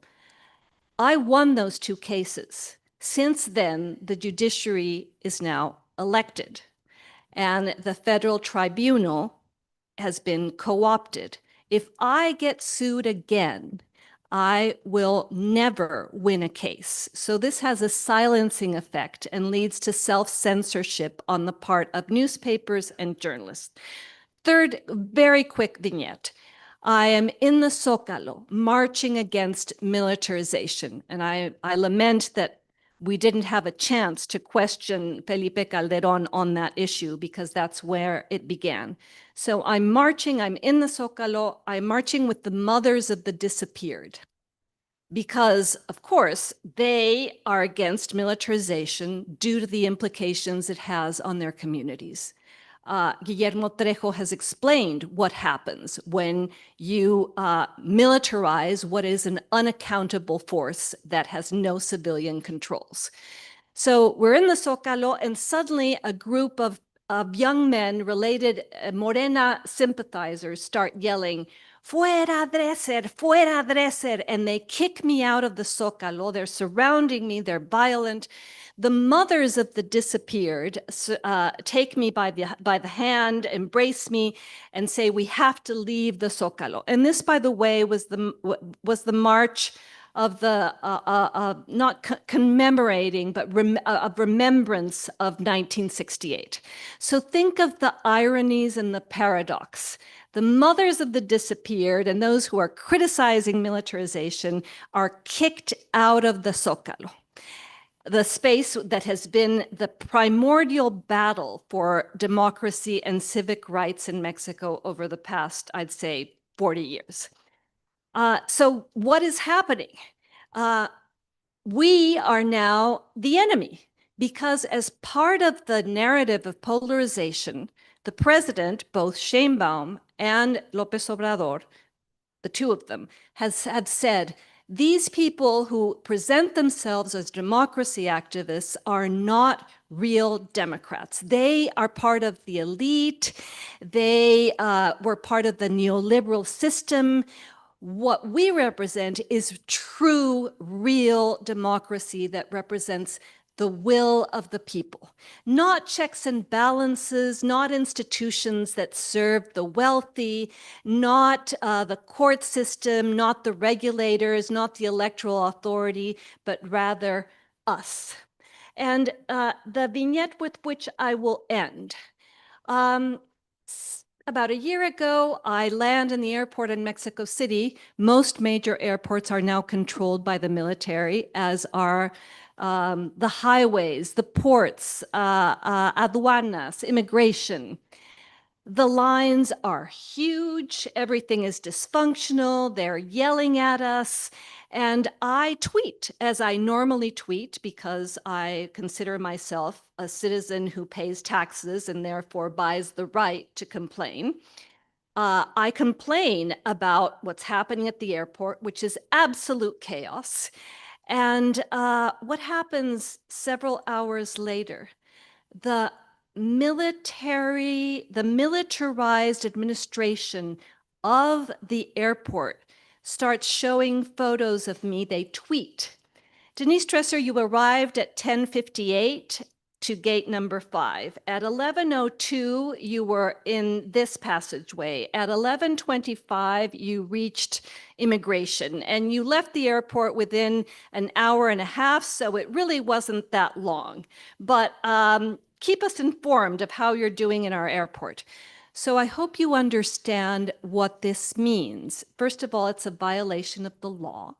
It is a violation of privacy laws that Mexico had enforced and were very sophisticated. And it's a threat. We are watching you. We, the military, we are watching you. We know your every move, and we're going to make your move public. So I go and denounce this to the National Transparency Institute. I win my case. The airport is now forced to put up a series of signs whereby it tells users that they are being watched and that whatever is filmed can be used. The INAI, the National Transparency Institute, has now disappeared. It was eliminated by the Sheinbaum government and the López Obrador government as part of their plan to make democracy cheaper, dissolve institutions that really didn't serve any purpose. So what do these 4 vignettes tell you about civil society in Mexico today? First, it's under siege. Journalists are facing greater levels of censorship, not only institutional violence and state criminal violence, but the institutions of the state being weaponized against these groups. I was asked to say, how do you act? How do you defend in the face of encroaching authoritarianism? I taught a course with Ann Applebaum and Peter Pomerantsev at Johns Hopkins last term, and it was called How to Beat Autocrats, Lessons from the Front Lines in the Defense of Democracy. What's the first lesson? You must defend independent journalism, because there will come a point at which this will be one of your few checks and balances that remain. Second, choose your battles. The battle for the defense of institutions in Mexico today is lost. It's a lost battle. We will not be able to stop Claudia Sheinbaum's political electoral reform. So then your battles are going to have to be about human rights, about women's rights, about environmental issues, about civic rights, because you'll be dealing with a hegemonic party system where the opposition has no capacity, not in terms of Congress or elsewhere, to stop what is happening. Third, play the long game. When I wake up in the mornings and wonder if I have wasted my life defending democracy in Mexico and should have been a manicurist, I think the long game is in 20 years. The long game is my students. The long game is documenting everything that happens and continuing to fight the good fight with fact-based arguments, with data, because at some point, the argument in the defense of democracy that today is not the winning argument will become the winning argument. In Mexico, we will have to go back to the same battles we fought in the 1980s to have autonomous electoral institutions, level playing field, those conquests that we thought were written in stone and were actually written in quicksand. Connect with international networks. Someone in this conference mentioned the importance of establishing transnational lines of support. I'd say that's fundamental. It's one of the reasons why I'm here and why I exhort my Mexican colleagues who do not put their visas at risk by coming here to seek outside help. You're always protected when you present a piece of journalism that is done in collaboration with others, like the Pandora Papers. And finally, pass the torch and educate future generations in the language of rights, because at some point they will realize that those rights are being trampled, and they will go out there on the streets, as we did in the 1980s, and fight for them again. Thank you.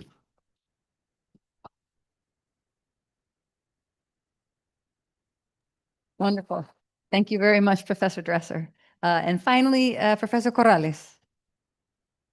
Thank you very much. And as did Tom, my apologies for not being there in person. It would have been great.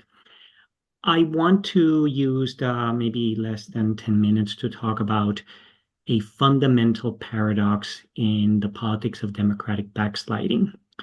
The paradox has been alluded to by my previous by the previous speakers. On the one hand, democratic backsliding comes with intentional polarization. The ruling party tries to polarize the country. But when you're polarized, the idea is that you're going to get two camps, and this camp should offer some kind of counterbalance, right? But how come we have this polarization and yet we see ineffectiveness by the other side, the opposition, to contain it? It doesn't happen all the time, and Tom has spoken about those near-miss cases, and they're worth remembering. So what I want to talk about is try to solve that paradox. And the good news is that on Friday, I published a paper about this. The timing was great, and I'm shamelessly arguing on behalf of this paper, and it's called Intentional Polarization. And I want to say something about this and talk about the problems with opposition parties. One of the problems we see, even when we see a lot of polarization, as Denise was discussing, when you get countries almost evenly divided, is that the organizations, the political organizations representing the opposition, typically that's always political parties, suffer a number of ailments that prevent that energy in the opposition from exercising a containing effect. It doesn't happen everywhere, and in fact, where these ailments do not occur, I would venture to say democratic backsliding slows down or may even get contained. But when we see these ailments, then backsliding proceeds quite far. What are these ailments? They're very simple. Number one, the previous ruling party tends to collapse. This happened in Mexico big time with the rise of Morena, and we saw what happened to the ruling party, a total collapse. There is so much discontent with the leadership of that party that a ruling party goes almost to the point of extinction. When that happens, you create a type of political vacuum that is very easily filled by the new ruling party. Political collapses of the kind Mexico saw are not that common, but they do happen in processes of democratic backsliding. We haven't seen it in the United States yet. The ruling party in the United States under Obama lost the election, Biden lost the election to Trump, but it didn't quite collapse. So that's kind of good news, because the idea is that if it stays somewhat intact, or at least still competitive, it can recover. Number two, the second ailment is fragmentation. The opposition doesn't completely collapse, but it splits into multiple groups. This I've seen in so many cases of backsliding, precisely because the old parties are discredited. And as Tom was saying, the old institutions are to be blamed for some of the reasons why they get rejected by the public. Everybody wants to start their own party. Everybody's against the government, but everybody has their own recipe for how to do it. And everybody thinks that this is the time for new spirits, new blood, new leadership, and you get what I call asymmetrical fragmentation. The ruling party stays united, cohesive, often following a leader, and the other parties are splintered into pieces. And they're bickering, they're disagreeing. What this does is create ineffectiveness. You get the typical problem in political science of collective action dilemmas affecting the opposition. And again, this plays to the advantage of the incumbent. We have seen this if you remember, those of you who were studying the rise of democratic backsliding in Latin America in the 2000s, the big cases were Venezuela, Nicaragua, Bolivia, Ecuador. In all those cases, what you get is the fragmentation of the opposition in at least the first electoral cycles. Very bad news, but very, very likely to happen despite rising polarization. And the third one, and this one is very polemical. I think reasonable people can disagree as to whether this is an element or not. When backsliding occurs, typically it occurs because you see an increase in extreme policies. The governments adopt very extreme positions in some policies as well as in ideology. So it is very typical, and they also engage in a lot of power grabs. So it is very common for the opposition to imitate, to emulate, to become extremist, to become anti-institutional, to adopt hardline extremist positions. You cannot blame them. In many ways, when you say you have to fight fire with fire, this could easily lead to significant forms of extremism. In most cases of democratic backsliding, we're not seeing extremism in the form of violence, which was the old-fashioned way. But we're seeing extremism in the form of incredibly extra-institutional ways of trying to stop the president. Typical thing are forms of impeachment, forms of name-calling and trash-talking, and even supporting extra-constitutional manners. Now, in many ways, extra-institutional avenues have to be taken when the institutions, as Denise was saying and as Tom was saying, are no longer available, have become so partisan that you have no option. That is true. But the key point is that extremism really disallows the opposition from creating a broader coalition. It is very off-putting for moderates. Moderates begin to see you as part of the problem, and it plays in the hands of the government that can easily accuse you of being a disruptive undemocratic force. So this paper talks about what happens to democratic backsliding when the opposition in the first cycle experiences one of these three elements. And to repeat, the main party before backsliding collapses, number two, fragmentation, and number three, radicalization of extremism. And we provide evidence that backsliding then goes very far. We're not going to see in those circumstances the near misses that Tom was talking about. So I want to conclude by saying that everybody's familiar with the idea that you cannot have democracy without parties. This is the famous argument by Schatzschneider in 1942 when he said modern democracy is unthinkable save in terms of parties. Well, in many ways, what I'm simply saying is it is very difficult to stop democratic backsliding if your opposition parties experience any of these three elements. Thank you so much for your attention, and I'm ready to start a conversation. Wonderful. Thank you very much, Professor Corrales. So what I'll do is ask just a couple of questions to hear a few additional thoughts from our speakers, and then we will open it up for questions from the audience.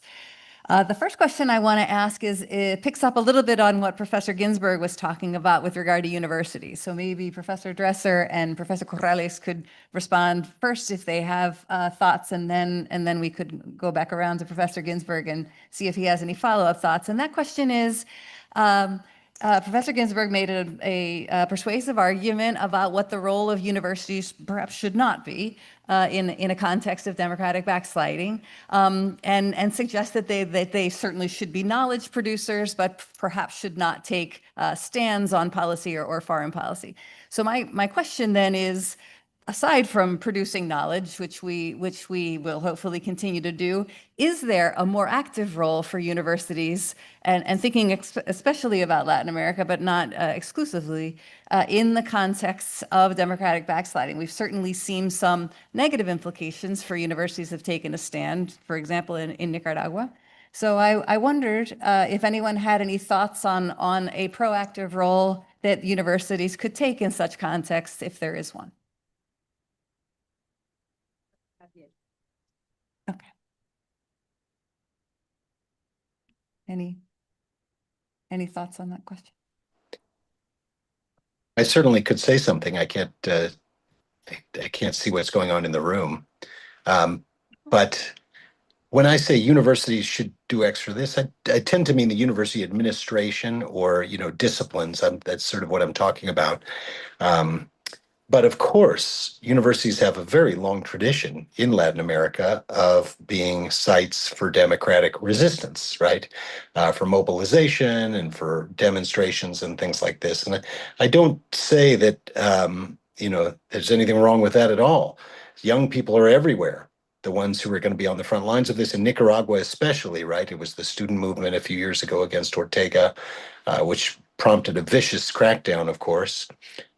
So that I have no problem with anything that's done by individual students or and such.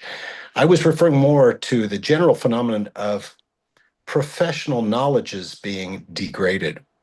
And maybe universities isn't the best example for that, but I could talk, for example, about the bar associations in the United States, which are seen by the Republicans as being democratic institutions. Now, why would that be? It doesn't make any sense. We have both Republican and Democratic lawyers. It has to do with the internal politics of the bar being overly aligned with one side well before there was Democratic backsliding. That's kind of the phenomenon I was referring to.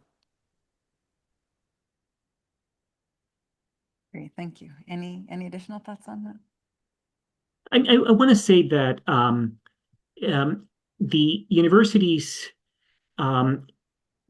definitely have a role to play in making sure that society understands the importance of pluralism. And part of the problem that Tom is describing is that many times universities or professional associations might have adopted some values, but become a little bit less pluralistic. But he's absolutely right. The moment that one party accuses one of these institutions of being partisan, it's over. Yeah, but let me ask just one more question, and then we'll open it up to your questions. My second question has to do with something that Professor Dresser referred to that has been mentioned before, which has to do with multilateral action. And I wonder if there's a role for institutions such as the Organization of American States or other groupings or regional groupings in the region or individual countries interacting, coordinating independently. Is there a role for some sort of multilateral action in order to address the trend of democratic backsliding that we see in the region? And I wondered if any of the three of you had a thought on that.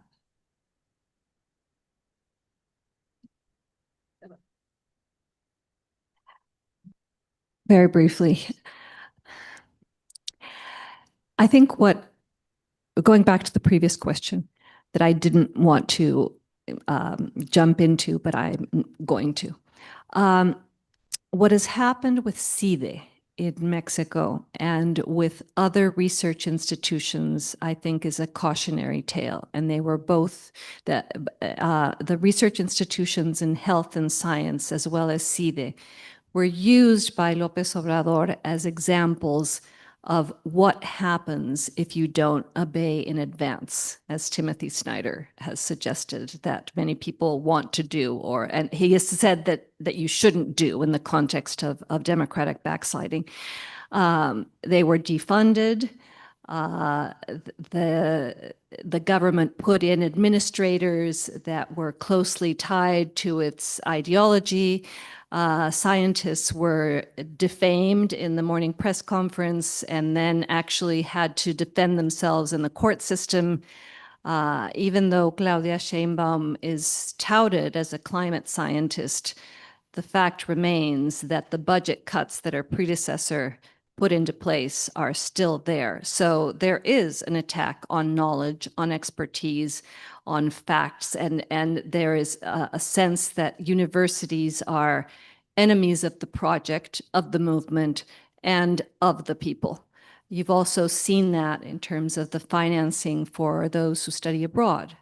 I'm sure that there are Mexican students here who are struggling to receive their monthly checks from CONACYT, and probably many of those who applied this year weren't even able to come. Plus, there's been a discrediting of those who study abroad as being in some way not representatives of the nation or of what Morena tries to espouse as the national vision. In terms of the OAS, I don't think we should spend any time debating this issue, given that multilateralism right now under the Trump administration is basically dead regarding Latin America. Any thoughts on that, Professor Ginsberg or Professor Corrales? I want to say that in general, supranational or transnational support has been critical in many parts of the world. Europe, with the Venice Commission, European Court of Human Rights. Africa has actually a pretty good record of cooperation to defend democracy. And that is important. And one of the disturbing things about our particular moment is that how does any of this work in this hemisphere without the United States? Dismantling the entire structure of democracy support because Elon Musk didn't like it. It's truly insane that one billionaire's particular views has undermined an entire architecture, which was critical in so many cases. And so I really worry about that. In the end, if there's going to be transnational sort of democracy support mechanisms, and I'm speaking globally here, it's going to be sort of mid-level powers that are doing that. Sweden still has international organizations to do a lot of this work, or, maybe Brazil or things like this. But it's a big blow, and we shouldn't underestimate what that's going to do to the transnational support. Great. Okay. So with that, let's open it up to the audience for questions. I think people are running around with microphones. So what we'll do maybe is take a few questions and then have a round of answers, because we're a bit short on time because we started a bit late. Thanks. Hi, I'm Eamon McGoldrick. I work at the National Endowment for Democracy. Really appreciate you all taking the time to be here, and particularly enjoyed this session.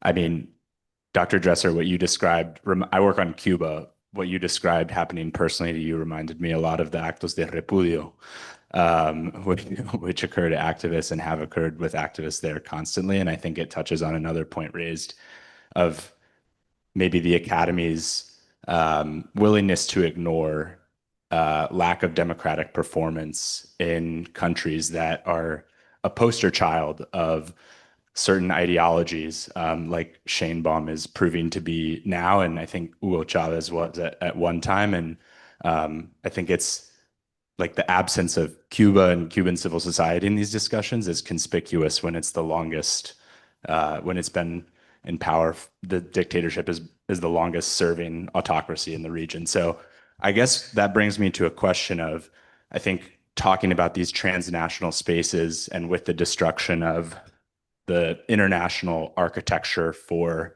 supporting small d Democrats around the region, around the world, like, do you think universities can step in to support convenings like this of activists? And how can people from maybe less populous countries, but who have been isolated intentionally, how can they actually contribute insights to their histories of resistance to authoritarianism, to people that are newly experiencing it, but also might have lessons for them in new problems that their formerly like consolidated regimes were suffering, but now as they deconsolidate or lose some control or popular legitimacy, now face? Would just be interested to get y'all's thoughts on that.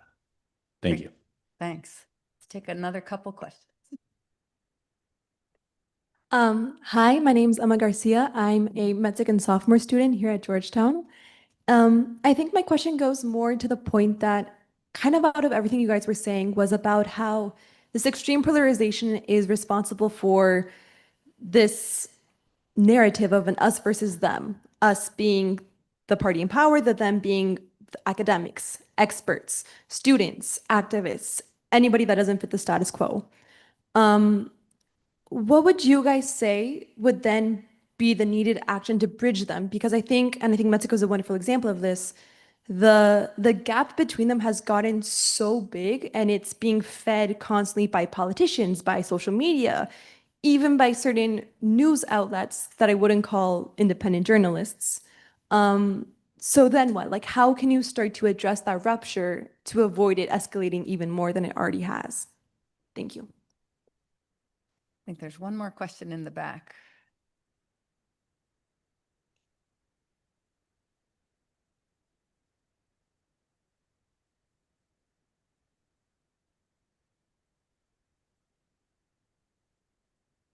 Very short question. Is democracy definitely a losing issue in this new era, considering this polarization strategy Professor Corrales mentioned, and we should at least primarily focus on bread and butter issues only? Okay, well, some very, very interesting questions we have. Would any of you like to jump in first to answer whichever ones you have some thoughts on? I might say a word about the last one, speaking from the United States perspective.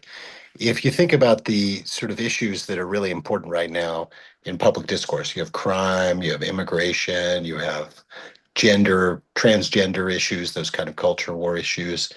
You have healthcare, you have the economy. One of the funny things about that list I've just given you is on every single one, the Republicans are actually the winning party, except for healthcare. They're a disaster on that. But they're actually winning on the issues.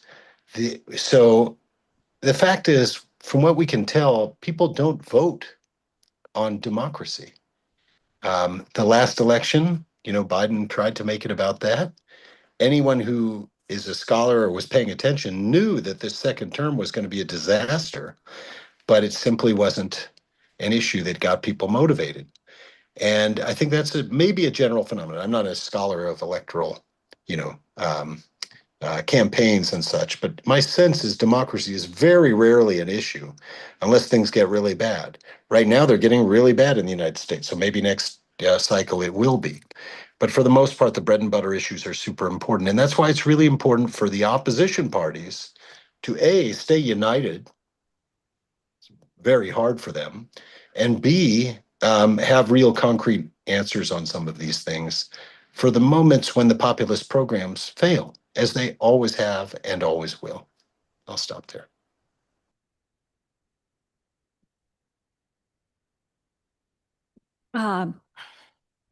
I'll try to answer all of these in one answer that links everything together. One of the things that I didn't mention in my talk is when thinking about the future, it's very important that as a civil society actor, a journalist, an academic, you don't contribute to polarization. Because I see, for example, the Mexican opposition, the Mexican center-right, the critics of Morena responding in the same fashion, in the same strident and tono descalificatorio, saying chairos, nacos, being, as Mexican elites have been historically, racist, elitist. So giving validity to the government's criticism of how they act. Or even now, the Mexican right clamoring for, and this is something that I would have called Felipe Calderon on, clamoring for American intervention to solve our crime and drug trafficking problems, which to me is tantamount almost treasonous and ridiculous, a non-starter to begin with. But so don't polarize. And I think another key issue is that, as I said, democracy is not the winning argument, because by the time I get around to explaining to someone who is listening to me the importance of checks and balances, what rule of law means, defending an institution, to someone in Mexico for whom democracy didn't really mean anything, for whom institutions never really worked, for whom democracy meant simply an alternancia de élites impunes. So don't defend the past acritically. I think it's very important to understand that populist authoritarian regimes are a response to past failings. The failings in the Mexican case of the governments of the transition, what they failed to do in terms of making the system more inclusive and making democracy more representative and more accountable. And I think another reason why there isn't enough criticism of Mexico is precisely because there has been one singular triumph of the so-called fourth transformation, and that is alleviating poverty in the case of 13 million people.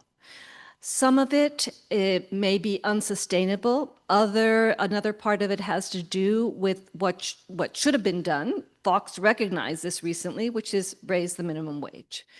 But if democracy as an abstract concept didn't really mean anything, getting money from the government and getting identity recognition in the morning press conference does mean something. So as an opposition or as a critic, where can you work? In those spaces of issues that matter to people, that have to do with health care, with having a permanent job, with not living in informality, with when you get sick, can you actually go to the IMSS? Are there going to be medicines? Public security issues, women's health, reproductive rights, el que no sepa qué hacer por México o en qué centrarse, que se ponga a saltar en un solo pie y algo se le ocurrirá. I mean, there are many places where we can find common ground and where the populist authoritarian experiment will fail. We're seeing it now in Mexico with healthcare. I mean, the public healthcare system is a disaster. You can claim poverty alleviation by income, but then look at the flip side of it. So find those spaces. And I'm not saying focus only on bread and butter issues. One of the reasons that this happened in Mexico, democratic backsliding, is because my generation did not pay enough attention to democratic pedagogy, explaining what rights mean and why they're important. Anne Applebaum has a phrase that I love. She says that democracy is like tap water. You always think that you're going to open the tap and water will come out of it until the day that you open the tap and water isn't there. You don't realize that it's gone until you suddenly miss it. It's the same thing with democratic rights. So if we start teaching about them and what their absence means, at some point, those arguments will resonate, as they did in 1968, in 1985, in 1994, in 1997, and in the year 2000 in Mexico. Thank you. There was a question about Cuba. There was a question about should we focus on policy? And there was a question on depolarization. Let me see if I can connect all three. Wish me luck. Depolarization is one of the big topics in political science. I'm pretty pessimistic. I don't think we can depolarize. What we can do is defeat the polarizers. And so in context of polarization, the important thing to do for the opposition is to know that there are going to be many reasons why people are going to be angry. They're going to be angry because in processes of autocratization, you're going to see a lot of policy blunders, a lot of policy corruption. And it's very good to talk about that. Very, very important, as one of the persons who asked the question said. Definitely focus on those policy blunders. They will give you significant discontent. What you need to do is, instead of focusing on depolarization, focusing on fighting abstentionism. This is one of the biggest problems in processes of democratic backsliding. Citizens give up. And they give up in the most important day, on election day. When we see a rise in abstentionism, it's a big, big deal. So you don't focus so much on depolarizing. It won't go away. Focus on defeating the polarizers. Let me say something about Cuba. Thank you for mentioning the fact that in many ways this is the most surviving dictatorship. It started out as democratic backsliding and far left populism. It just moved very fast, very quickly, and achieved autocratization to a point that very few countries have achieved very quickly. One of the biggest lessons of the Cuban case was that the opposition to the Cuban regime was, on the one hand, significantly repressed from the very beginning, but also, to use Hirschman's analogy, they exercised the exit option right away. I'm part of that generation, and my parents left Cuba early on. And in many ways, one can say, if the opposition decides to abstain to intellectual processes, in processes of democratic backsliding, to go into political exile, if you will, advantage the incumbent. One of the biggest things that I'm always confronting when autocratic backsliding reaches a significant high point, citizens begin to say, well, it's useless. Morena is always going to win. So why even bother? This is what we have to fight. Not so much have the hope that we're going to lower polarization. In so many ways, there are many folks who argue some polarization is actually good for you, but defeating the polarizers. Thank you. Great, thank you very much. I think I'm being instructed to stop. Okay, we started a little bit late, and so we will also end a little bit late, but not too late. I'd like to really thank all three of our presenters today. I think these were wonderful comments on what can be done in the face of democratic backsliding. We certainly there's a ton of research going on about the dynamics of backsliding. We certainly need to understand where it comes from and how exactly the pathways that it takes. But it's equally important to think about how it can be stopped, how it can be halted, how it can be slowed. And I think we had some wonderful ideas about that in this panel today. So please join me in thanking our guests.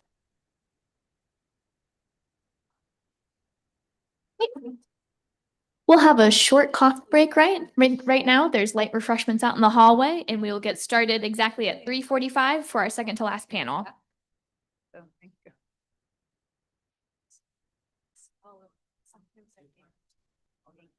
Real. Exactly. And it certainly did. So you were wonderful. Thank you. I think I'm going to go down the stairs. Go ahead.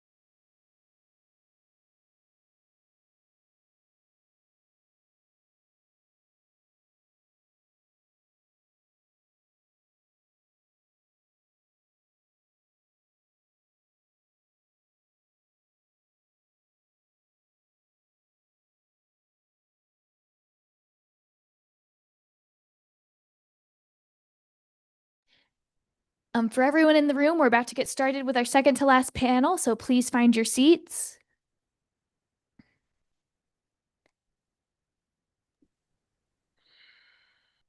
Hi there. Okay, we see you just fine. Please unmute yourself and let's test your audio. Hi, where are you? You are Perfect. Okay, you can't see me because I'm over here, but hi, we can hear you just fine. Okay, perfect. Okay, 1 second.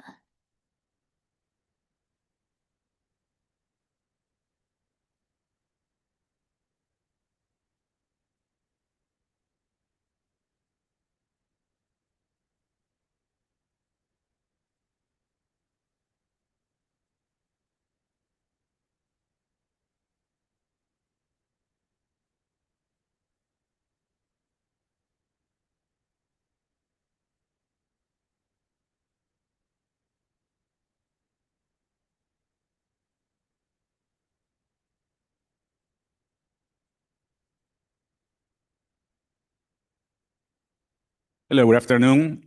My name is Juan Miguel Mateus. I'm a professor of constitutional theory in Venezuela, and now I'm working as an invited professor of the School of Law in the University of Texas. I want to thank the organizers of this event, of course, our guests, all of you, because you remain here, and that is pretty good for us. And of course, our panelists. I will introduce them later on.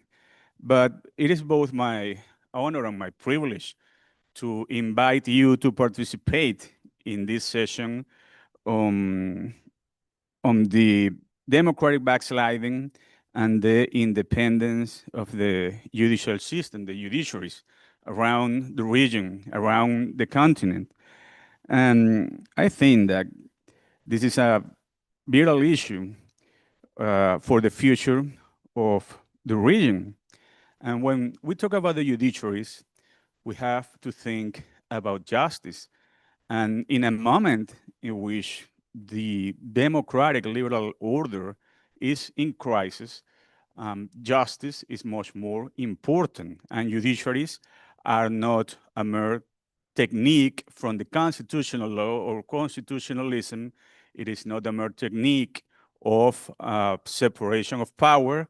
Of course, it's a human condition, a moral condition for the human convivence and for the real peace. And we want to be approaching to the independence of the judiciaries, taking into account the backsliding in the region. Latin America has the biggest backsliding in the region since back in 2019. That means that judiciaries of the continent are deeply affected by autocratic regimes and autocratic threats. So this panel will explore the challenges and the possibilities for the resilience of judiciaries in the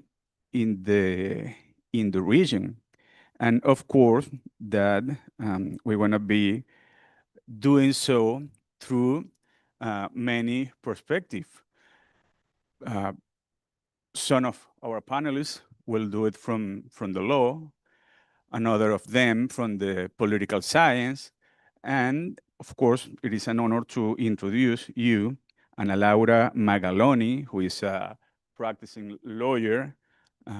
She's Mexican, and she has studied the Mexican judiciary from a long time ago, so it's an honor to have you here. Ana Laura, welcome, please. And we also will have Manuel Melendez Sanchez. He's from El Salvador, and he's now a fellow resident at the Kellogg Institute in the University of Notre Dame. Welcome, Manuel. We also will have Professor Diego Zambrano, who is a distinguished professor of civil procedure in Stanford University, and is the director of the Rule of Law program in that university. But he's going to be joining us later on because he just received the blessing of a second baby, so he need some time for domestic issues. So we're going to do this. We're going to have an initial approach from our panelists. I would say 8 to 10 minutes, and then we want to be open, of course, for questions. So thanks again. Thank you very much for being here. And since ladies first, we give the right to speak on the floor to Ana Laura. Please welcome Ana Laura, and we listen to you.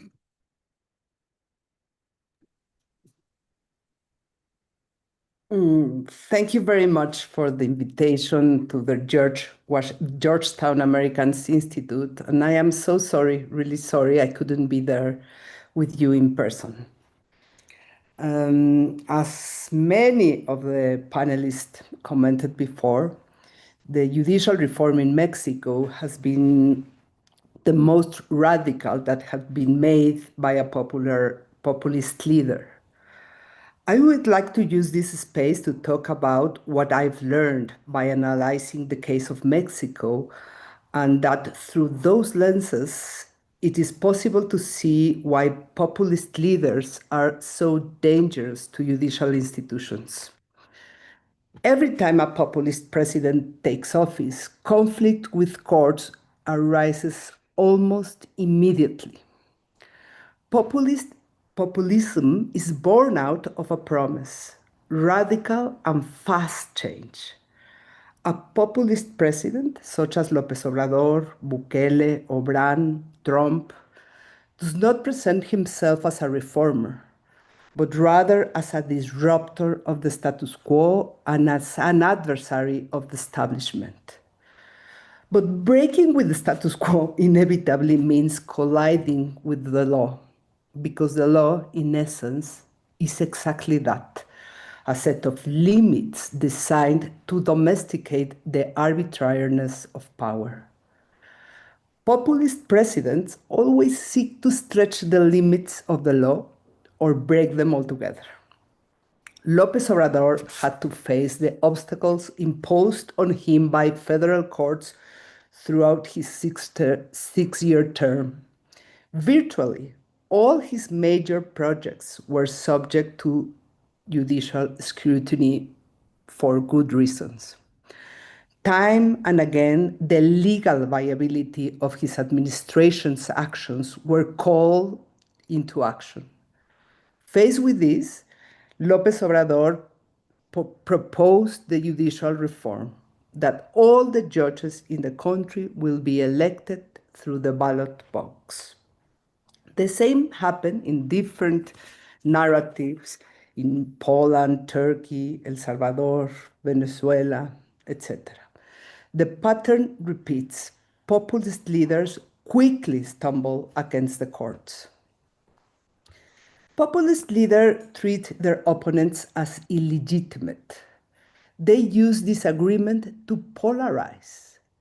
It falls to the courts, by definition, to arbitrate those disagreements.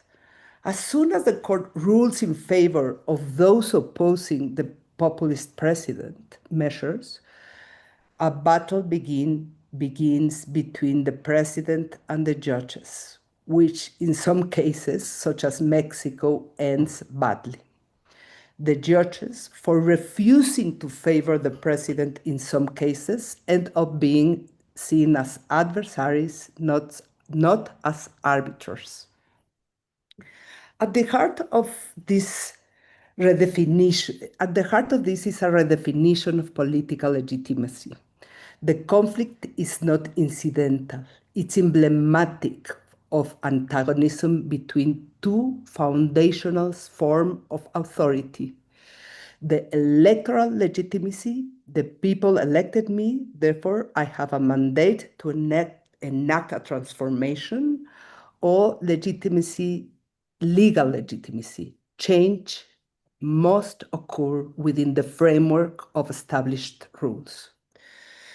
This tension becomes more dramatic because populism doesn't recognize counterweights. In its narrative, any limit on presidential power is, at its core, a limit of the people themselves.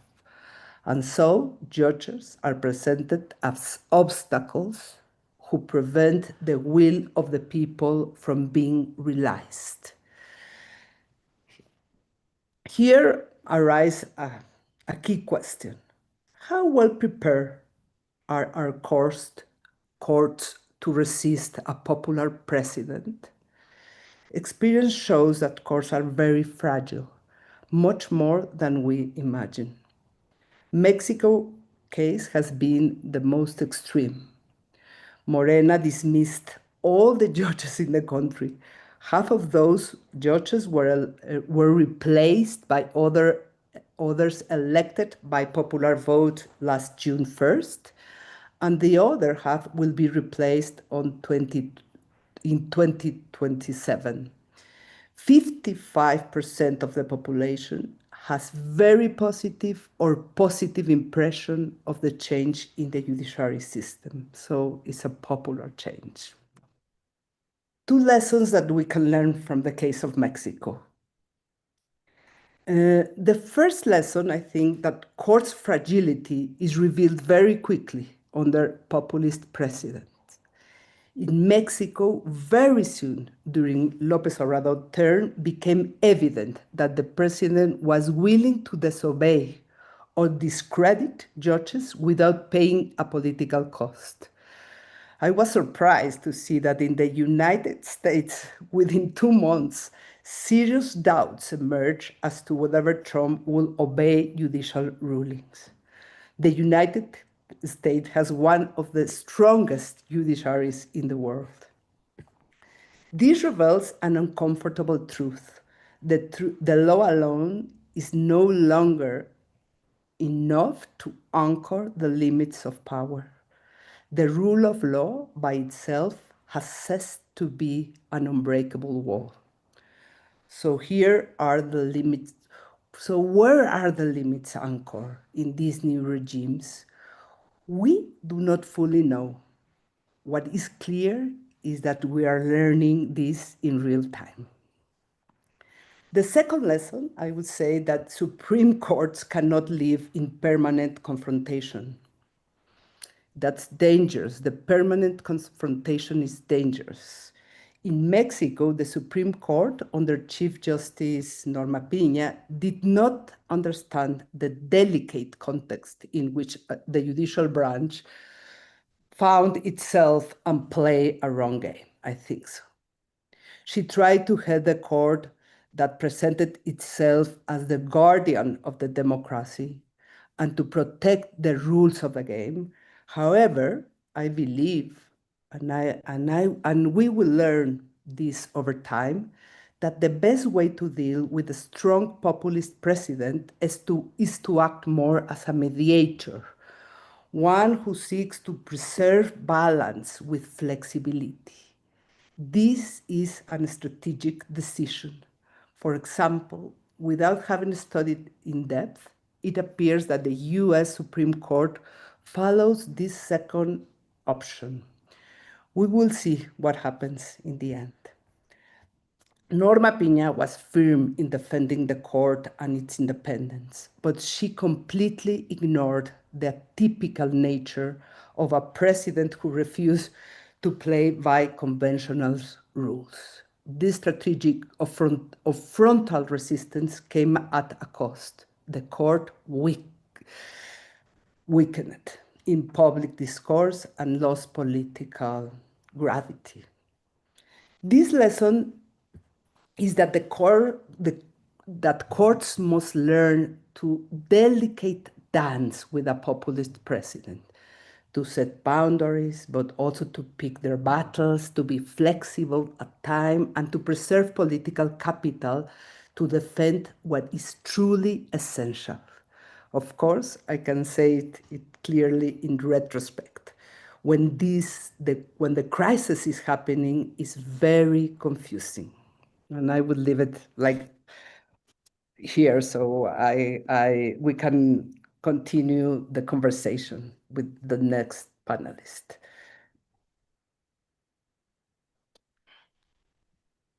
Thank you very much, Ana Laura. We will go back to you with some questions later on. So it is our honor to receive now Manuel Melendez Sanchez from El Salvador and the University of Notre Dame. Please. Thanks. Thanks for the invitation. Thanks for sticking around to almost the bitter end. I was asked to come and speak about judicial independence in El Salvador, and I thought to myself, that's easy. There's no judicial independence in El Salvador. We can all go home. But in all seriousness, in the past 10 or so years, you would be hard-pressed to find a regime in the West, broadly speaking, that has backslid as quickly or dramatically as El Salvador. You will also be hard-pressed to find a leader, let alone an authoritarian leader, in the past decade or so that has inspired as many copycats, as many admirers, and as much fear as Bukele. And so I think that understanding what lessons this case can give us is crucial, which is why I'm very happy to be here. I think when we talk about this case, it's very easy to fall into two traps. And I want to talk about those two traps in sort of these initial words. The first trap we tend to fall into is to rely on an, I think, overly simplistic story of how Bukele gets himself elected and where Bukele comes from. And the story goes a little bit like this. This was a democracy that was not delivering in any meaningful way.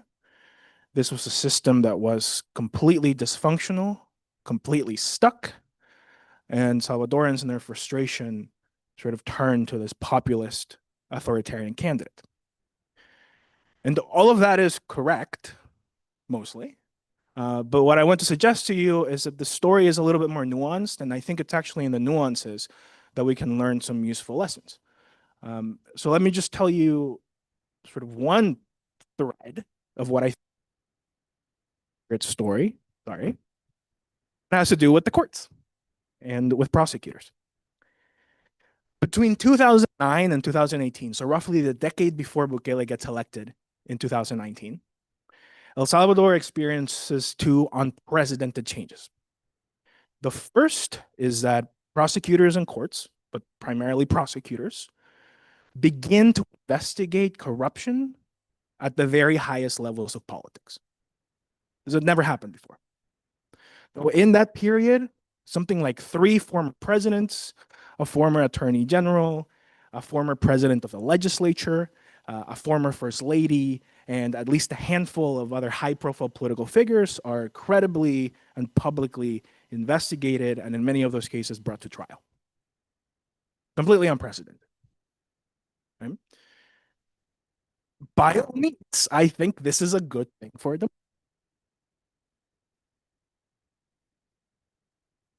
But voters can be unpredictable.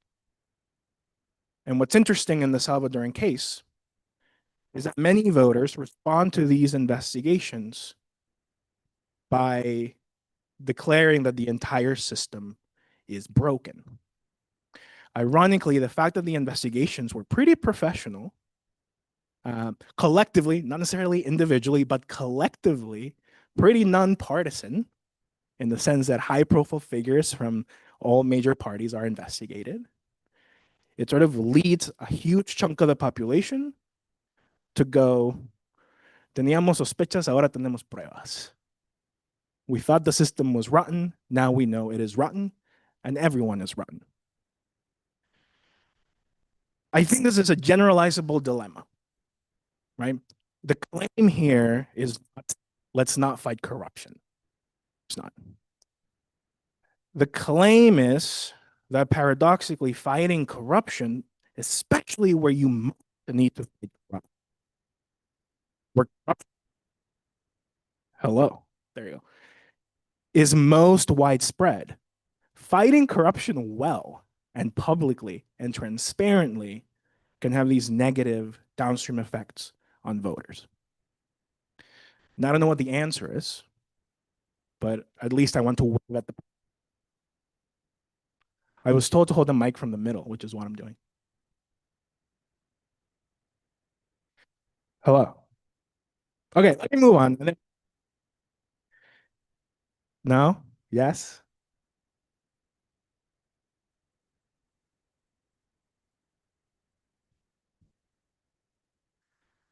Hello? Hello. Hello? Oh, hello.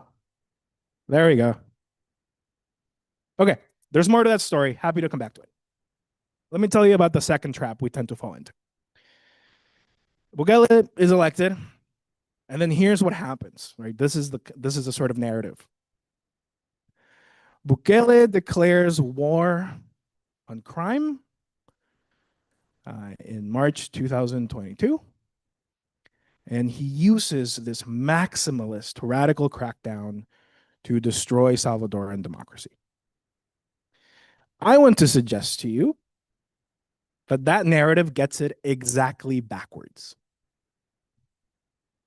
It is only because by March 2022, Bukele had captured the courts, captured the Congress, and captured every instance of accountability and oversight that he's able to launch the kind of crackdown he was able to launch. I know that we know this sort of intuitively, but there are some data points I love to give us a scale of how significant this crackdown is. So very briefly, I know that he was just in the room, but until recently, maybe until Bukele, the Mexican crackdown, right, the war on the cartels, was seen by many of us in political science as sort of the epitome of kind of a maximalist crackdown, a large, sustained maximalist crackdown. I looked this up, and it appears that in the first 43 months of this crackdown, 43 months, Mexican authorities arrested about 107 people for every 100,000 Mexicans. So in 43 months, Mexican authorities arrested about 0.1% of the population. Okay? 43 months, 0.1%. In El Salvador, in 24 months, about half as long, Salvadoran authorities arrested 1.2% of the population. A whole order of magnitude more than in Mexico. A president that has a minimally independent Congress, minimally autonomous courts, minimally autonomous justice system can't do this. You can't do this. Okay, why am I saying this? Because I think it's both a case for optimism and a case for pessimism. As we know, there is a bit of a Bukele fever, or depending on who you ask, a Bukele scare, that leaders in other places will wake up and follow the same script. Right? Let's fight crime and let's use that to take over the courts. I think understanding what the sequencing in this case actually was, right, which is you take over institutions and then you sort of launch a crackdown, tells us that following that script is actually a lot harder than it seems, right? Ask Xiomara Castro or Daniel Noboa. It's pretty hard to wake up one day and declare a maximalist war on criminal groups. It's not that straightforward. So in a sense, that's kind of the case for optimism, right? Copying Bukele is actually pretty challenging. Now, the case for pessimism is that even a half-baked, unsuccessful version of what Bukele did can turn out to be pretty bad for democracy, and in particular, pretty bad for security. We have mountains of evidence suggesting that not always, but very often, these sorts of unconditional crackdowns backfire. They lead to more, not less violence over time. So I'm not here to say, hey, everyone, calm down. Your country is not going to get a Bukele. But I think understanding the sequencing of events is really important for understanding where the threats can really come from and what the repercussions of someone in another country waking up one day and deciding, let's follow this model can be. Okay, so I wanted to just put those out there, and then we can return to them if you're interested. And hopefully I will get a little bit better at managing this mic so that you can hear me. Thank you, Manuel. And we welcome Professor Zambrano from Palo Alto, the University of Stanford. Thank you very much, Professor Zambrano, for being here. Great to be here. Great to be here. Sorry I'm late. Thank you. So we have an initial statement from our panelists. You could have 8-10 minutes. But before of that, just let you know that Professor Zambrano, as I told you, he runs the Rule of Law program at Stanford University, but he also have a permanent policy lab on best practices in judicial reform. So welcome, Professor Zambrano. Thank you. Thank you. Appreciate it. And I have a couple of babies around here crying, so if you hear that, don't be alarmed. So, thank you. I was asked to speak about the broader takeover of judicial systems around the world by authoritarian leaders. And I just want to give you a few thoughts on that, and then we can have a conversation. For decades, you know the common wisdom, right? That independent high courts empowered with judicial review and tenure protections were an essential part of democratization, that they would help prevent authoritarian takeovers. That was the foundation of how we thought about building and protecting democratic systems, certainly after the third wave of democratization in the 90s. But as this audience already knows, developments in the past couple of decades have weakened this view, right? We've seen this repeatedly in many different countries: Hungary, Poland, Venezuela, Turkey, all suffering severe democratic backsliding and authoritarian takeover, despite having what appear to be independent courts. What's more troubling is how quickly these judicial systems collapse. It took only a few targeted reforms for ruling authoritarian parties to destroy judicial independence. So the evidence is now pretty compelling that judicial review is rarely going to prevent an authoritarian takeover. And in fact, the new common wisdom is that authoritarian leaders capture courts to actually help them promote their authoritarian ends. We've seen that in Bolivia and in Venezuela, among other countries. I want to just name a recent research finding by Adam Chilton and Mila Versteeg, who examined 40 instances in which authoritarian leaders sought indefinite re-election.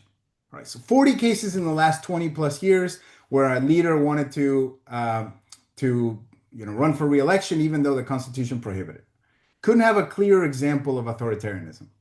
And in only 2 cases out of those 40 did a court actually stop them or try to. And one of them was Colombia, and that's the only one that actually ended up working. And so 95% of cases, democracy's under attack, courts can't do much. So that's the bad news. The good news is that actually in Latin America, the common wisdom is making a bit of a comeback. In a remarkable succession of recent cases in Brazil, in Mexico, and in Colombia, the courts have aggressively fought back against authoritarian attacks. It didn't all end well. In Mexico, the Supreme Court denied the government's attempt to defund the electoral branch in 2023, but then the government launched a judicial reform that destroyed the entire court system. In Brazil, the courts have been investigating Bolsonaro's attempted coups and even disqualified him from running again for office. In Colombia, the Constitutional Court continues to be highly independent and has rebuffed authoritarian actions by multiple presidents. So that's a bit of the bad news, a bit of the good news. And what I want to do with the rest of my time is to walk you through some of the strategies that authoritarian leaders have used to take over the courts, and then tell you why some of the defenses of these courts haven't been working out. All right. So the evolution of authoritarian strategies. Let me just start by recounting what I said earlier. The new common wisdom is that authoritarian leaders, instead of destroying judiciaries, try to capture it, right? Instead of ending any kind of judicial review, they try to change the appointment process so that they get their own supporters in the courts, and then they use those courts to actually promote their authoritarian ends. That is the new common wisdom. capture rather than destroy, at least in most cases. And that approach is superior for many reasons. It provides democratic cover, right? It's better to say we're not destroying the court, we're just changing its composition. It creates confusion among citizens about what's actually happening, and it's much harder for the opposition or the international community to respond. And so there are lots of incentives for why authoritarian governments may actually promote judicial independence. We've seen this in many different countries where it's better for an authoritarian government if a judiciary has some credibility.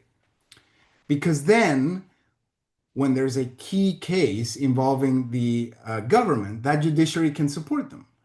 So for instance, some research in China finds that the Chinese government has actively worked to build up the legitimacy of its judiciary in areas that are not sensitive to the regime. Right? So IP, intellectual property, commercial cases, etc. The government wants the courts to be highly credible, but not in the context of politically sensitive cases. And then once it has that credibility, they get to use that credibility. So this is what we've seen now in the past few years with authoritarian governments. So given that, how do they try to actually capture courts? How do authoritarian governments take over the courts? I'm going to go over 4 methods very briefly. Method 1, rig the appointment process.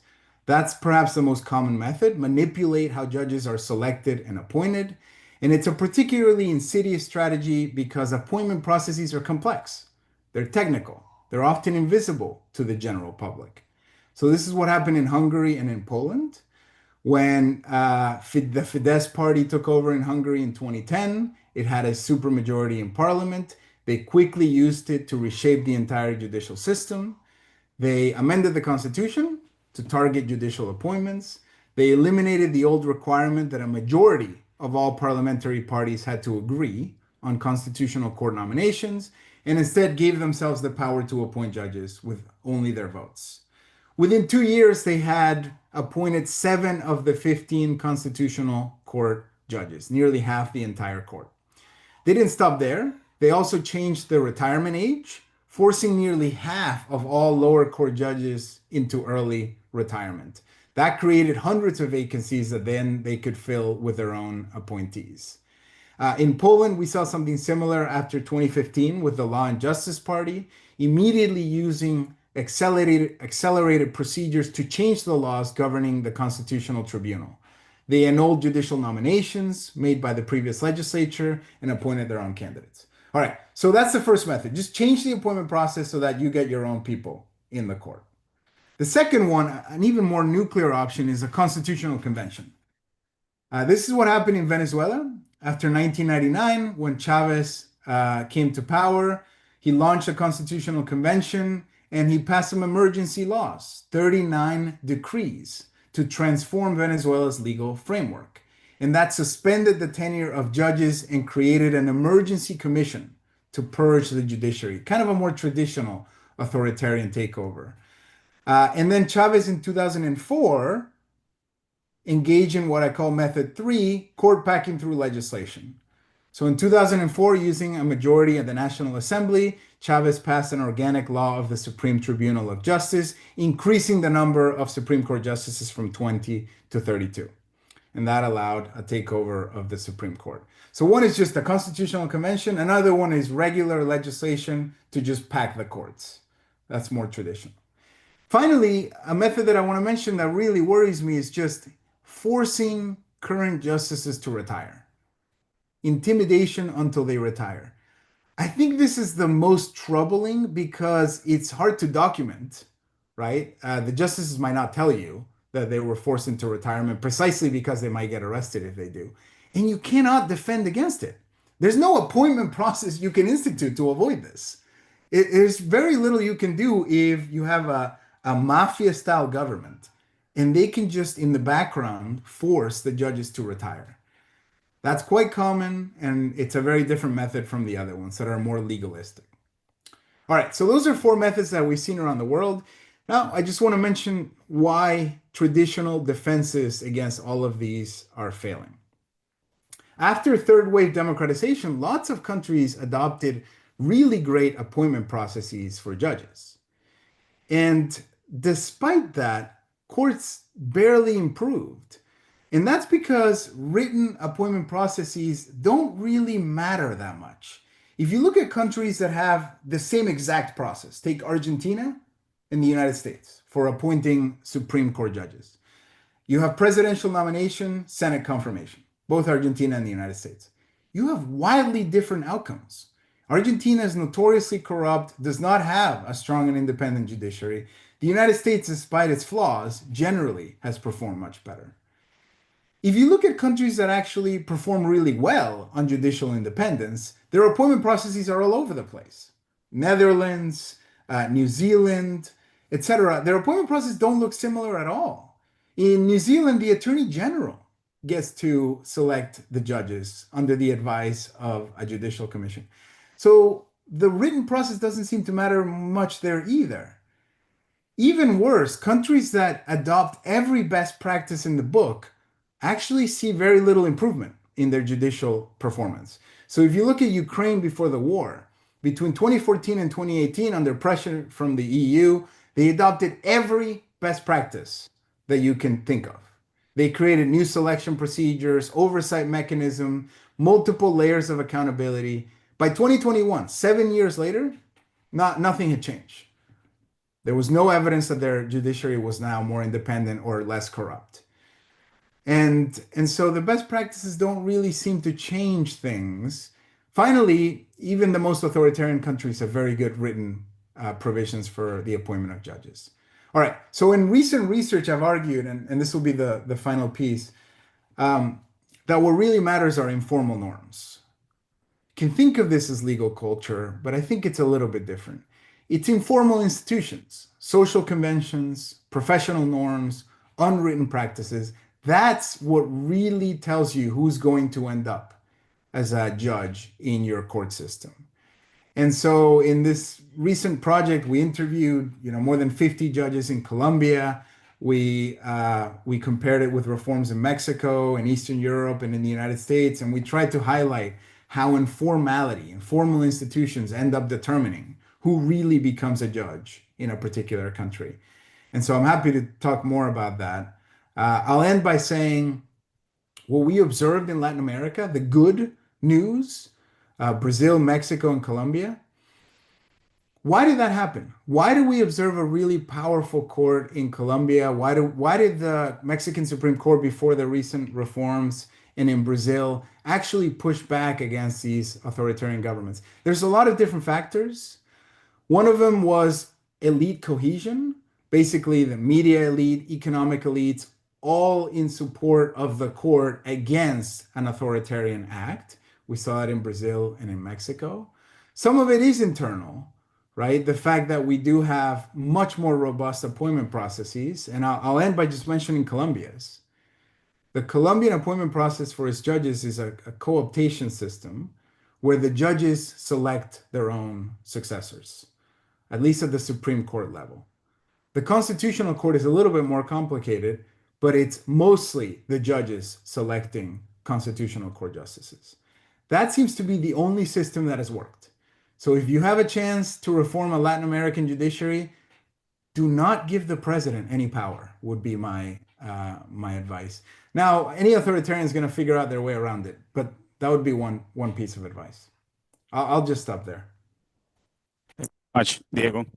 So before open the microphone to the audience, I would like to go deeper into the relationship between the autocratic nature or autocratic regimes and the use they do of the judiciaries.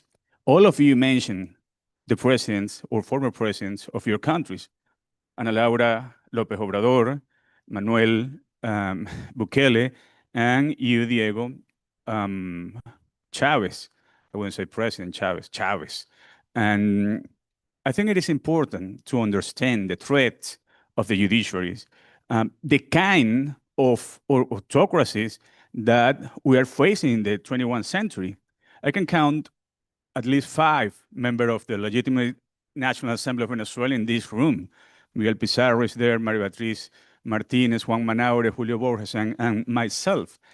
And we know that these regimes uses the judiciary.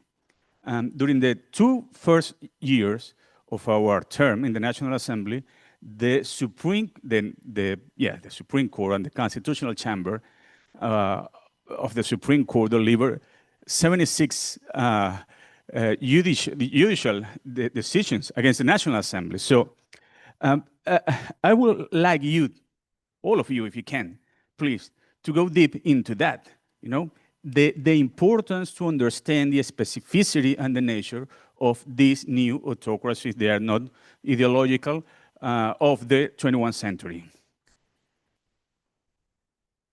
I would like to hear the rest of the panelists before. Okay. Manuel? Well, so okay. Go ahead. Go ahead. No, go ahead, Diego.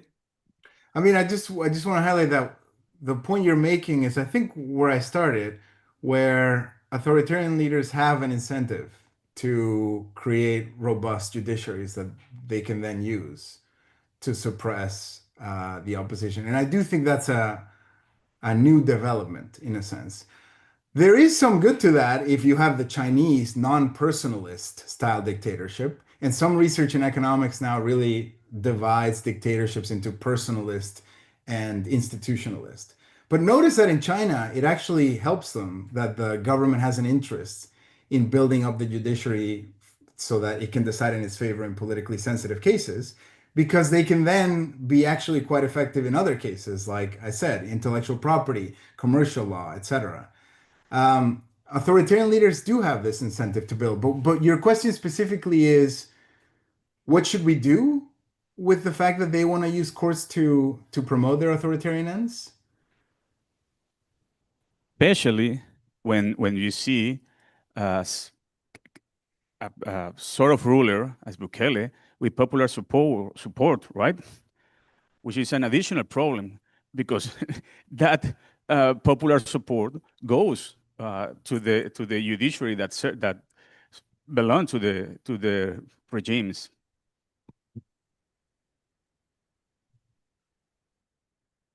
Diego, do you want to keep going?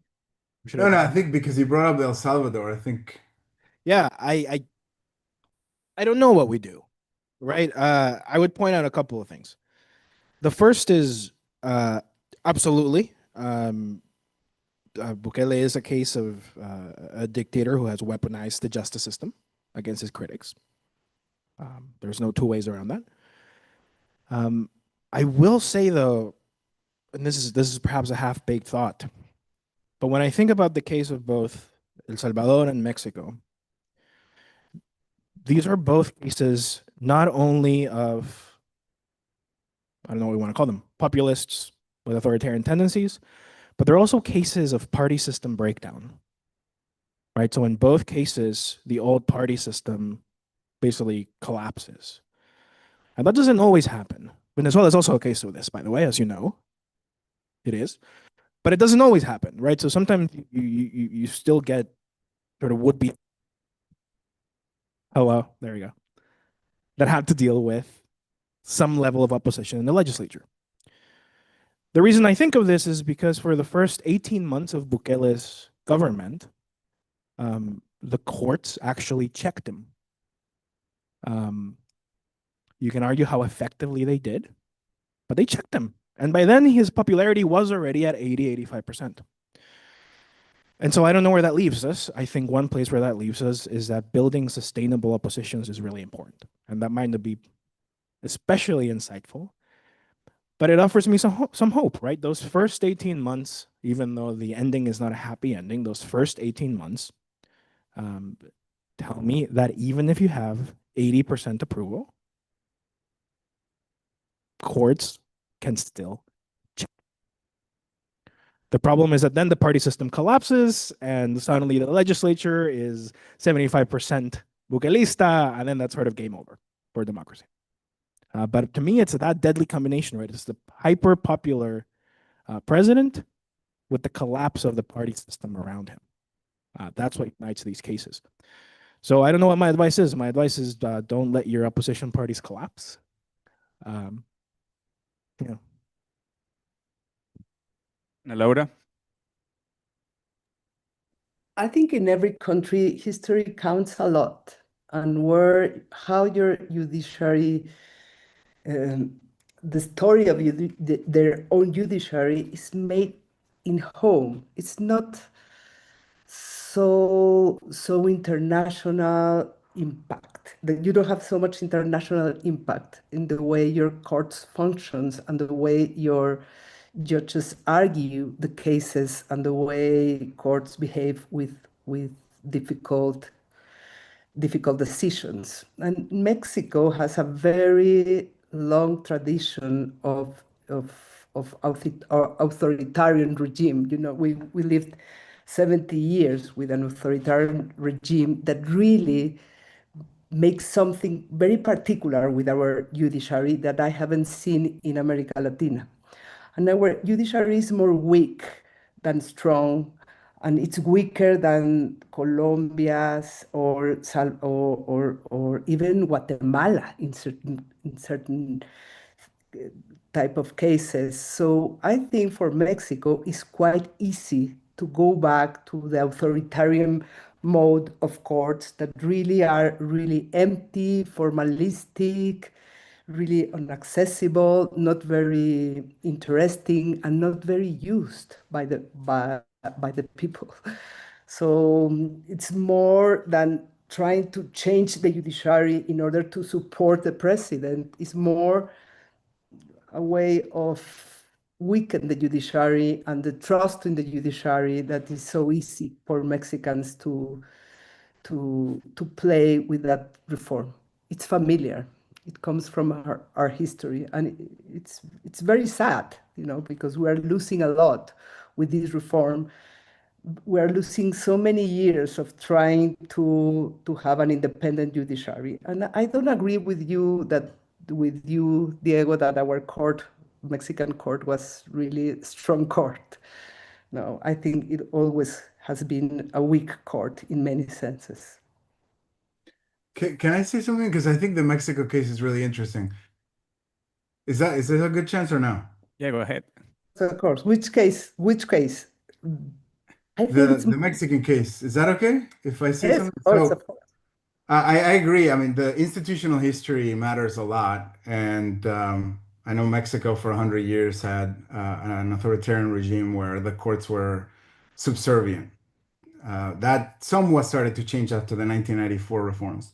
But what I observed was something very interesting in A Mexico. little bit and slowly, no? And Yes. just on the head of the Supreme Court, but never on the first justice, on the first instance justice, you know.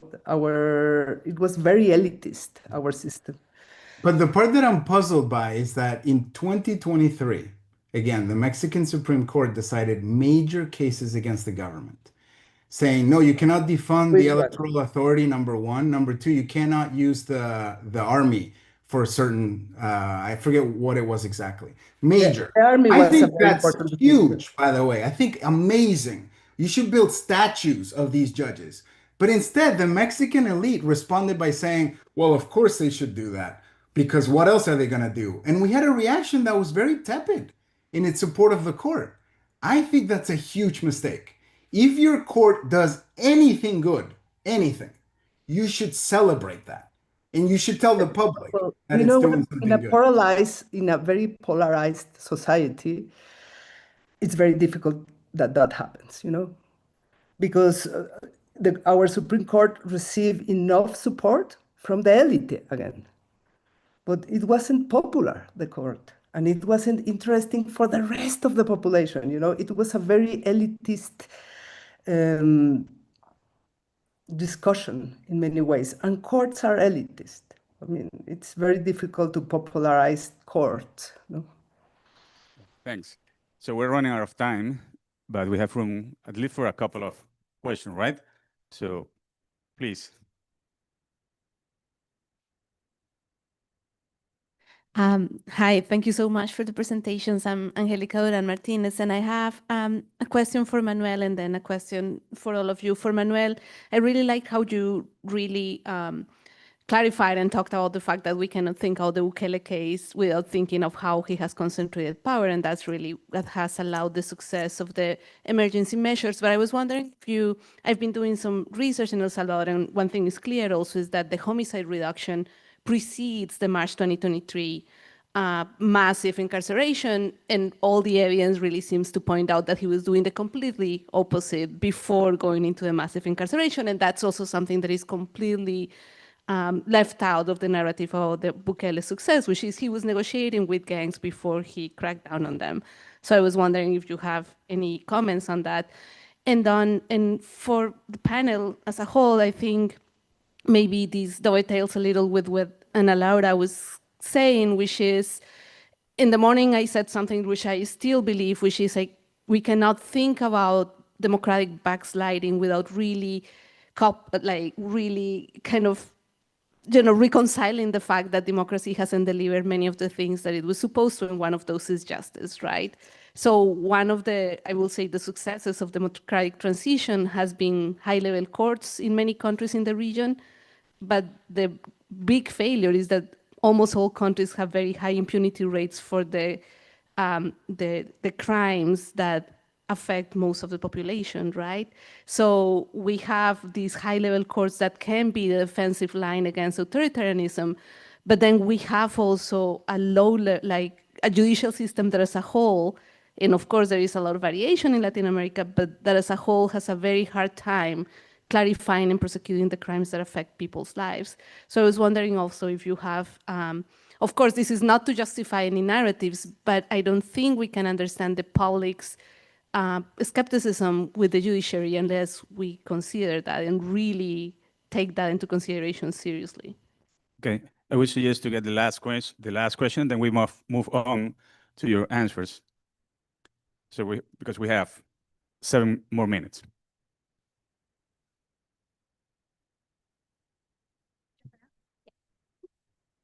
Hi, my name is Isabel, and my question is for Ana Laura. And thank you for your presentation, by the way.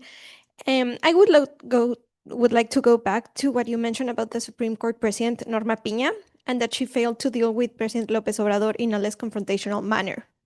So my question is, if we could go back in time, what could have been a smarter strategy for Justice Piña to face a judicial reform, considering the overwhelming majority of Morena in Congress and President Sheinbaum's strong and public commitment to pass the reform? Thank you. Thank you.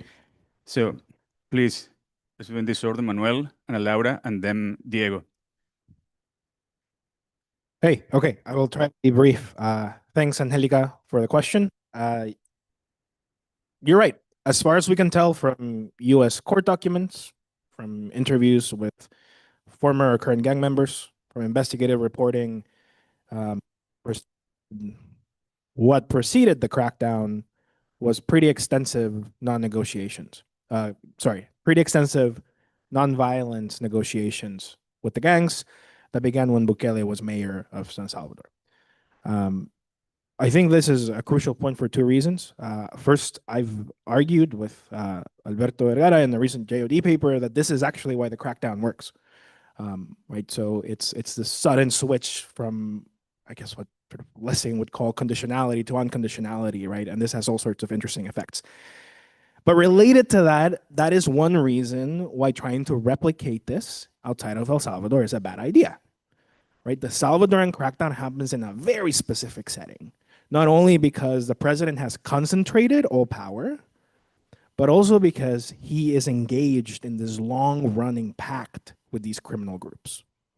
And we argue that that really shapes the way this plays out once he decides to crack down. And yes, this is absolutely something that I think we forget all the time, that I think is crucial. Thank you, Manuel. Ana Laura, please.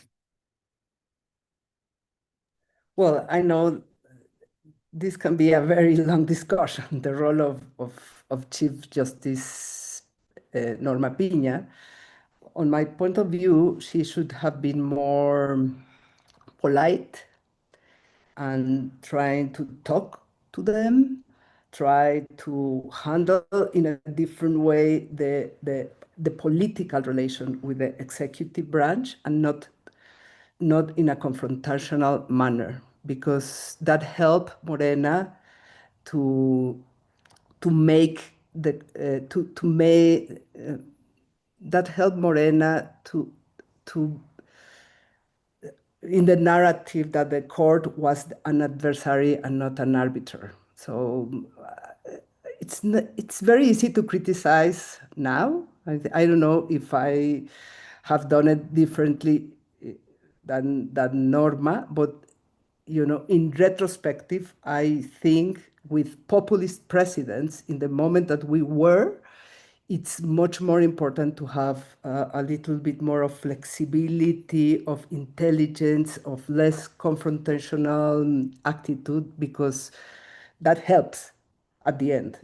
It's just a political strategic. I don't think it was so intelligent to confront Andrés Manuel López Obrador the way he did. But it's a discussion. We have to learn from what happened in Mexico. Thank you, Laura. So Diego, for the final word. Just the question of judicial legitimacy has come up a couple of times. How do courts build legitimacy with the population? And I think the person asking the question pointed out that with high degrees of impunity, high degrees of criminality, that courts are going to find it difficult to build legitimacy. Now, the common wisdom about Colombia, though, is that the Constitutional Court was able to build legitimacy not through its criminal law decisions or anything like that, but through a lot of decisions expanding access to healthcare, expanding rights for internal refugees in Colombia, right? There's this great story that you can tell about how the Colombian Constitutional Court, created by the 1991 Constitution, built up its legitimacy over 20 years with the public because of the tutela, which is the constitutional right to challenge administrative actions. And the idea is that it became very accessible for regular Colombians to use this tool, the tutela tool, to get access to the courts, and the courts actually responded and would issue orders against agencies and the government within 10 days, and that's how it built up legitimacy. But that's not a story about, I don't think, impunity. It had that legitimacy even before the Uribe crackdown on the FARC and the guerrillas in the 2000s. And so I think it is possible to do it. Thanks, Diego. Well, join me, please, to thank our panelists for this interesting discussion on democratic backsliding and the independence of the judiciary. So we invite you to remain seated because we're going straight to the last session of the day. Thank you very much.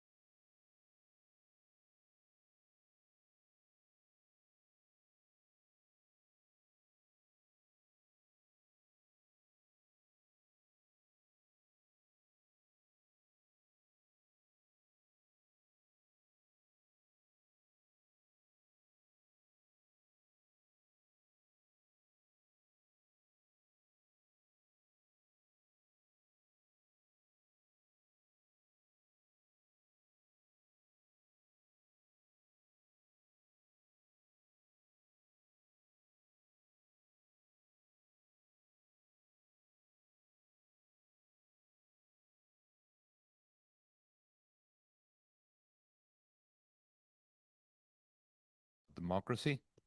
And well, as I mentioned at the beginning of the event this morning, I think that one of the good ideas that we have made with this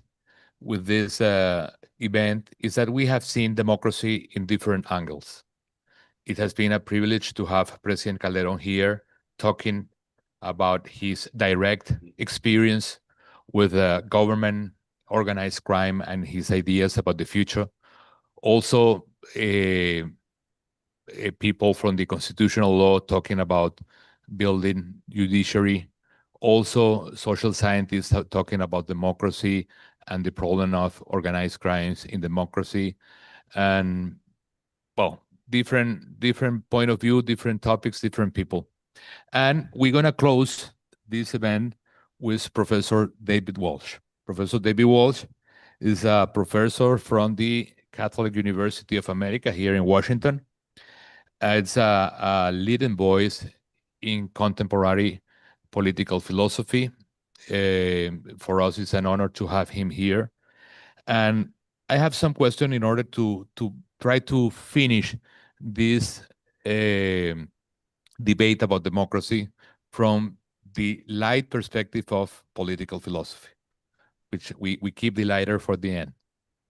And in my case, I have had the honor to, in the last year, to have many conversations for a project with many thinkers and different political philosophers and people from different countries. For example, Rémy Braguet from France, Peter Kreeft from the United States, Gregory Puknik, Fernando Sabater, and David Walsh, among many others.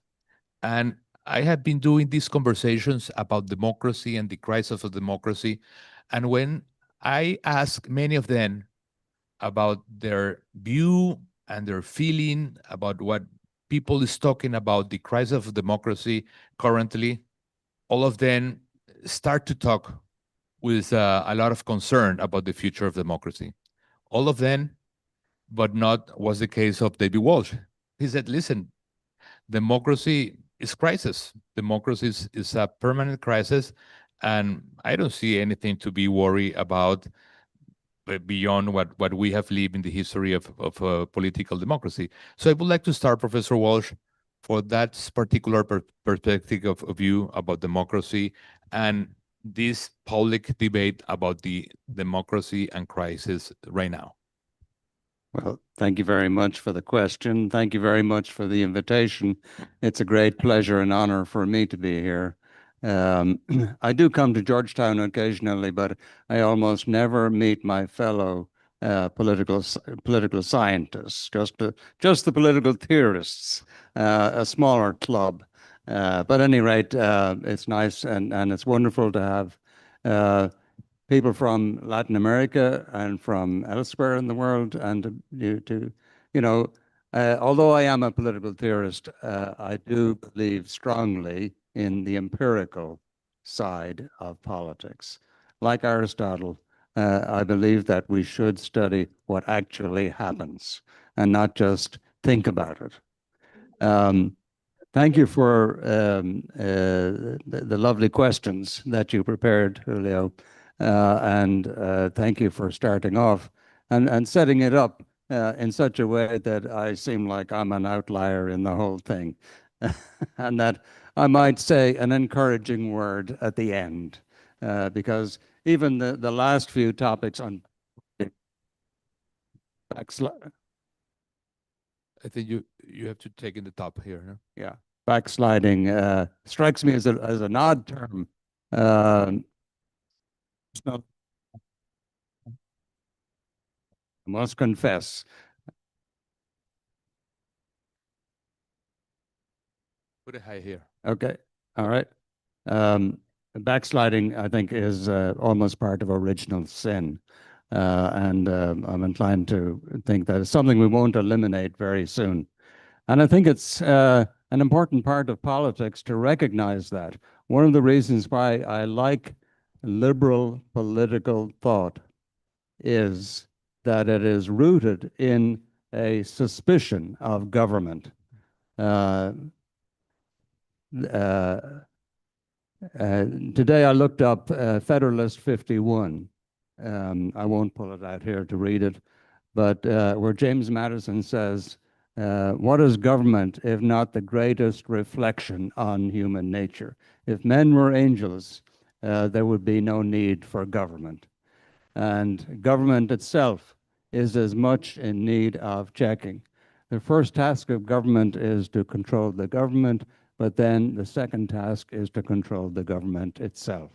Government itself is as big a danger as the remedy that they seek to provide. So if we take that as kind of the background, it's not too unusual for us to be confronting these problems of we could say the shortcomings of any constitutional or populist regime, that they sometimes they live up to their principles and sometimes they fail miserably. And even though the United States is the oldest functioning democracy in the world, I think everybody would agree it's far from being a perfect example of it.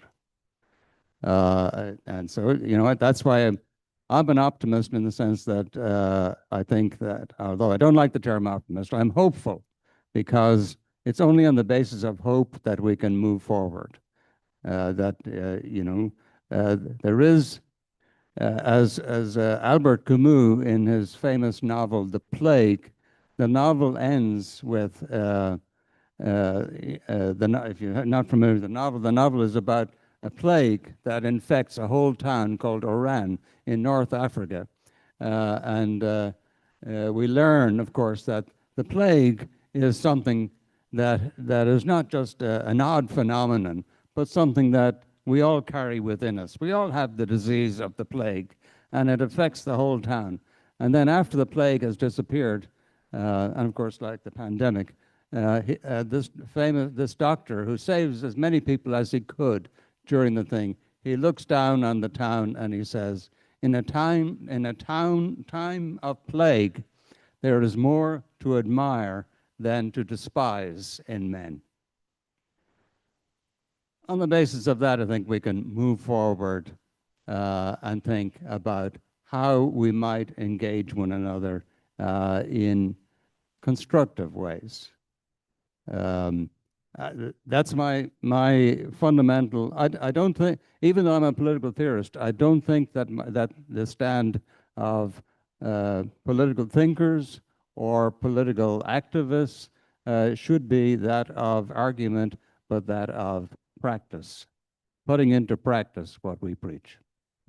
Professor, but if the democracy is always in crisis and crisis is the real dynamic of democracy, some people tend to see democracy as equivalent with something that in where everything is relative. So nowadays we think that not only is important relativity or relativism for democracy, but it is essential for democracy to be absolutely open to a plural and relativistic view. In your opinion, how to face a democracy which is under trial, under judgment, under crisis permanently, and at the same time advocate the notion of truth or some truth that can nurture democracy without impose and try to build something in which we can share common values without violence or imposition under the notion of truth? That's a great question, because it gets us into the core issue, which is that we can live together only on the basis of truth. There's no common world without truth. There's no community. There's no common good without truth. Otherwise, we live in private worlds. And in private worlds, we simply go our own ways. Yet, we clearly live in a pluralist condition. One of the reasons why politics is necessary is because we do not agree on everything, or maybe on very few things. And so that suggests that truth itself is constantly in danger or has to defend itself. Now, our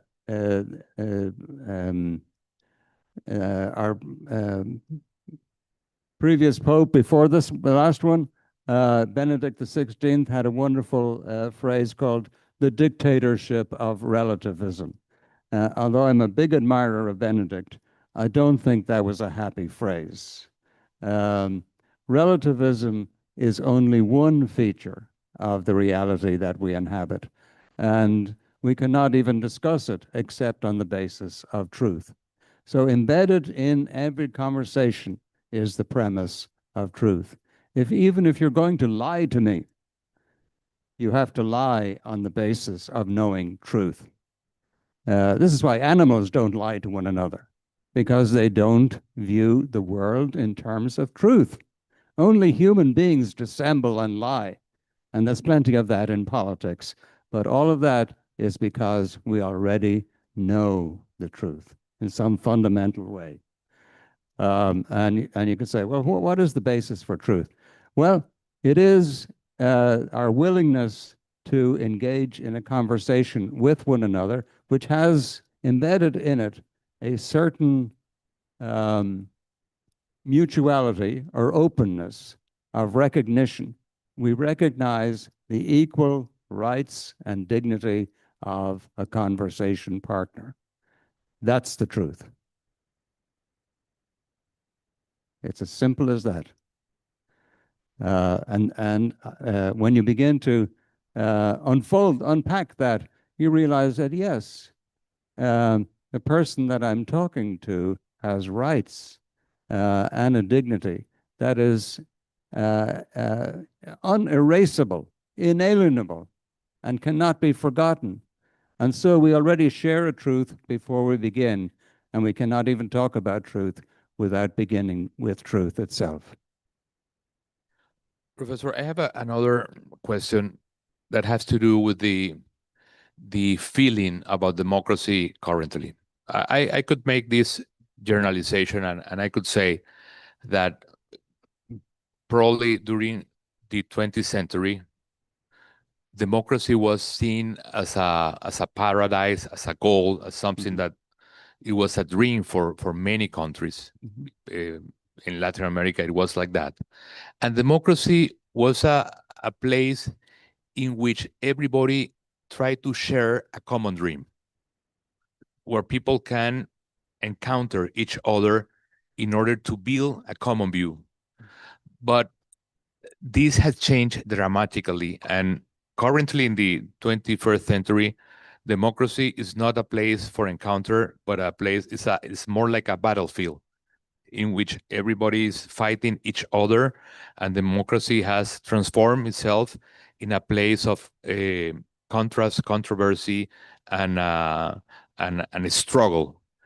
What happened in society for this radical shift between the view of democracy as a share of dreams and a battlefield in the 21st century?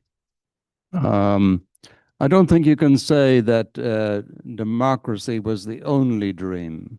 There were many dreams in the 20th century. And I'm struck by, I mean, we've been talking this afternoon about the shift towards autocratic regimes and how they undermine institutions and all of those things. As if that's not a kind of to be expected part of the ambitions of democratic leaders in general. Populist politicians are not the only kind. No one wants to have an opposition. No one wants to be regulated and have lawyers and courts and all of those things. And in fact, all the big companies in the US and in the world want to get rid of competition as much as they can. No one wants to have to answer either to voters or customers or anybody else, and certainly not to judges. But that is the nature of the kind of regime that we inhabit, which is really the kind of conversation that arises out of our encounter with one another. Now, what is what can we say about that that sheds an illumination on things? It is that we already, are engaged in this, building responsibility for building a common world together, and we already know something about it before we begin. There's a big difference, however, between, I mentioned the problem about truth and lies. There's a big difference between populist political figures and figures who encourage organized crime and who wink at all kinds of racist and unpleasant and unsavory things. And leaders who are convinced that they carry an ideological message of universal emancipation. We have come through the 20th century, through the movements of great ideological ambition. The ideological movements that were discredited eventually as a result of the worst experiences of the 20th century are nowhere near the kind of challenges that we're looking at today. That's why I have a more sober and hopeful outlook on things, that I don't think that, because you see, in order to do wrong, in order to lie, in order to get away with evil doing, you have to think you're doing good. Macbeth, Shakespeare's Macbeth, was eaten up by the awareness of what he had done to usurp power. And eventually he couldn't stand it. The great ideological figures sleep well at night because they're convinced that history was on their side. Nothing that they could do was wrong or impossible. Now that's where the challenge of truth comes in. How do you dislodge that kind of airtight justification or rationale for evil? I'm not sure that the challenges that we're confronting are quite at that level. They're close, but they're not quite there. Professor, I would like to, if you have to tell in an assembly, for example, in a parliament, what would be the most strong arguments to defend that human rights, for example, and human dignity are previous from government and previous from the state? Yes, that's how you regain truth. We regain the truth about ourselves and our condition and our relations to one another when we look one another in the eye and realize that you too are a person with inwardness and a sense of mutuality, awareness that I cannot simply erase. That's why it's impossible for me to kill you. I can only kill you if I no longer see you as a person.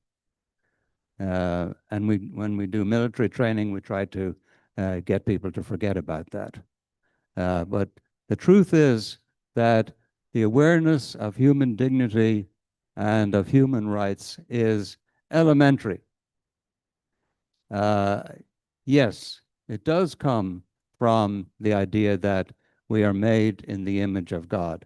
That St. Thomas Aquinas said that even though he's not a big theorist of human rights or of human dignity, he did say that personal reality is the highest reality in being. And we are persons because we are like God. We are made in the image of God as persons.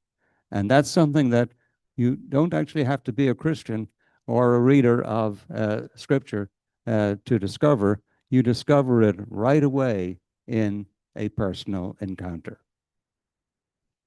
I would like to move now to the relationship between democracy and technology. Yeah. Technology brings the promise that we're going to be free, that we're going to have a kind of domain of reality. But at the same time, there is a fear about technology and how could dismantle or abolish democracy. What is your view about this new era of a profound relationship between democracy and technology?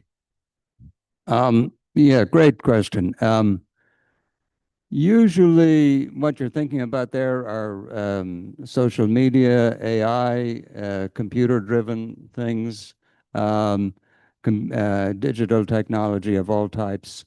When you, and you know, we think about, oh, the reign of technology and computers and robots and everything will take over everything. Obviously, that's a huge temptation. It's both a huge instrument.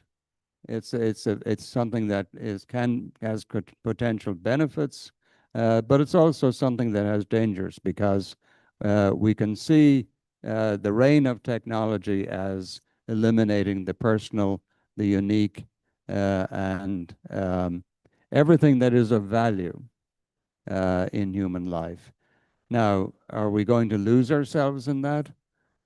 There's a good chance. You know, I have a 17-year-old granddaughter who's living with us at the moment, and she spends an inordinate amount of time flipping through her cell phone.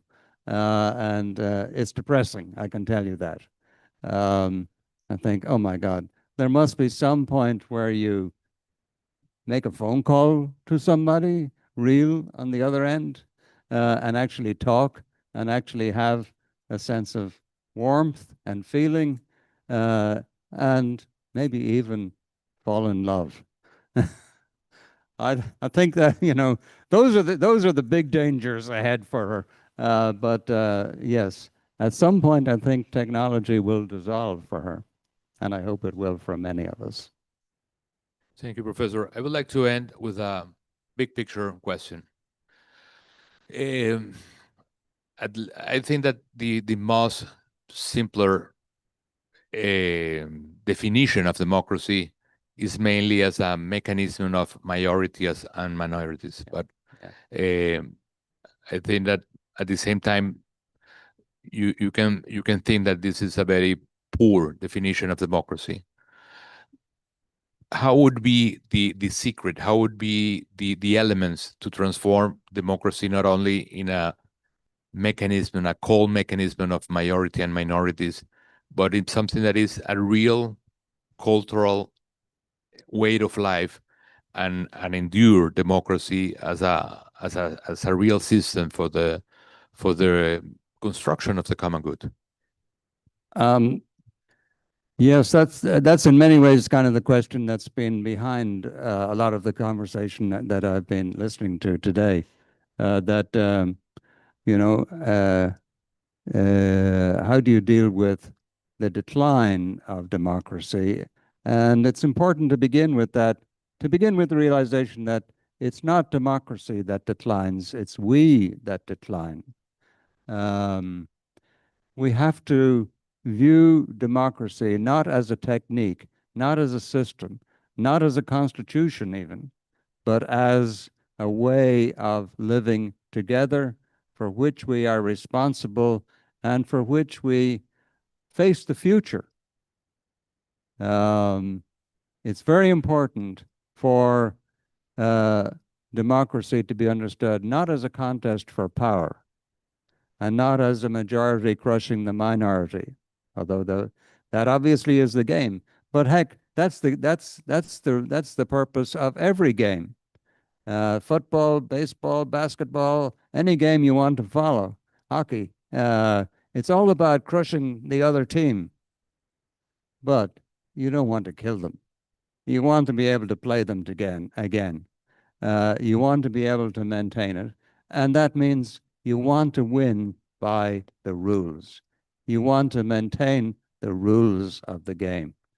More than winning is maintaining the game itself. Thank you, Professor Ware.